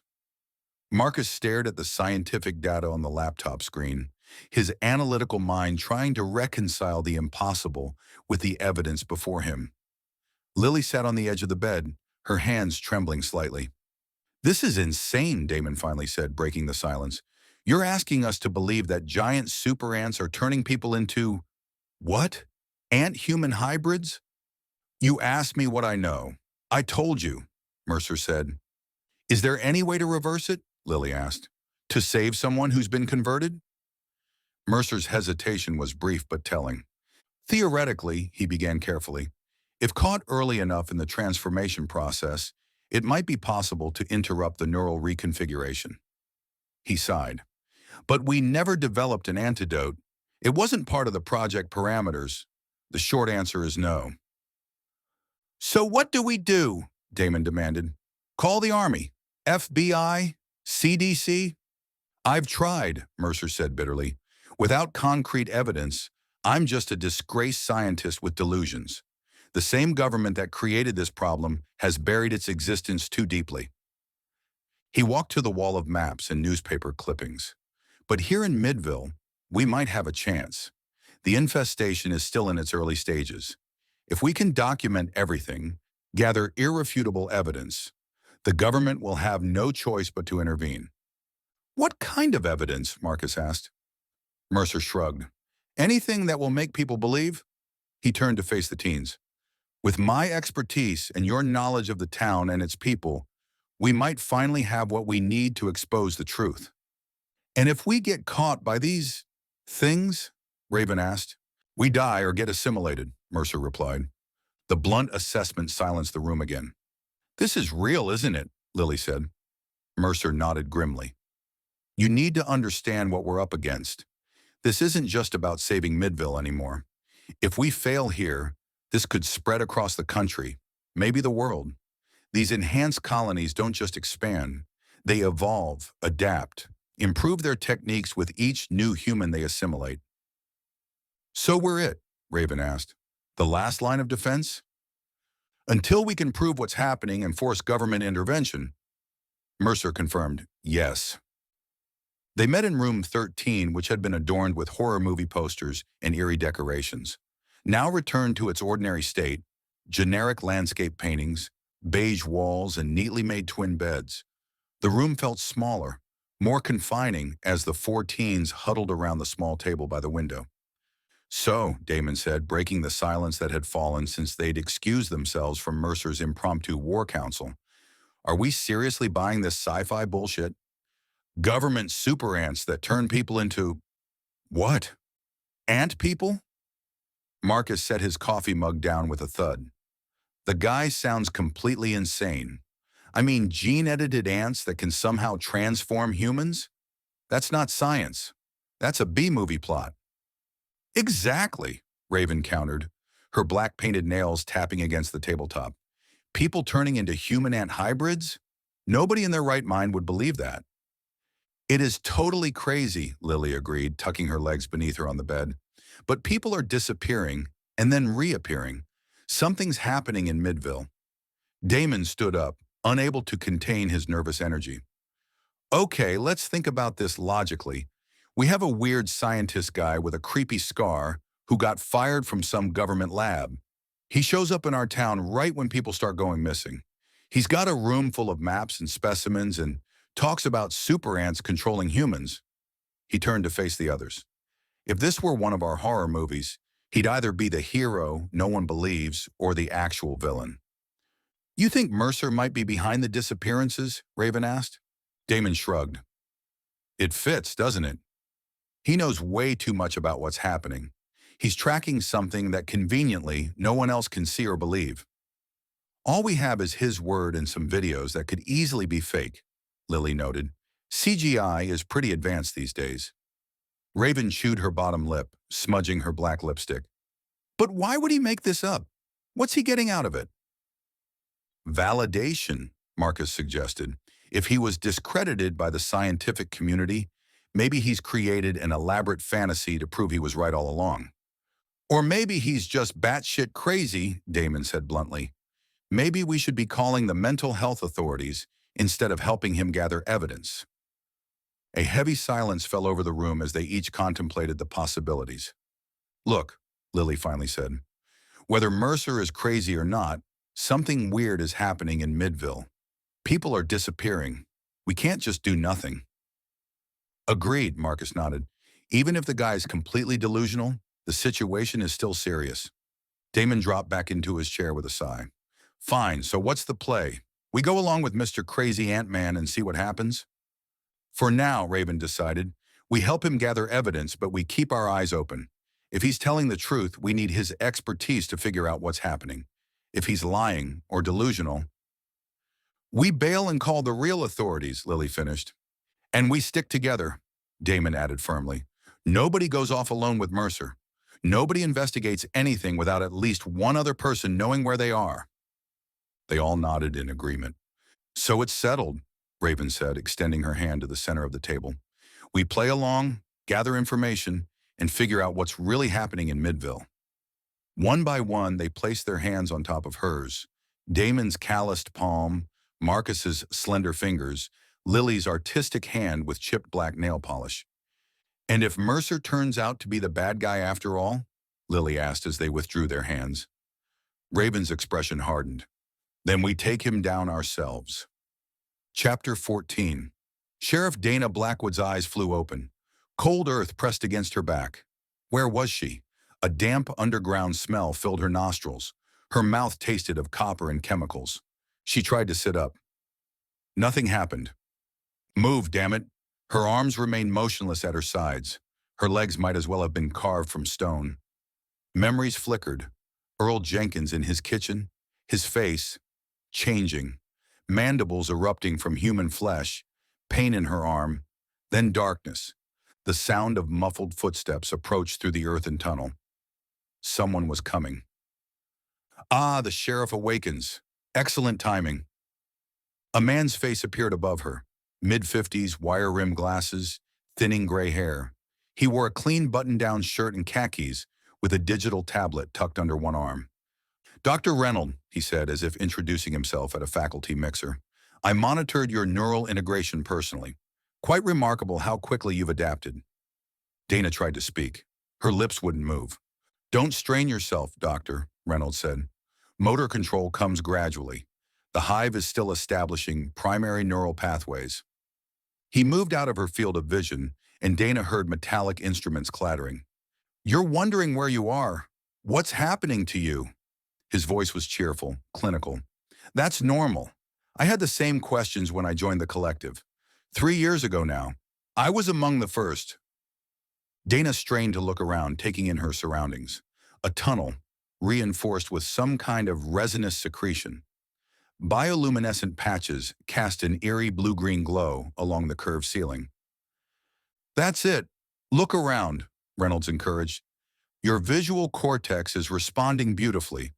The compound perception takes some getting used to, but you'll find it superior once fully integrated. Something moved at the edge of Dana's vision. Something large. A group of impossibly large ants skittered past, mandibles clicking. Dr. Reynolds noticed her focus. Magnificent, aren't they? Myrmecia piriformis, the bulldog ant. We enhanced them, of course. It was initially a DARPA project. We meant to create warrior ants. He laughed. They had other ideas. Dana found she was gradually able to sit upright. A puddle of water on the floor reflected her image. Her face looked normal, indistinguishable from her usual appearance. Only when she parted her lips slightly did she glimpse something moving behind her teeth. The physiological changes are conservative to maintain your functionality in human society, Dr. Reynolds explained. Your value to the colony is in your position as sheriff, after all. The mandibular structures remain retracted except when needed. Colony. The word triggered a flood of alien sensations in Dana's mind. Impressions, directives, awareness of countless other consciousnesses linked to her own. The hive was there, inside her head, watching through her eyes. You're experiencing the collective now, Reynolds observed, checking her pupillary response with a penlight.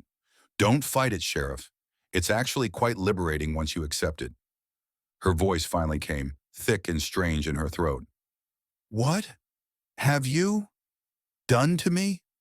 Reynolds beamed like a proud parent. We've elevated you.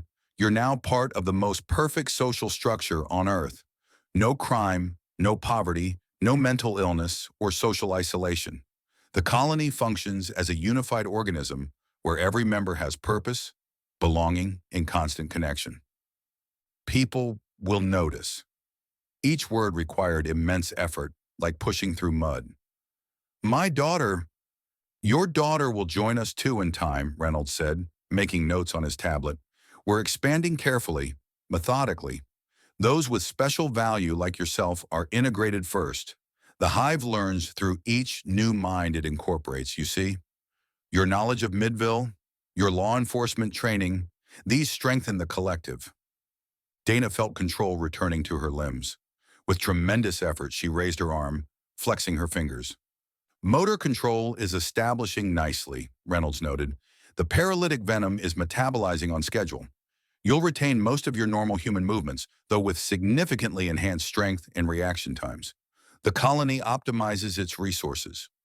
How many, Dana managed. How many have joined? 17 fully integrated adults in MIDVILLE now, plus yourself. The teenager, Brooke, was our most recent success before you. Several more are in early integration phases. A series of images flashed through Dana's mind. Not memories, but colony knowledge. Earl Jenkins, Tyler Reed, Julian Garvin, Brooke Whitman. You feel them, don't you? Your fellow drones. Reynolds smiled. That's the neural network forming. Soon you'll communicate without words. Chemical signals, pheromones, direct neural impression. Far more efficient than human speech. Footsteps approached from a connecting tunnel. Two figures entered. Earl Jenkins and Tyler Reed, the missing quarterback. Neither acknowledged her presence. Ah, perfect timing, Reynolds said. Earl, Tyler, please escort Sheriff Blackwood to Primary Chamber 3. It's time she met the others. Dana found she could stand now, her limbs responding sluggishly to her commands. As they led her deeper into the tunnel network, Reynolds walked alongside, chattering like a tour guide. We've established over 2 miles of primary tunnels beneath Midville, he explained, gesturing to branching pathways. The expansion accelerates with each new drone. You'll be amazed how quickly we progress once you're fully integrated into the work rotation. They entered a vast chamber where at least a dozen human figures worked alongside giant ants. Our central hub, Reynolds said proudly. From here, we coordinate expansion efforts. The Queen resides in a protected chamber beyond that passage. He pointed to a heavily guarded tunnel entrance where several large soldier ants stood sentinel. Dana saw Brooke Whitman in the center of the chamber. She directed other workers with casual gestures, speaking in a conversational tone that belied the alien presence controlling her.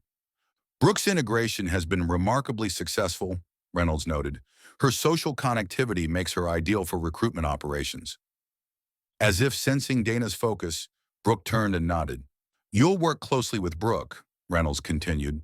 Your knowledge of Midville's infrastructure combined with her social influence among the younger population creates an optimal team for expansion efforts. The implications hit Dana like a physical blow. They planned to use her to infiltrate the town, to spread the colony's influence, to help assimilate more people, including eventually her own daughter. The horror of this realization momentarily strengthened Dana's own consciousness against the hive mind's control. No, she managed to say, the words scraping through her throat. I won't help you. Reynolds sighed. They all say that initially. The individuality instinct is strong in humans.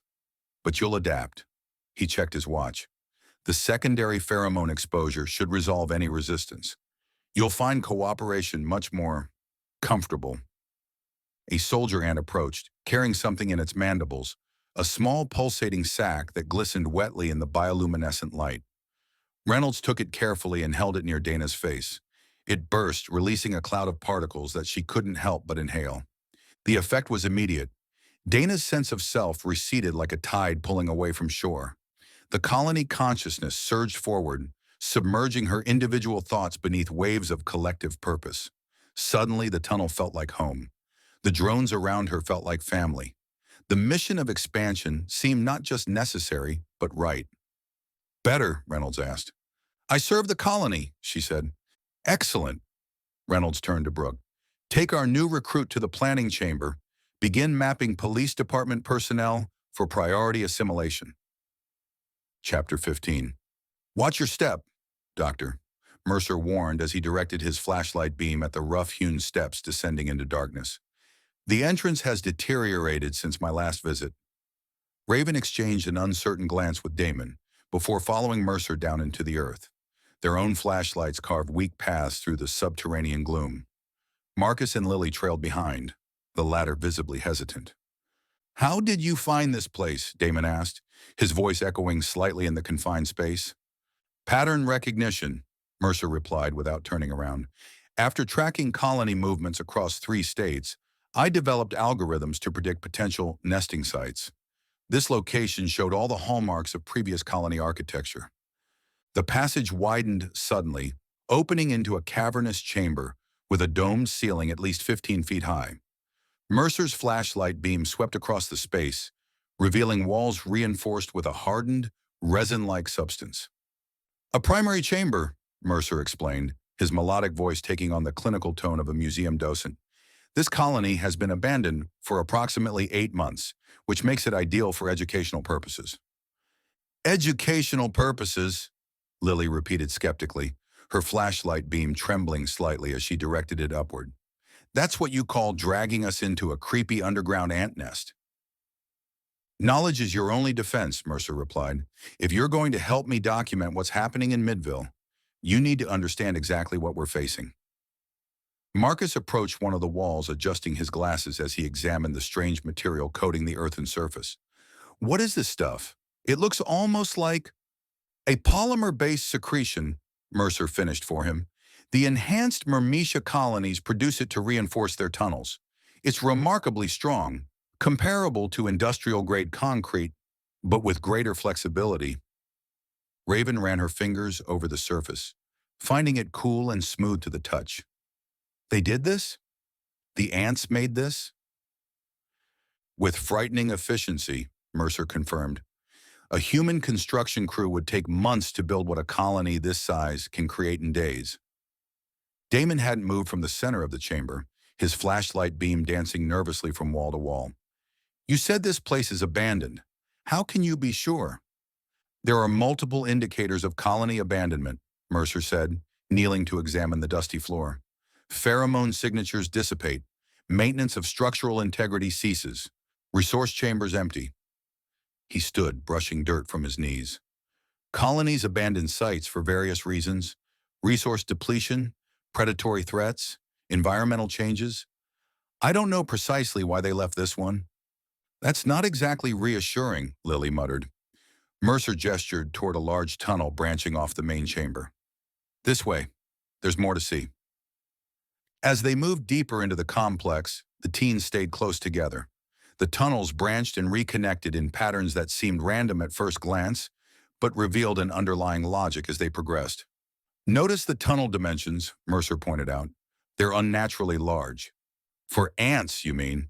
Marcus said. Yes, even for our enhanced specimens. Mercer's voice took on a grim quality. The tunnels are designed to accommodate human passage. The implication hung heavy in the damp air.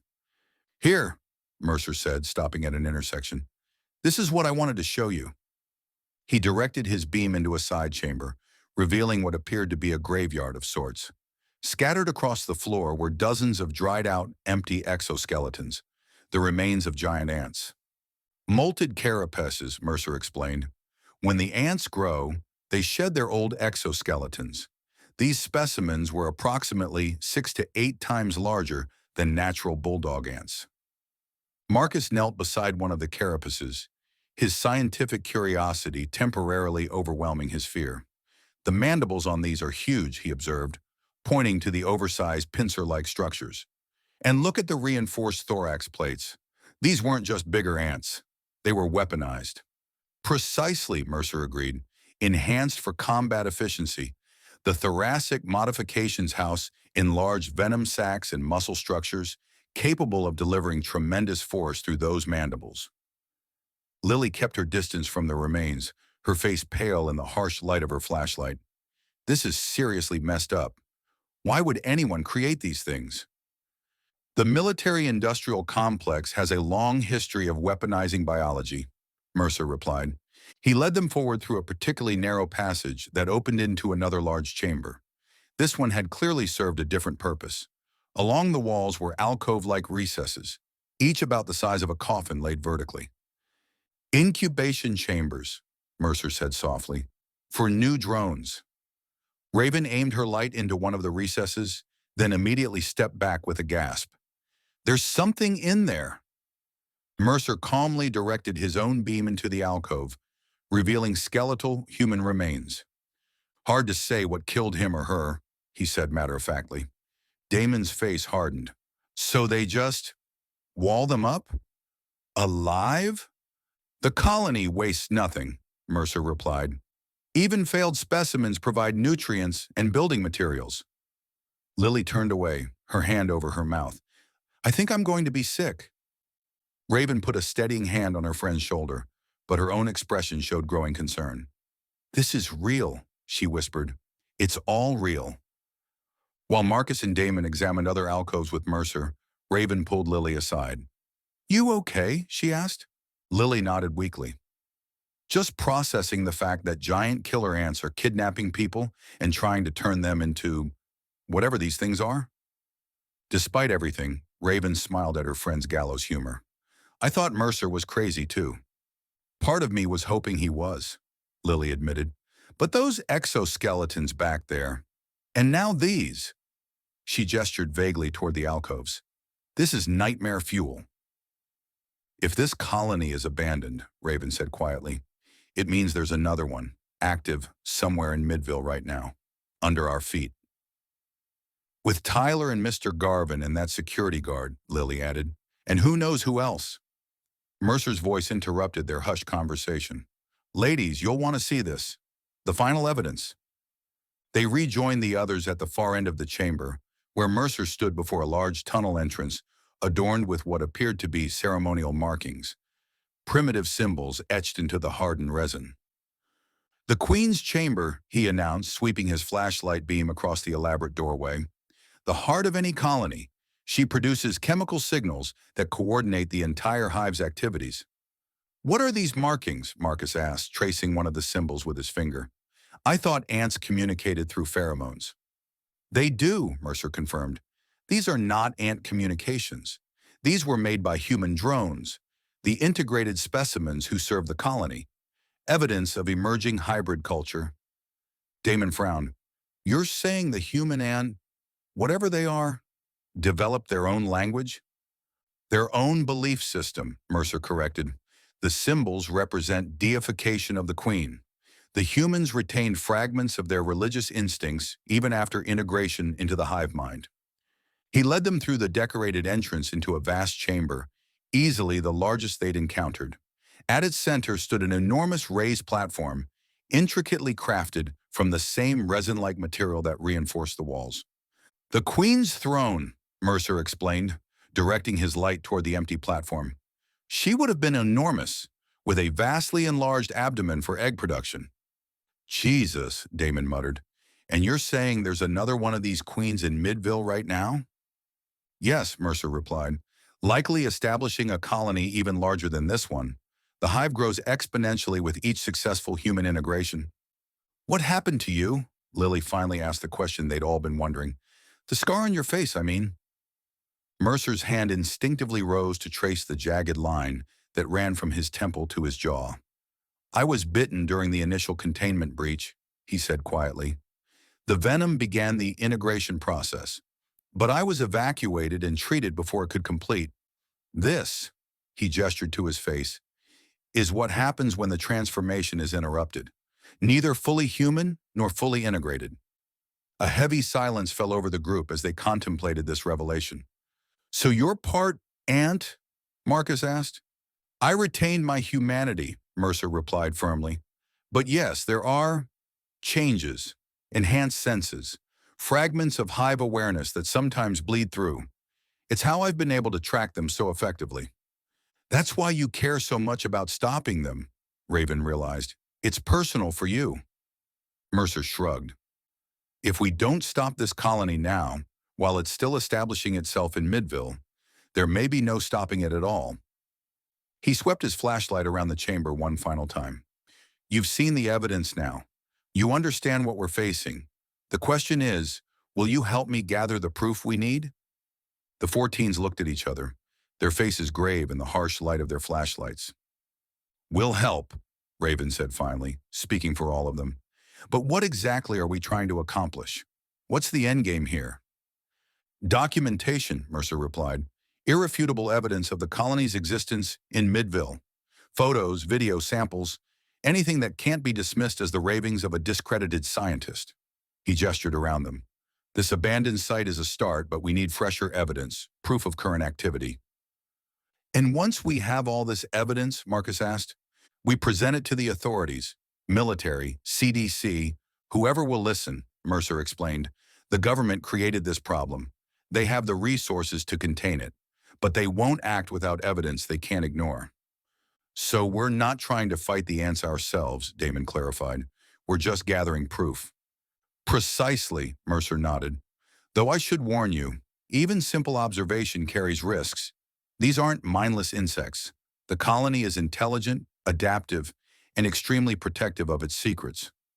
As they made their way back through the labyrinthine tunnels toward the surface, Lily fell into step beside Raven. "You realize we've officially crossed into horror movie territory," she whispered. "We're the teenagers who discovered the monster and now have to convince the adults before it's too late." "Yeah," Raven agreed, her voice grim, "except some of the adults might already be monsters themselves." "At least in movies, the weird goth kids usually survive," Lily offered with a weak smile. "That's true in the good ones," Raven replied. "But I've seen enough bad horror films to know that's not a guarantee." Chapter 16. Raven slumped on her bed, absent-mindedly scrolling through news updates about the disappearances on her phone.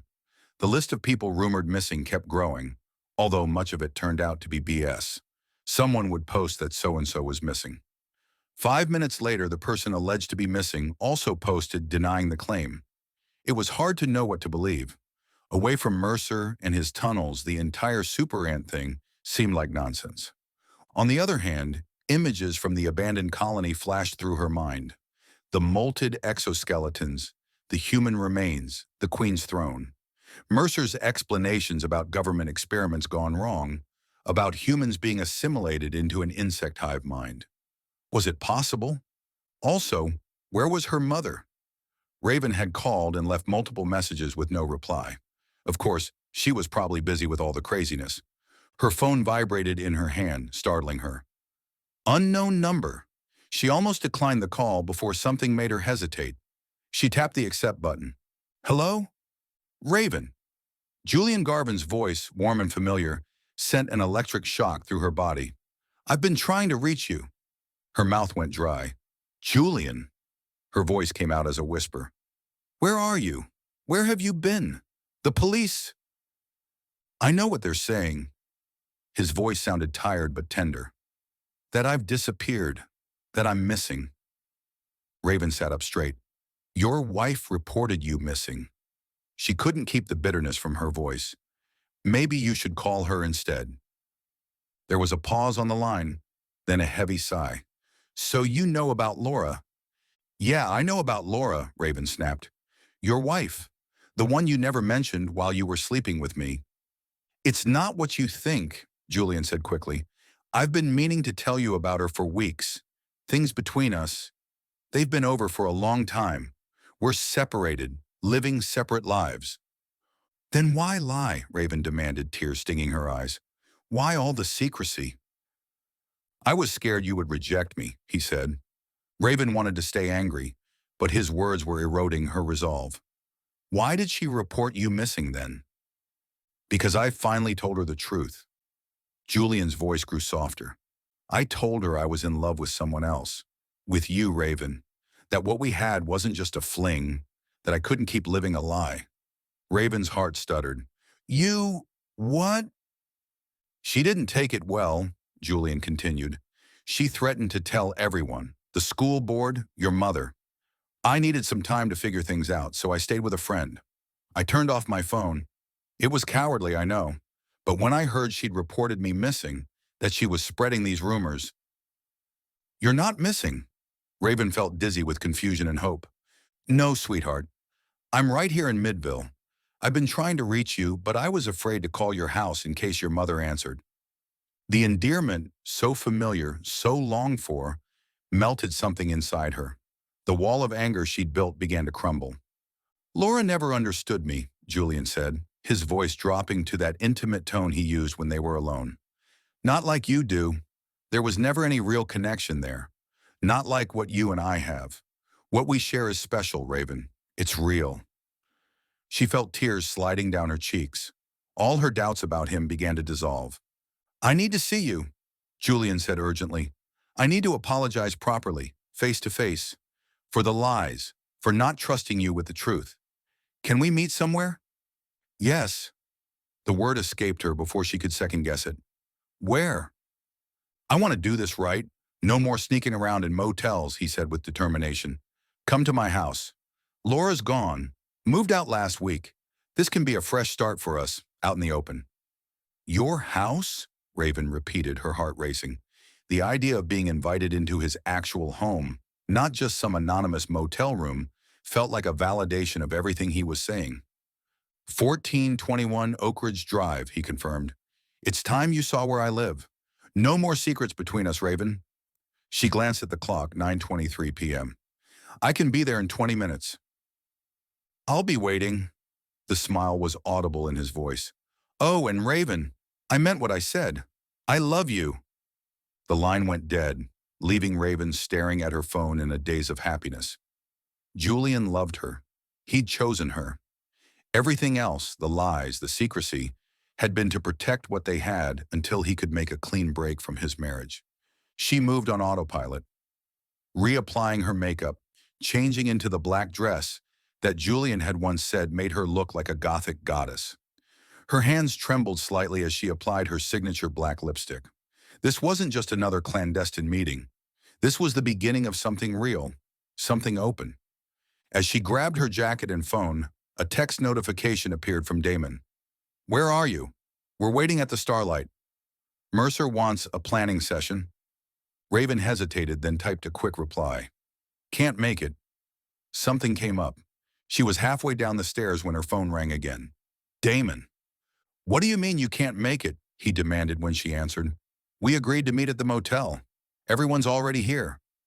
Something important came up, she said vaguely, stepping outside and locking the front door behind her.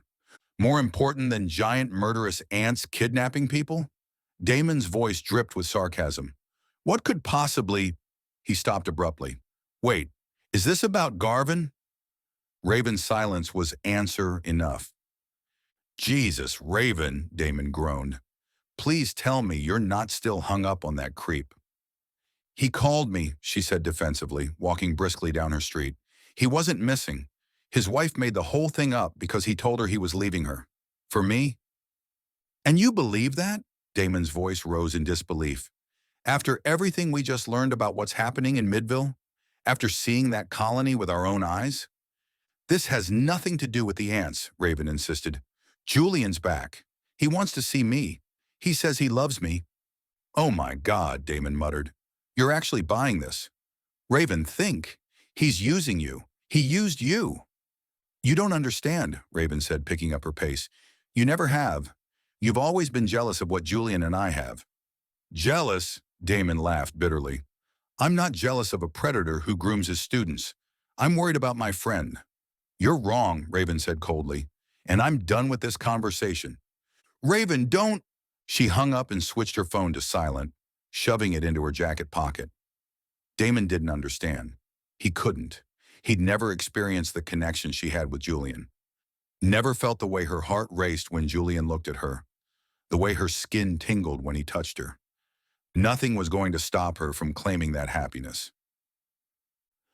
I can't believe she hung up on me, Damon fumed, pacing across room 28 at the Starlight Motel. She won't listen to reason. Lily and Marcus exchanged glances from their seats on the bed. Dr. Mercer stood by the window, impassive as he listened to Damon's recounting of the conversation. Where is she going? Mercer asked. To Garvin's house, Damon said, running a hand through his hair in frustration.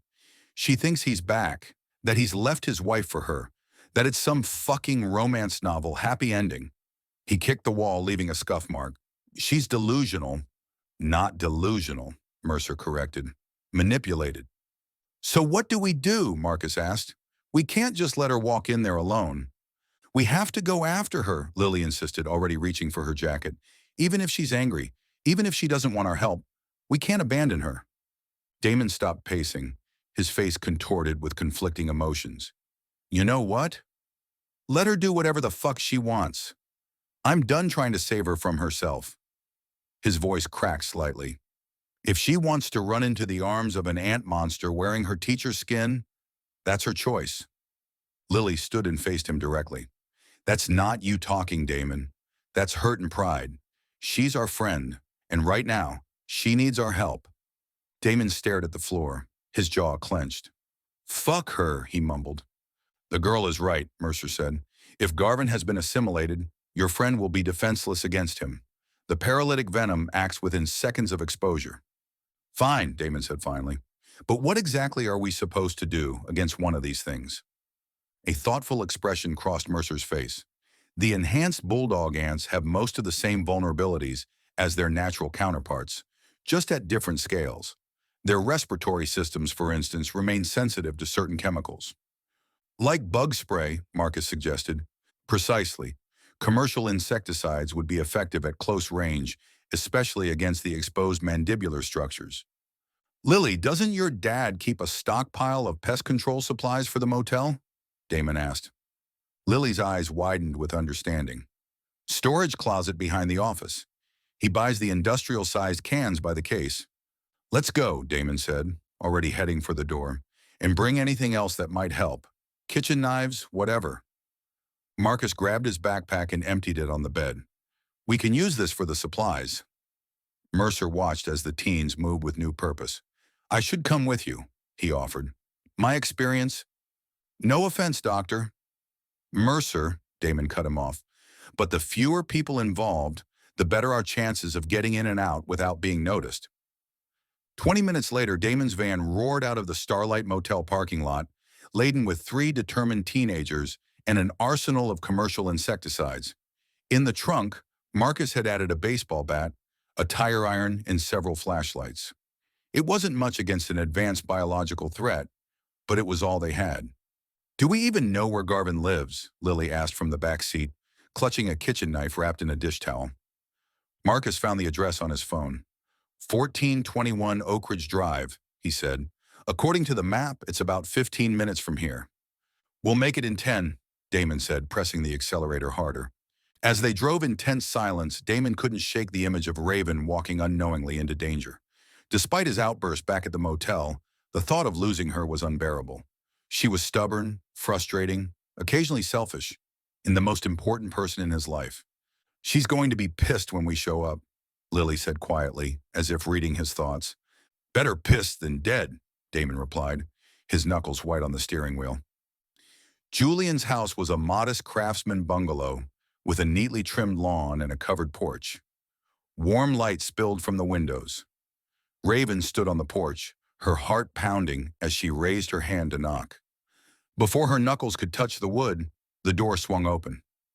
Julian stood in the doorway, a soft smile on his face. He wore a simple blue button-down shirt with the sleeves rolled up, revealing the edge of the tattoo she'd always found so intriguing. You came, he said softly. Of course I came, Raven replied, suddenly shy despite everything they'd shared. This setting, his actual home, not a clandestine meeting place, made everything feel new, different, real. Julian held out his hand. Come in. She placed her hand in his, noting how warm his fingers felt against her skin. He gently pulled her inside, closing the door behind them. The living room was tastefully decorated with bookshelves lining one wall, a comfortable-looking sofa, and framed photographs that she deliberately avoided looking at too closely, not wanting to see images of Julian with his wife. I'm so glad you're here, Julian said, still holding her hand. His thumb traced small circles on her wrist, a familiar gesture that sent shivers up her arm. I was afraid you wouldn't come after everything that's happened. I almost didn't, Raven admitted, looking up at him. Finding out about your wife, hearing you were missing, it was a lot to process. Julian's expression turned contrite. I know I have a lot to make up for. The lies, the secrecy. He released her hand to cup her face gently. But I meant what I said on the phone. I love you, Raven. You're the one I want to be with. Tears welled in her eyes. For months, she dreamed of hearing those words from him, of having him acknowledge what they shared as something real and lasting. Now, standing in his living room, their relationship finally existing in the daylight rather than the shadows, it felt like everything she'd wished for was finally coming true. I love you too, she whispered back. Julian smiled and leaned down to kiss her. Their lips met softly at first, then with increasing intensity. Raven threw her arms around his neck, pressing herself against him, letting the last of her doubts dissolve in the familiar warmth of his embrace. His hands moved to her waist, holding her firmly. When they finally broke apart, Julian's eyes seemed different somehow, darker, more intense.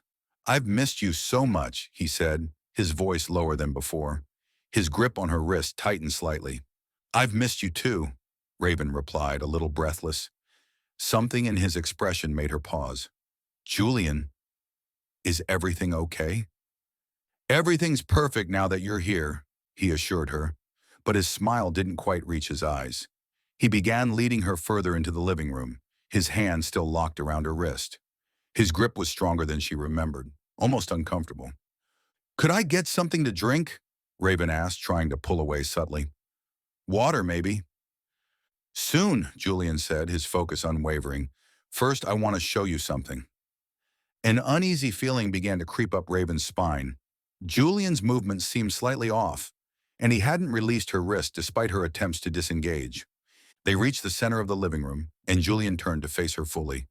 His expression had changed completely, the warmth in his eyes replaced by something alien, calculating.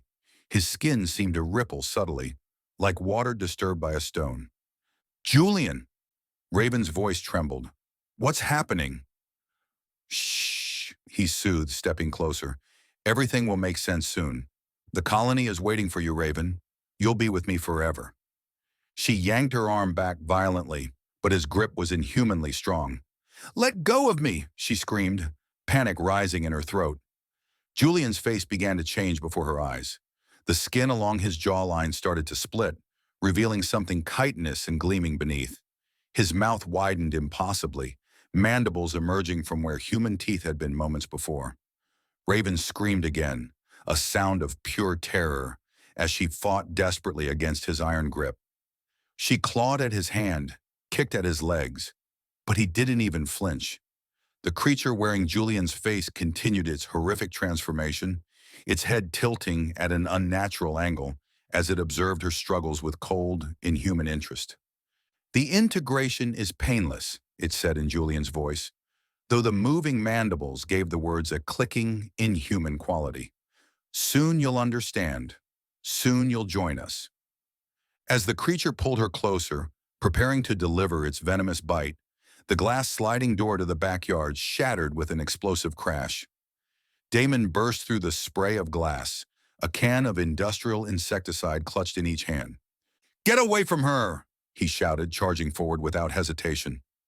Garvin turned, mandibles fully extended in response to the threat. It released Raven's wrist to confront this new danger, hissing with an insectile fury that bore no resemblance to any sound a human throat could make. Damon didn't hesitate. He raised both cans and sprayed directly at the creature's face, covering the exposed mandibles and distorted features with a thick chemical mist. The effect was immediate and horrifying. Garvin writhed and thrashed, emitting a high-pitched keening that vibrated through the walls. Its movements became spasmodic, uncoordinated, as the insecticide attacked its exposed respiratory system.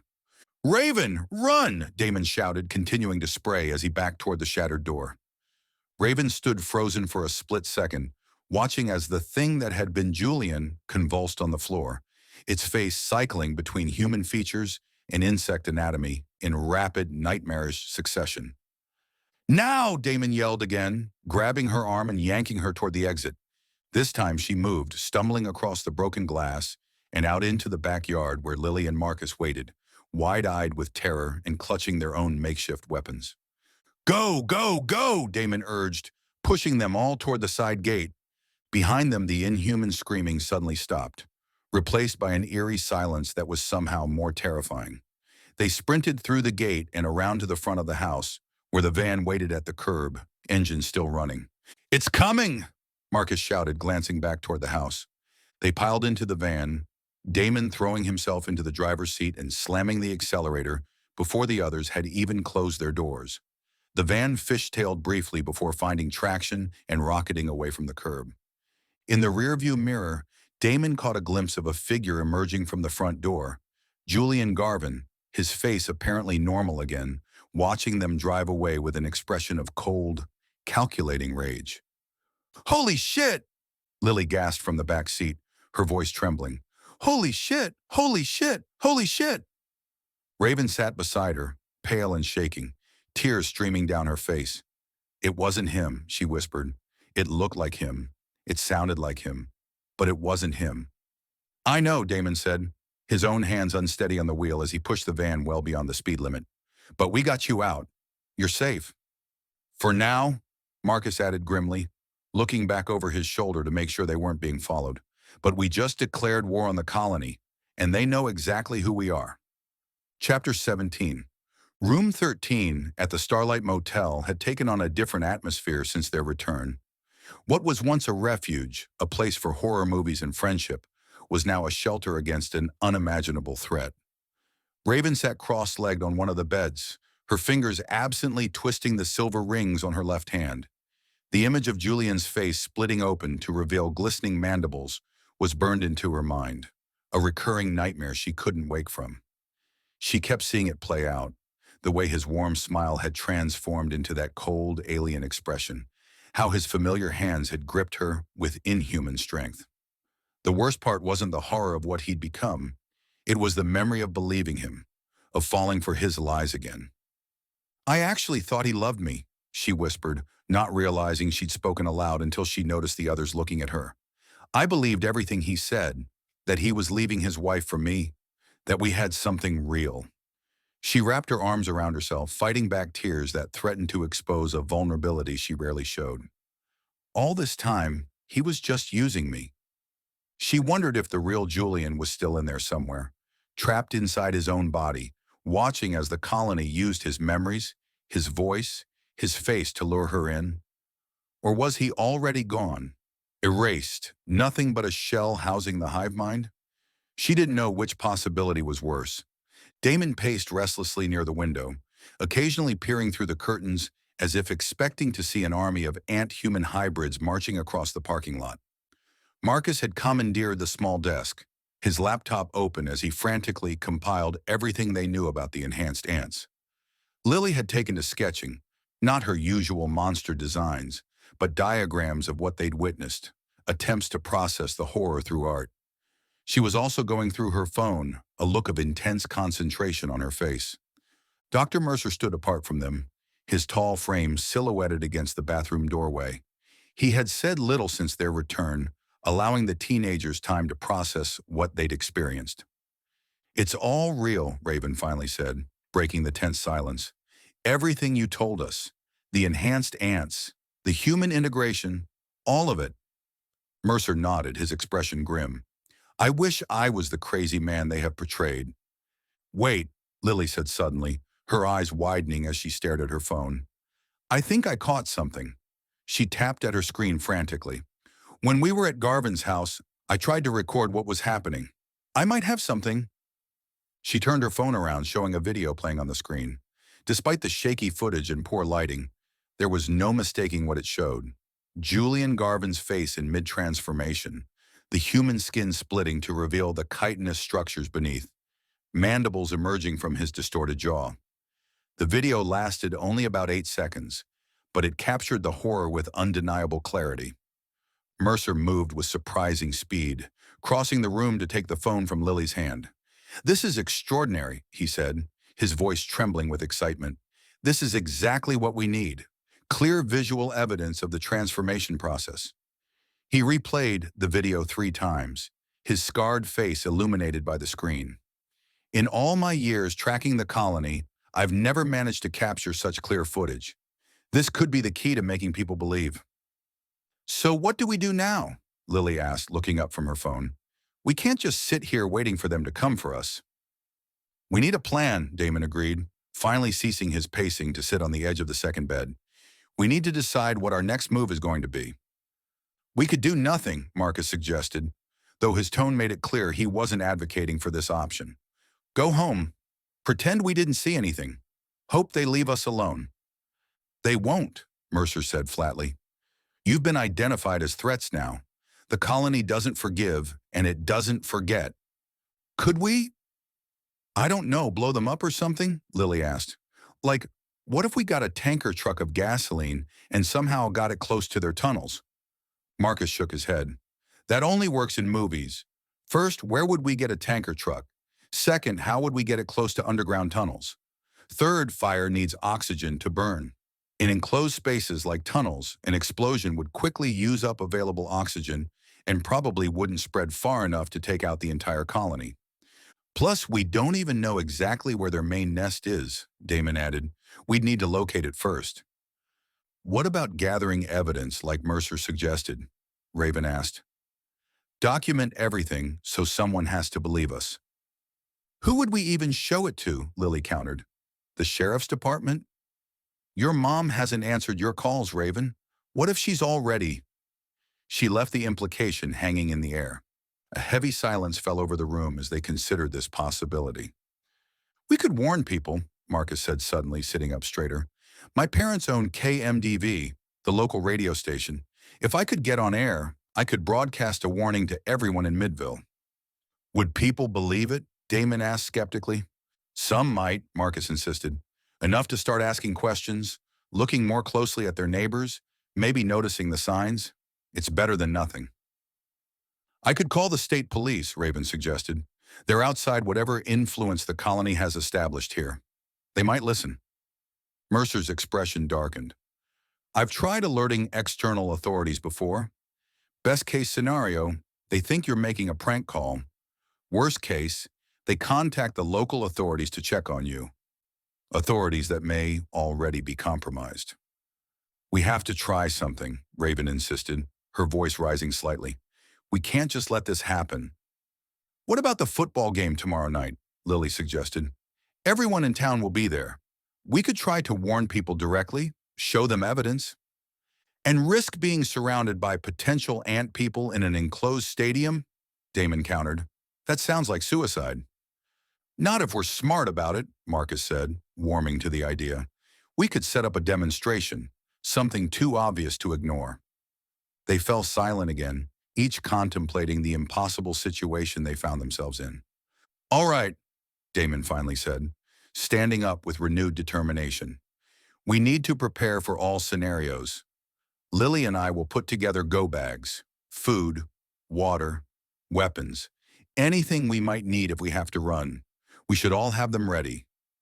I'll work on the radio plan, Marcus said. I know how to access the equipment at KMDV. If I can get in there, I can broadcast a warning. I'll go with Marcus, Raven decided, and I'll try calling the state police from there too. If that doesn't work, she hesitated, then continued with grim resolve. Then we go with Lily's idea, the football game. One last attempt to warn everyone. We'll need supplies, Damon said, suddenly all business. If things go sideways, we need to be ready to move fast and stay alive.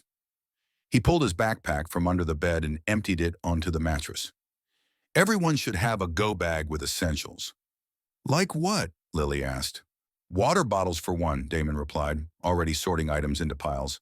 Energy bars, flashlights with extra batteries, basic first aid supplies, a change of clothes, map of the county, cash, cards can be tracked. Multi-tool, Marcus added, joining the planning. Lighter or matches, whistle for signaling, maybe something reflective for visibility at night. Weapons, Raven said quietly. We need something to defend ourselves. The insecticide worked against Garvin, Damon recalled. We should each have at least one can, and maybe kitchen knives, though I don't know how effective they'd be. Lily had been scrolling through her phone. According to this survival site, ants generally avoid strong vinegar, citrus oils, and cinnamon. We could stock up on those too. Create some kind of barrier or deterrent. Smart thinking, Mercer said, nodding appreciatively. The enhanced specimens retain some of the same aversions as their natural counterparts, though the effect is less pronounced. They spent the next 15 minutes detailing exactly what should go into each pack. Mercer nodded solemnly.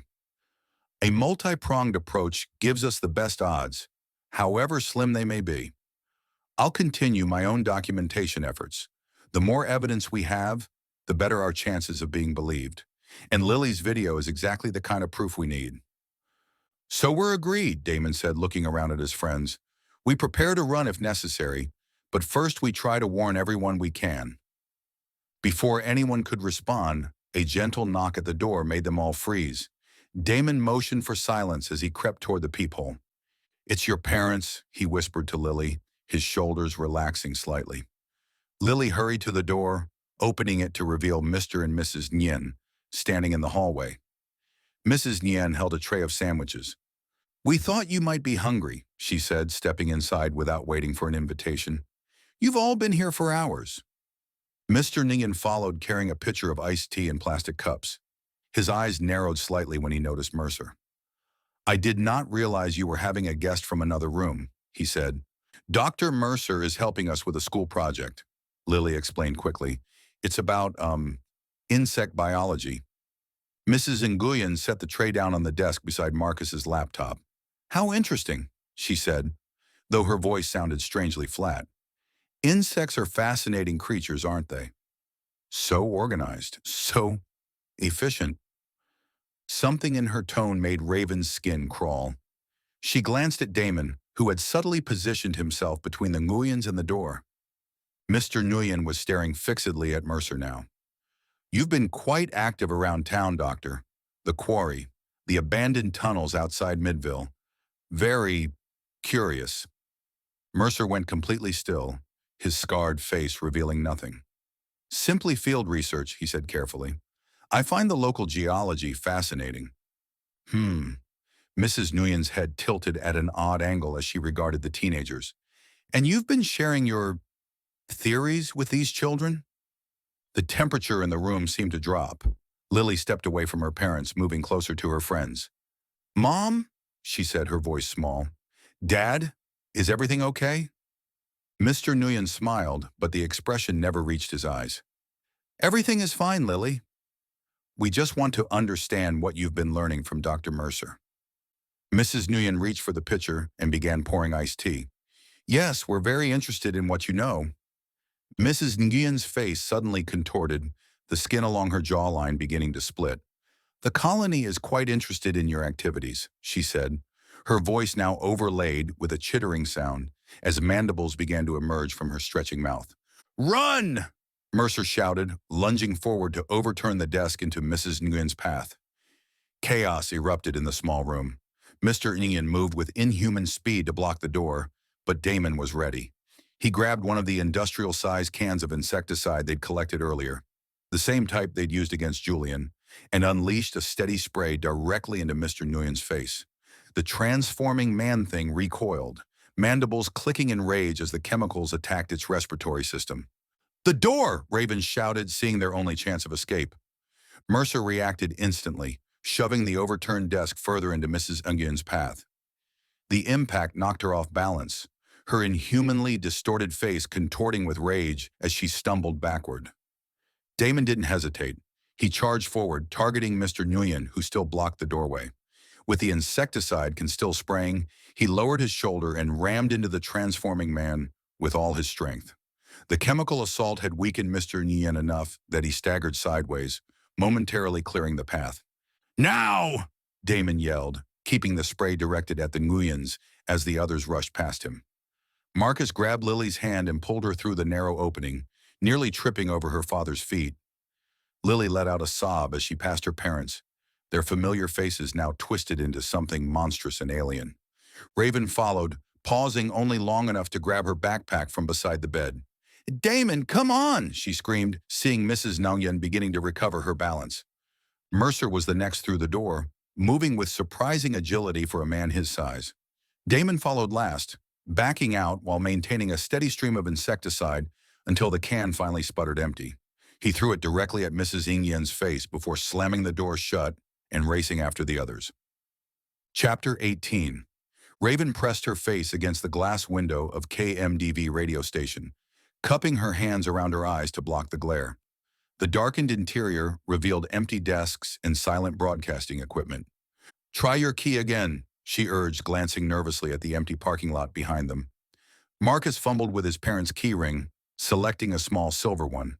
"This should work. It's always worked before." His hands shook as he inserted it into the lock and twisted. Nothing happened. He tried again, jiggling it with increasing desperation. "They changed the locks," he said finally, his voice hollow with disbelief. "Why would they change the locks without telling me?" The answer hung unspoken between them. If Marcus's parents had been assimilated, as Lily's had, their first priority would be securing strategic assets. A radio station that could broadcast warnings to the entire county would be high on that list. "Let's try the back entrance," Raven suggested. already moving toward the side of the building. Maybe they only changed the front. They crept along the perimeter of the single-story building, staying close to the wall. The late afternoon sun cast long shadows across the pavement. Behind the station, a metal door marked "Staff Only" offered their last hope. Marcus tried another key, then another, each one failing to engage the lock. "Shit," he whispered, dropping his hand in defeat. "We're locked out." Raven glanced around the empty lot, then pointed to a window about 6 feet off the ground. "What about that? Could we break in?" Marcus hesitated. "Maybe, but there's an alarm system. It would bring security within minutes." "What security?" "Midville doesn't exactly have rapid response teams. The station contracted with Mid-State Security last year. They have patrols that check properties." Raven considered this. "How fast could they get here?" 5 minutes, maybe less. I'm not sure." "That might be enough time to broadcast something, even just a quick warning." Marcus shook his head. But we'd need something to break the glass, and then we'd have to be quick. The broadcasting equipment takes time to boot up and—" A low scraping sound from around the corner cut him off mid-sentence. They froze, listening intently. The sound came again, a rhythmic scratching, like something heavy being dragged across concrete. Raven pulled Marcus back against the wall, pressing a finger to her lips. The scratching grew louder, accompanied now by a soft, clicking noise that sent ice through her veins. Slowly, carefully, she peered around the corner of the building. What she saw made her blood run cold. A horde of bulldog ants were patrolling the perimeter of the radio station. Their segmented bodies glistened wetly in the fading sunlight, powerful mandibles clicking together as they moved. Raven pulled back, her heart hammering in her chest. She mouthed silently to Marcus. "Ants!" His eyes widened in terror. He pointed urgently toward the parking lot, suggesting they retreat. With painful slowness, they inched away from the building, keeping their backs pressed against the wall. Each step felt like an eternity, the concrete scraping against their shoulder blades as they moved. They had almost reached the corner when Raven's foot connected with an empty soda can. The aluminum clattered across the pavement with a sound that seemed deafening in the tense silence. The clicking stopped. Then came the sound of rapidly approaching mandibles against concrete, the unmistakable noise of the giant ants changing direction, moving toward them. "Run!" Raven hissed, shoving Marcus ahead of her. They broke cover, abandoning stealth for speed as they sprinted across the parking lot. Behind them, the ants rounded the corner, mandibles raised aggressively as they gave chase. Raven risked a glance over her shoulder. The sight of the enhanced ants in full pursuit sent a fresh surge of adrenaline through her system. They moved with frightening speed, their segmented bodies gleaming as they skittered across the pavement. They were gaining. "There!" Marcus gasped, pointing to the parking lot where Raven had left her car. "We can make it!" Without hesitation, they sprinted across the open space, the sound of clicking mandibles growing louder behind them. Raven fumbled for her keys, yanking them from her pocket as they reached her black Honda. "Get in!" she shouted, unlocking the doors with a frantic press of the key fob. Marcus practically dove into the passenger seat while Raven slid behind the wheel. Through the side mirror, she could see the ants rapidly closing the distance, their compound eyes reflecting the late afternoon sun. Her hands shook as she jammed the key into the ignition. The engine roared to life, and she slammed the car into reverse, tires squealing against the pavement as they backed away from the approaching ants. "Go, go, go!" Marcus urged, his eyes fixed on the insects now, just yards from the vehicle. Raven shifted into drive and floored the accelerator. The car lurched forward, leaving the radio station and its ant sentries behind as they sped onto the main road. "That was too close," Raven breathed, her knuckles white on the steering wheel as they put distance between themselves and the colony's guards. "Way too close," Marcus agreed, adjusting his glasses with trembling hands. "They knew we were coming. They were waiting for us." "Sentries," Marcus whispered finally. "They're guarding the station." "They knew we might come here," Raven replied, the realization dawning on her. "They're securing all the ways we could warn people." Once they were a safe distance from the radio station, Raven dialed the number for the Texas State Police. Her fingers trembled slightly as she pressed the phone to her ear. 3 rings. Then a professional female voice answered. Texas Department of Public Safety, how may I direct your call? I need to report an emergency situation in Midville, Raven said, striving to keep her voice steady. It's urgent. One moment, please. After a brief hold, a male voice came on the line. This is Sergeant Torres. What's your emergency? Raven took a deep breath. My name is Raven Blackwood. I'm calling from Midville. There's something happening here. People are disappearing, and others are changing. They've been taken over by some kind of organism. She winced at how the words sounded out loud. A pause. Miss Blackwood, are you referring to a public health situation? Sort of, but it's more than that. These things, they look like giant ants, and they're taking over people. They look normal most of the time, but they can change. They have mandibles that come out of their faces. Even as she said it, Raven realized how delusional she must sound. The sergeant's tone shifted immediately. I see. And have you witnessed this personally? Yes. My English teacher, Mr. Garvin, he tried to attack me. And my friend's parents at the Starlight Motel. Miss Blackwood, how old are you? 17, but that's not. And have you consumed any substances today? Alcohol, marijuana, other drugs? Raven's frustration mounted. No, I'm completely sober. This is really happening. What about your parents? Is there an adult I can speak with? My mother is Sheriff Dana Blackwood, but I can't reach her. I think they might have gotten to her too. Another long pause. When Sergeant Torres spoke again, his voice had hardened. Miss Blackwood, making false reports to law enforcement is a serious offense. We get calls like this every weekend. Kids playing pranks, people under the influence making outlandish claims. It ties up resources that should be going to real emergencies. This is a real emergency, Raven protested. People are dying. I'm going to give you one opportunity to admit this is a prank call before I dispatch officers to your location for filing a false report. It's not a prank. Please, you have to believe me. That's enough, Torres cut in sharply. We have your call location. I'm sending state troopers to investigate. If this is some kind of joke, you're looking at potential charges. If you're experiencing a mental health crisis, they'll make sure you get appropriate help.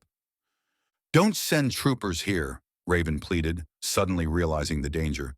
They'll be walking into a trap. The whole town is... Stay where you are, Miss Blackwood. Officers will be there within the hour. The line went dead. Raven lowered the phone slowly, meeting Marcus's questioning gaze. They think I'm crazy or playing a prank. They're sending troopers to arrest me. We need to go, Marcus said. If state troopers show up in Midville looking for you, they'll be intercepted by the colony, Raven finished grimly, and become more drones. As they pulled away from the radio station, Raven stared out the window at the darkening streets of Midville. Families walked along sidewalks. Storefronts glowed with warm light. A group of teenagers laughed outside the ice cream shop. Everything looked normal. How many of them were still human? How many were merely shells inhabited by the colony? Her phone buzzed with an incoming text from Damon. Walmart run complete. Meet back at rendezvous point. At least something's going according to plan, she murmured. Damon pushed the cart down another Walmart aisle, consulting the hastily scribbled list in his hand. Beside him, Lily added packets of batteries to the growing pile of supplies. Water purification tablets, Damon said, checking another item off. Did you get the thermal blankets? Lily nodded, her eyes constantly scanning their surroundings. 4 of them, and the first aid kits. We still need the protein bars and maybe some of those meal replacement drinks. Dr. Mercer said to get everything we might need, Damon replied, steering the cart toward the grocery section. Let's not skimp. The credit card Mercer had given them was burning a hole in Damon's pocket. He'd never held a card with that kind of limit before. The scientist had assured them they could buy whatever was necessary. Cost be damned. It felt surreal to be shopping for survival supplies while families around them debated breakfast. Cereal brands and children begged for toys. Do you feel like people are watching us? Lily asked suddenly, her voice low. Damon glanced around. A middle-aged woman quickly averted her gaze. An elderly man with a shopping basket seemed to be taking an unusual interest in their cart contents. A store employee folding clothes nearby kept looking in their direction. Maybe, he admitted, but we always get stares, don't we? Comes with the territory. He gestured vaguely at his patched military jacket and her horror-themed denim vest. This feels different, Lily insisted. More focused. Damon considered this, remembering how her parents had transformed from concerned guardians to hostile predators in seconds. How many others in Midville had already been assimilated? How would they even know until it was too late? Let's finish up quickly, he decided, grabbing several boxes of protein bars. Stick close. They moved through the remaining aisles with increased urgency, adding rope, multi-tools, flashlights, and waterproof matches to their cart. The pile grew higher, approaching the implausible, but no one questioned them. In the camping section, Damon added 4 compact sleeping bags and a small propane stove. You planning a big trip? The question came from a store associate who had appeared beside them, his smile not quite reaching his eyes. Senior camping project, Damon replied smoothly. Environment class. The associate nodded, still smiling that empty smile. Need any help finding anything? We're good, thanks, Lily said, shifting uncomfortably under his gaze. As they moved toward the checkout lanes, Damon noticed more eyes on them. Subtle glances from shoppers, employees, suddenly finding reasons to be near them. Nothing overtly threatening, nothing he could definitively call suspicious, yet the collective attention raised the hairs on the back of his neck. At the self-checkout, Damon began scanning items rapidly while Lily bagged. The total climbed. $200, $400, $600. The credit card worked without issue, the machine spitting out a lengthy receipt that Damon shoved into his pocket without looking at it. They pushed the laden cart through the automatic doors into the parking lot, walking briskly toward the van. Night had fallen completely now. Let's move faster, Damon muttered, feeling a crawling sensation between his shoulder blades, the unmistakable feeling of being watched. They reached the van without incident, quickly transferring their supplies into the rear. Only when they were both inside with the doors locked did Damon allow himself to exhale. See? Nothing happened, he said, though his white-knuckled grip on the steering wheel betrayed his tension. Lily was staring through the windshield at the store entrance. Maybe not yet. In the glow of the store lights, a small group had gathered. The associate who had spoken to them, the middle-aged woman who had been watching them, and 3 others. They stood perfectly still, faces expressionless, watching the van. Go, Lily whispered urgently. Damon didn't need to be told twice. He fired up the engine and pulled out of the parking space, resisting the urge to floor it as they passed the watching group. In the rearview mirror, he saw them track the van's movement with synchronized head turns, their faces remaining eerily impassive. No one followed them, but the relief Damon felt as they merged onto the main road was tempered by a chilling realization. The colony knew what they were doing. They were being watched. And the football game tomorrow night, their last chance to warn the town, would be walking into the lion's den. I think we're running out of time, he said quietly as they drove through the darkened streets of Midville toward their rendezvous point. Lily nodded, her eyes still on the side mirror. If they don't already control the town, they will soon. She turned to face him, her expression grim in the dashboard lights. What happens if we can't stop them? Damon had no answer. Chapter 19. An abandoned warehouse at the edge of town had become their makeshift operations center. Maps of Midville High School Stadium were spread across a folding table. Corners weighted down with cans of industrial insecticide and half-empty water bottles. The 4 teenagers huddled around it. This is suicide, Marcus said, tracing the stadium's layout with his finger. We'll be surrounded by potential ant people with limited escape routes. What choice do we have? Raven countered. Friday night football. Everyone in Midville will be there. It's our best chance to warn the most people at once. After the disaster at the Starlight Motel, where Lily's parents transformed before their eyes, they'd fled to this abandoned building on Mercer's suggestion, far enough from town to avoid immediate detection, but close enough to remain operational. They'd spent a tense night huddled among their stockpiled supplies, jumping at every sound outside. Damon adjusted the walkie-talkie frequency on the devices they'd purchased at Walmart. If we're doing this, We need a solid plan. Marcus, you're sure you can access the PA system? Marcus nodded, pushing his glasses up. The control room is in the basement level. I helped install the system last year when my tech club raised money for the stadium upgrades. I know the access codes. And once we're in, Lily asked, I hack in, broadcast the warning, and play my video of Garvin transforming on the big screen, Marcus explained.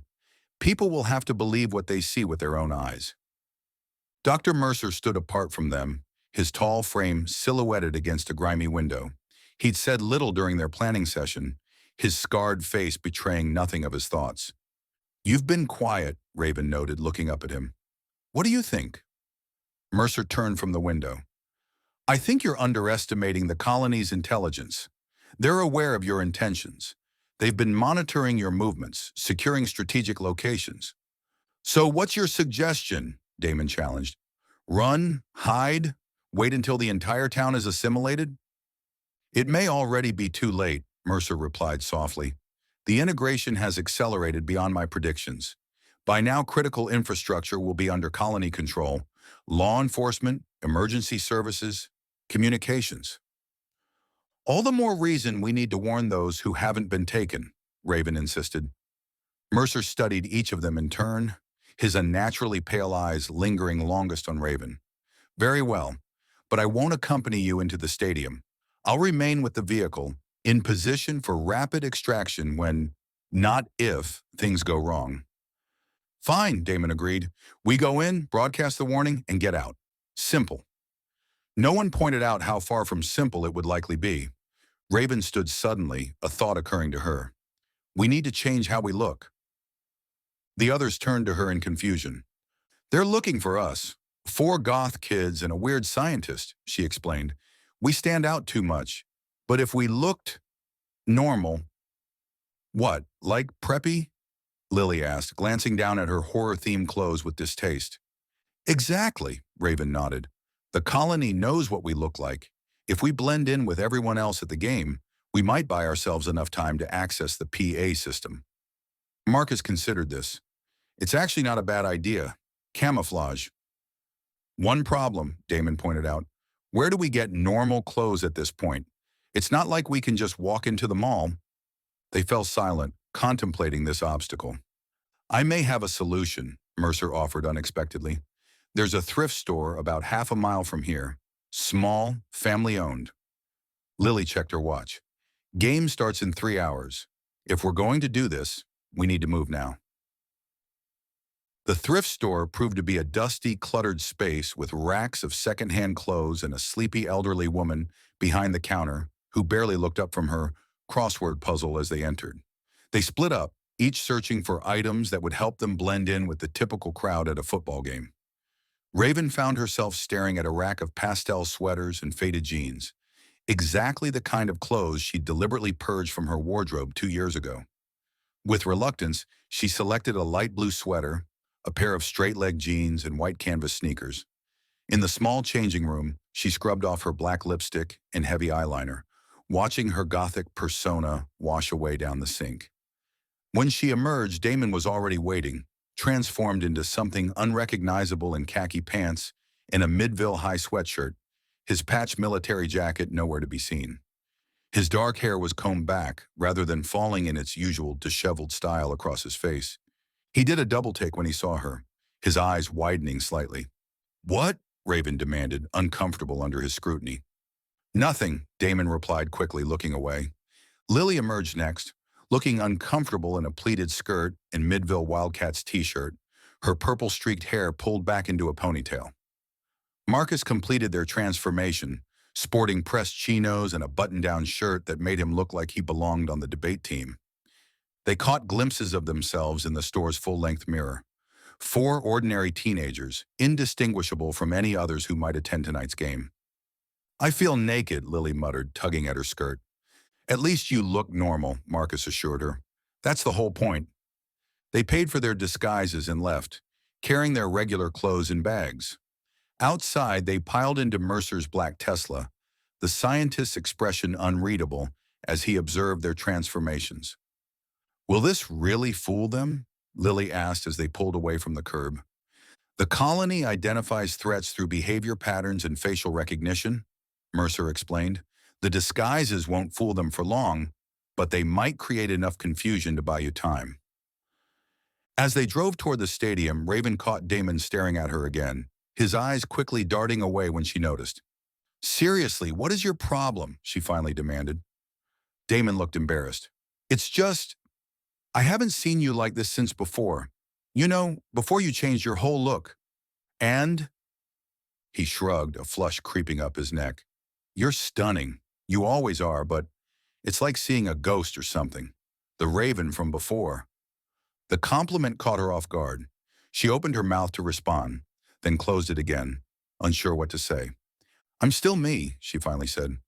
Clothes don't change that. I know, Damon replied, a half-smile forming. That's what matters. The moment was interrupted by Mercer announcing their approach to the stadium.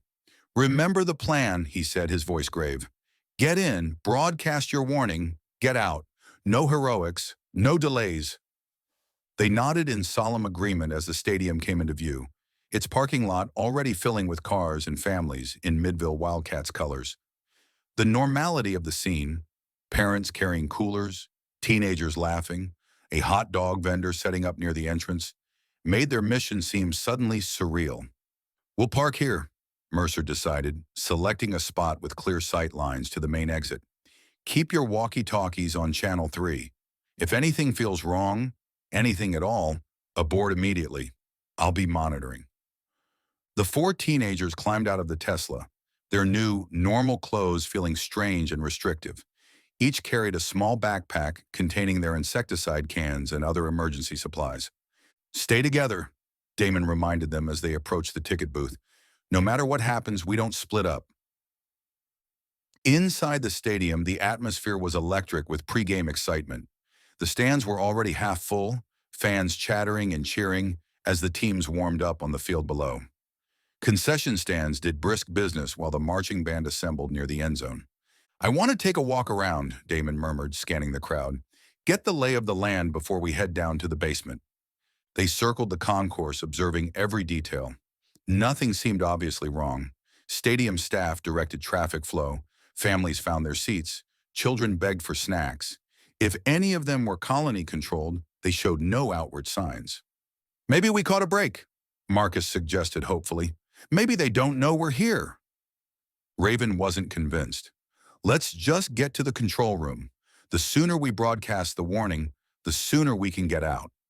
They located the maintenance stairwell that would take them to the basement level. A simple, staff-only sign marked the door, with no security in sight. Almost too easy. Marcus led the way down the dimly lit stairs.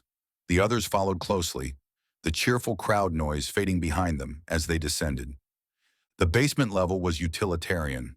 Bare concrete walls, exposed pipes, fluorescent lighting that buzzed and flickered. Their footsteps echoed as they moved down the empty corridor, following Marcus's lead. It should be just ahead, he whispered, pointing to a door marked Electronics. As they rounded the corner, Raven froze. Standing directly in their path was Julian Garvin. He was leaning casually against the wall, dressed in the same blue button-down shirt he'd worn the night he'd tried to assimilate her. His posture was relaxed, almost amused, as if he'd been patiently waiting for them to arrive. Raven, he said, his voice still carrying that familiar warmth that had once made her heart race. What a wonderful coincidence. Behind him, massive bulldog ants began to emerge from shadowed doorways. 3, then 5, then more. Their chitinous bodies gleaming under the fluorescent lights, mandibles clicking in a rhythm that sounded almost like laughter. It's a trap, Lily gasped, grabbing Raven's arm. We need to get out now. They turned to retreat, only to find their path blocked by more of the giant insects, their compound eyes reflecting the harsh lighting as they advanced slowly, deliberately. Run! Damon shouted, already pulling a can of insecticide from his backpack. They sprinted back toward the stairwell, the sound of clicking mandibles following close behind. Marcus reached the door first, yanking it open, only to stumble backward as a security guard emerged, his face already splitting along the jawline to reveal the alien structures beneath. This way, Lily screamed, pointing to a service corridor they'd passed. The group changed direction, racing down the narrow hallway with the sounds of pursuit echoing behind them. Raven fumbled in her pocket for the walkie-talkie, pressing the talk button as they ran. "Mercer, it's a trap! They were waiting for us!" Her voice came out breathless, panicked. The static-filled response was immediate. "Get to the north exit. I'll be there." They emerged from the service corridor into a maintenance area, then pushed through another door that led them back to the main concourse. What they saw there stopped them cold. The previously normal crowd was transforming. Throughout the stands, people's faces were changing, jaws elongating, skin splitting to reveal mandibles, expressions becoming blank and inhuman. All around them, the disguises dropped as the colony revealed itself. "Oh my God," Marcus whispered. "The whole stadium." "Not everyone," Damon pointed out, indicating clusters of confused, terrified humans being surrounded by the transformed individuals. "But enough." A woman nearby screamed as her husband's face split open, mandibles emerging to deliver the venomous bite that would begin her assimilation. Children cried in confusion as parents transformed before their eyes. Chaos erupted as those still human began to realize what was happening. "North exit," Raven reminded them, clutching her can of insecticide like a lifeline. "We have to move." They pushed their way through the panicking crowd, trying to remain inconspicuous as transforming ant people began to coordinate their movements with terrible efficiency. The north exit lay on the opposite side of the stadium. They would have to cross the entire concourse to reach it. "They're looking for us," Lily observed, noticing how the colony members seemed to be scanning the crowd systematically. A security guard spotted them, his eyes narrowing with recognition despite their disguises. His face immediately began to transform as he moved toward them with unnatural speed. Damon stepped forward without hesitation, unleashing a stream of insecticide directly into the guard's distorted features. The effect was immediate. The creature stumbled backward, mandibles clicking in distress as the chemicals attacked its respiratory system. "Move!" Damon ordered, keeping the spray directed at their attacker while backing away. They continued their desperate journey across the concourse, now abandoning any pretense of blending in as the situation deteriorated around them. More people were transforming by the second, the air filled with screams and the terrible clicking sound of mandibles communicating. Two more colony members intercepted them near the concession area. Lily and Marcus deployed their insecticide cans simultaneously, creating a temporary barrier that allowed them to push forward. "We're running low," Marcus warned, shaking his nearly empty can. A group of teenagers, normal humans, not colony members, huddled behind an overturned pretzel cart, watching in horror as ant people corralled fleeing spectators. Raven recognized a few faces from school. "Come with us," she called to them. "We know how to fight them." Three of them, two boys and a girl, sprinted over to join their group. "The insecticide hurts them," Damon explained quickly, passing a spare can to one of the boys. "Aim for the face." Their expanded group pushed onward. When a math teacher emerged from the restrooms, face already distorting with emerging mandibles, the girl from the pretzel cart unleashed a blast of insecticide that dropped the creature to its knees. "Nice shot," Lily commented, pulling the girl along as they continued their escape. Raven reached for her walkie-talkie again. "Mercer, we're coming out hot. Half the stadium is transforming." No response this time, just static. "Mercer," she tried again. "Can you hear me?" Nothing. "We're on our own," she told the others grimly. They were nearing the north exit when a group of faculty members blocked their path, including Principal Whitmore and Coach Dennison, both partially transformed, their faces distorted by emerging mandibular structures. "Nowhere to run," Principal Whitmore said in a voice that was no longer fully human. "Join us. It's painless. You'll understand once you're integrated." "Like hell," Damon growled, stepping protectively in front of the others. With coordinated precision, the transformed faculty members advanced. Behind the teens, more colony members closed in, cutting off their retreat. "Last cans," Lily warned, raising her insecticide. "Make them count," Raven replied. They formed a tight circle, backs together, each facing outward with their chemical weapons at the ready. When the colony members charged, they unleashed a concentrated spray, creating a temporary perimeter of writhing, disoriented ant people. "Now!" Damon shouted, spotting a gap in their ranks. "Push through!" They charged forward, shoving past the weakened faculty members toward the exit doors just beyond. Raven felt Mandibles grasp at her sweater, tearing the fabric as she twisted away. Lily screamed as one of the creatures caught her arm, but Marcus was there instantly, delivering a blast of insecticide that forced it to release its grip. One of the new kids wasn't so lucky. A colony member that had once been the school librarian seized him from behind, Mandibles clamping around his throat before anyone could react. The boy's eyes went wide with horror as the venom began to work, his body stiffening in the creature's grasp. "Keep moving!" Damon shouted when Raven hesitated, looking back at the captured teen. "We can't help him now." They burst through the exit doors into the cool night air, the sounds of chaos continuing behind them. The parking lot was in disarray, cars attempting to leave, confused humans running in all directions, colony members pursuing them with single-minded purpose. There! Marcus pointed to where Mercer's black Tesla idled near the perimeter fence, headlights flashing twice in recognition. But they weren't free yet. A transformed police officer, Raven recognized him as one of her mother's deputies, appeared from behind a pickup truck, already fully changed, mandibles extended and ready to deliver the venomous bite. The girl they'd rescued from the pretzel cart screamed as the creature lunged toward her.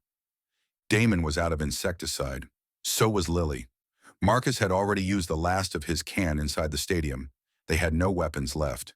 Then the deputy's head snapped backward, his body convulsing as something struck him from behind. Dr. Mercer stood there, wielding what looked like a modified cattle prod, crackling with electrical energy. "Run!" Mercer commanded, jabbing the device at another approaching colony member. "I can't hold them all." The parking lot had become a battlefield. Colony members were emerging from all directions, moving to surround fleeing humans. Parents screamed for missing children. Teenagers huddled in terrified groups.